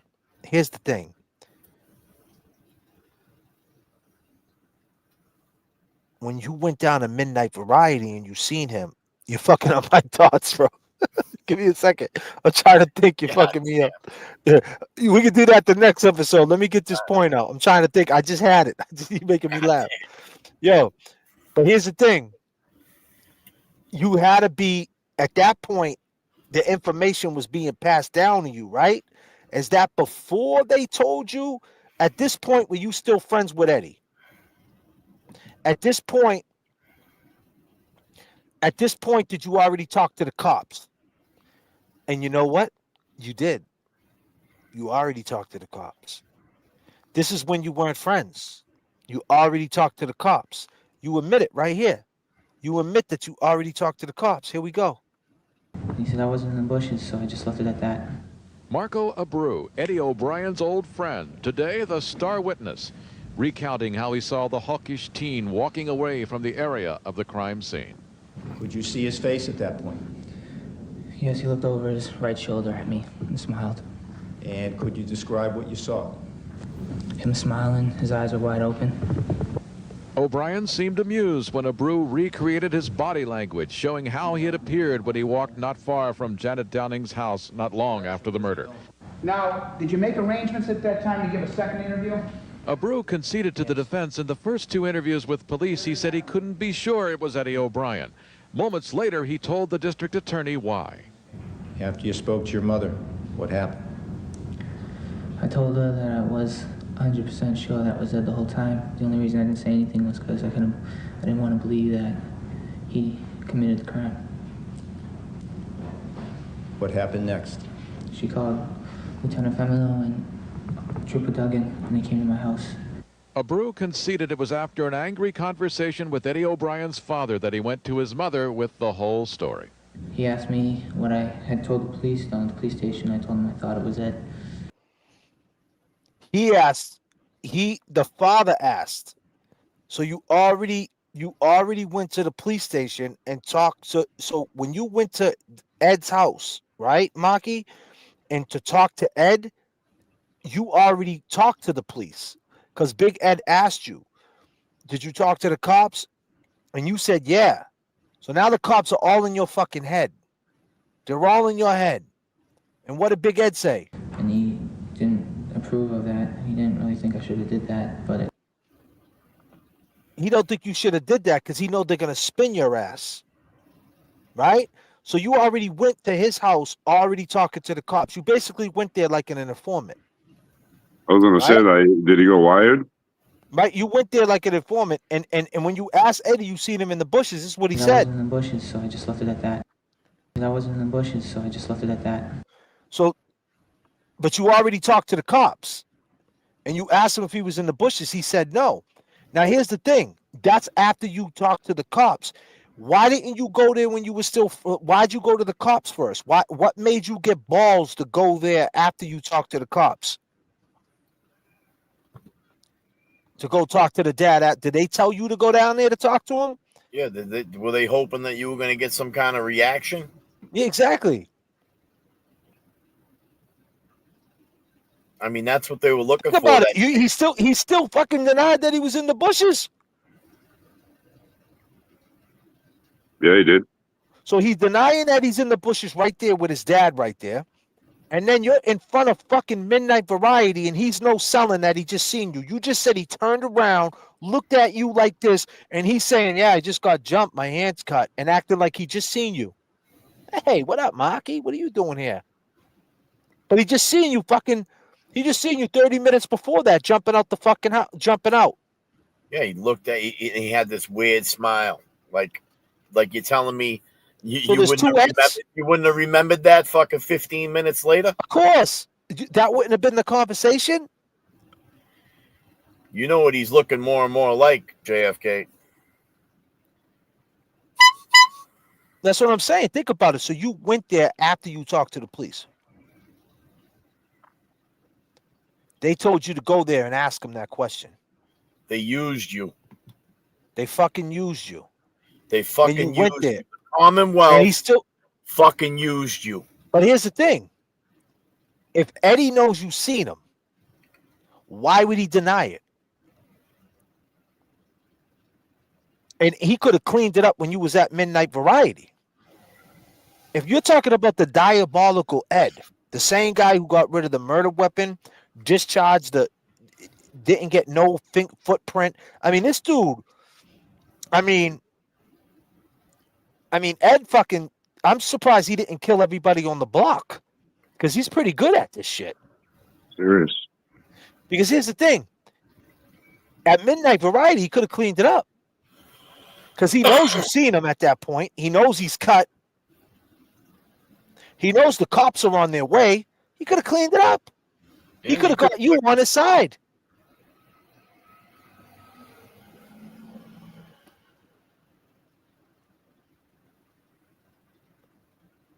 At that point, he knows that you're going to say that you've seen him.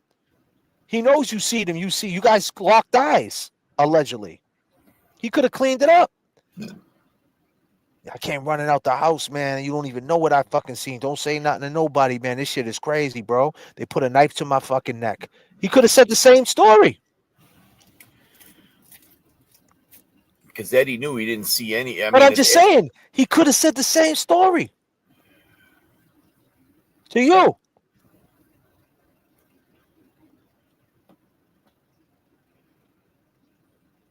Yeah, he could have fucking, or he could have been yelling to the fucking, screaming to the cops, fucking, like Inspector Gadget. Yeah, I solved the fucking case. It was him. He just. So you mean to tell me? Wait a minute, you mean to tell me that this dude no sold that he stabbed someone 98 times to the Somerville police at Midnight Convenience? He no sold it to the police perfectly. He just came from a murder scene. He knows what he just did. And he knows that the two people are talking to him. He's talking to them like they haven't seen each other since they last what do you call it? Did the groceries at 6, if they were even there. Were they there doing the groceries? Well, there is a statement that Eddie had given that earlier in the day he was there playing Sega with them, So it must have been But around I'm just the saying, time like, you guys no sold it. Both you guys no sold it. You just no sold it. And then you no sold it to the cops. And then you show up at his father's house and he's still no selling it.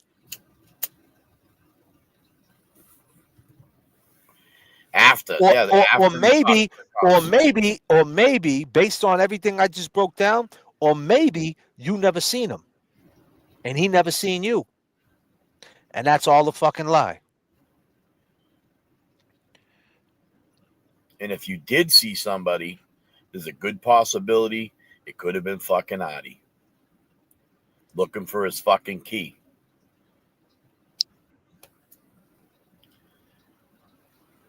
God damn. Why didn't you go to the father that night? Why didn't you guys, when you went to Midnight Variety, you went back? Why didn't you go back to Ed's house to ask him that question? You went to talk to the police. Right? And then you gave 2 statements that it wasn't him. The only time you start changing your story saying it's him is when they start putting out in the papers that it's him that did it. That it was him that did it. I seen him in the bushes. He said I wasn't in the bushes, so I just left it at that.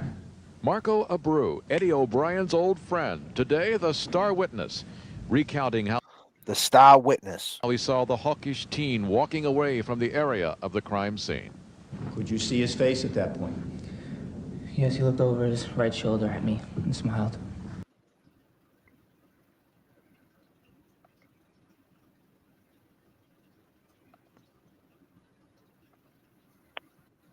That's like a tough service to have.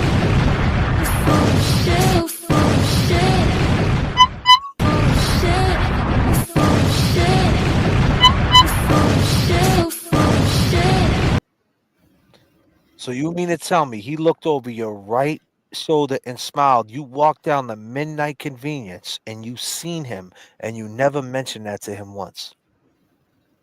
That's fucked up. Crazy. Then talks to the fucking But you cops. didn't mention, but then you talk to the cops, go to the father and ask him again after they already put in their head that he's the one that probably did it. And you're like, holy shit. And you wanted to be the star witness, right, Marco? Because that's what you was. And then you ask him, after you talk to the cops, I seen you in the bushes. I asked him, I said, Ed, why were you in the bushes last night? And he said, I wasn't in the bushes.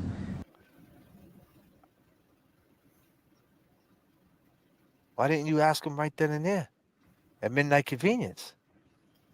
What the fuck you needed to go to the cops for? You could have asked him in front of the cops. Yeah, at that point you would have thought that you wouldn't have thought you said you out of your own mouth you said you told your mother you didn't want to believe he did it, right? I should have did that, but I told him. At the police station, I told him when he came to my house. Abreu conceded it was after an angry conversation with Eddie O'Brien's father that he went to his mother with the whole story. He asked me what I had told the police down at the police station. I told him I thought it was Ed, and he didn't approve of that. He didn't really think I should have did that, but I told him I couldn't lie to the police. So. Did he lose his temper? I don't think so. Well, he lost his temper, but I don't think it was at me. Okay. Did he tell you not to come around the house anymore? Yes.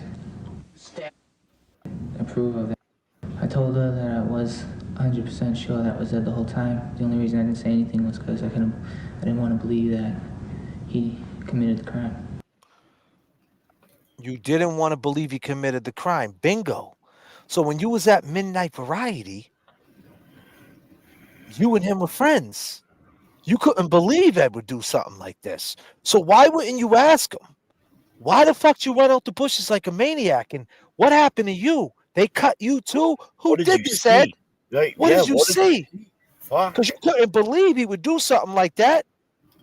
You would But you never didn't want say to that. believe that. Yeah. Because you know why, fucking Maki? You didn't fucking see him, did you, buddy? You went down to the police and you said you seen someone walking out the house. And they put in your head, they put you in the fucking time machine, didn't they? They told you it was Ed that you seen walking out the fucking house. It only could have been Ed. There's nobody else that walked out that fucking house. I hate to break the news to you, Maki. I know you like Big Ed, don't you? He's a good kid. That's your friend? Yeah, I love Ed. You love him. Yeah. Well, he's the only person that walked out that house. You seen Ed. You don't want to believe it, but you did. Well, now that you say it, he turned around. He looked funny. It was Ed. You're right. It was Ed. Go and ask him if he was in the bushes. Go to his house and come back to us and see what he says. Diabolical Ed says, you never see me in the bushes. I mean, fucking Eddie O'Brien is fucking diabolical. I mean, this dude is he puts Freddy Krueger and Jason Voorhees out of business. I mean, he's the smooth-faced killer assassin at 15. I mean, he tells John Roberts, tomorrow, we're going to go down to the basketball court. We're going to play hoops. I'm tall. I'm going to swat your shit. You need help bringing your 2-year-old over? I got you, baby. Here, grab the diaper bag. Here you go. Hey, my mother said, do you need any more fucking formula? Here you go. Bam. I'm walking the baby over. All right, Ma. Kisses the newborn baby. Kisses his 2-year-old. I'm going to Burger King, but before I do, I'm going to go stab someone 98 fucking times. Bye, everybody. This doesn't Then make when sense.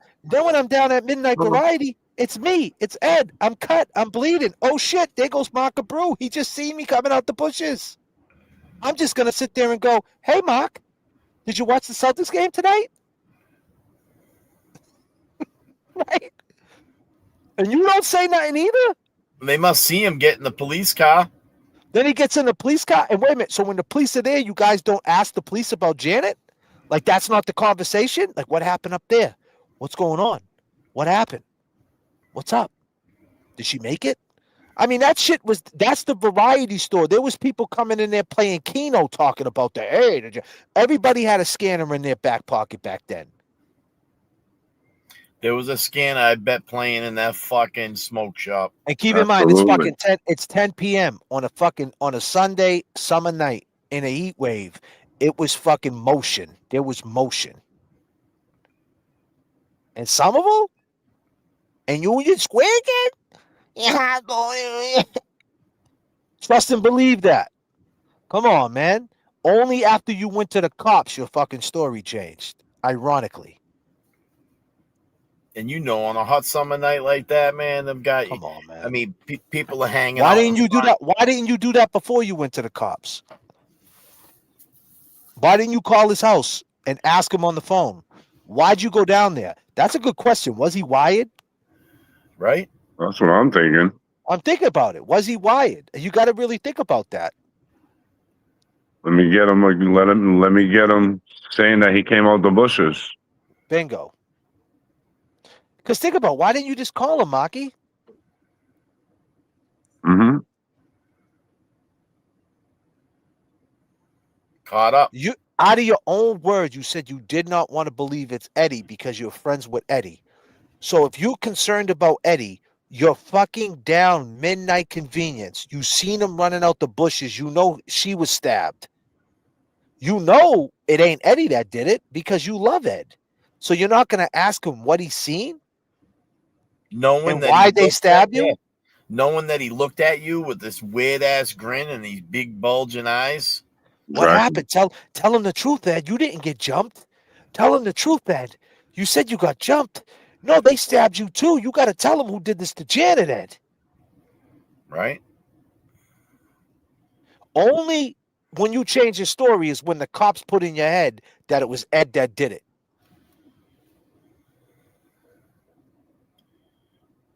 Maki. And with that being said, holy shit. This is part 30. And I got to go to the gym. God damn, guys. God damn. You guys are killing me. But I appreciate everybody tuning in. Appreciate all the super chats. What the Duck coming through. We're going to touch back on this. We got 250 people at 150. I mean, I love the fact that we're holding a crowd this late. Tomorrow night, we got a guest, right? Yep. We got a guest tomorrow. I'll confirm in the morning, but she said Thursday for sure. So tomorrow night, we got a guest. We're going to ask some more questions, and I appreciate everybody's time. And What the Duck coming through. They were two big Eds after whoever jumped out the bushes and told him the lights were on and the cellar door was open and called Janet's house. Oh, yeah. They called Janet's house, remember? But they didn't mention Eddie in the bushes. Remember they called Janet's house? Yep. Wait a minute. The lights are on and the cellar door was open and called Janet's house, but didn't mention Eddie in the bushes. Wait a minute. They went to let me read that back. They were they went to Big Ed's after whoever jumped out of the bushes and told him they went to Big Ed's house to use the phone, right? Yeah, I think so. Yeah, there you go. So they went to Big Ed's house to use the phone and called Janet, but never said they seen Ed jump out the bushes. Oh, my God, What the Duck? What is going on, man? I need everybody. Hold on a minute. I need everybody to calm the fuck.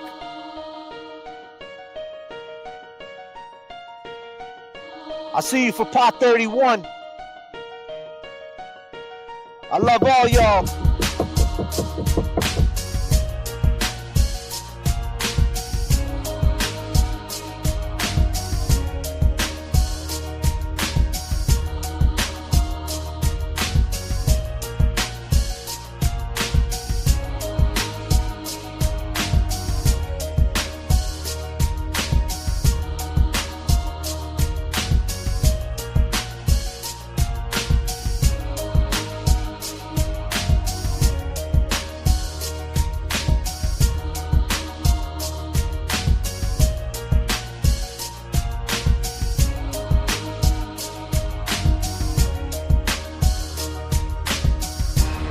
Saw the hawkish teen walking away from the area of the crime scene. Did you see his face at that point? Yes, he looked over his right shoulder at me. He smiled. And could you describe what you saw? Him smiling, his eyes are wide open. O'Brien seemed amused when Abreu recreated his body language, showing Down how he from had day appeared one. when he walked not far from Janet Downing's house not long after the murder. Now, did you make arrangements at that time to give a second interview? Abreu conceded to the defense in the first two interviews with police. He said he couldn't be sure it was Eddie O'Brien. Moments later, he told the district attorney why. After you spoke to your mother, what happened? I told her that I was 100% sure that was Ed the whole time. The only reason I didn't say anything was because I didn't want to believe that he committed the crime.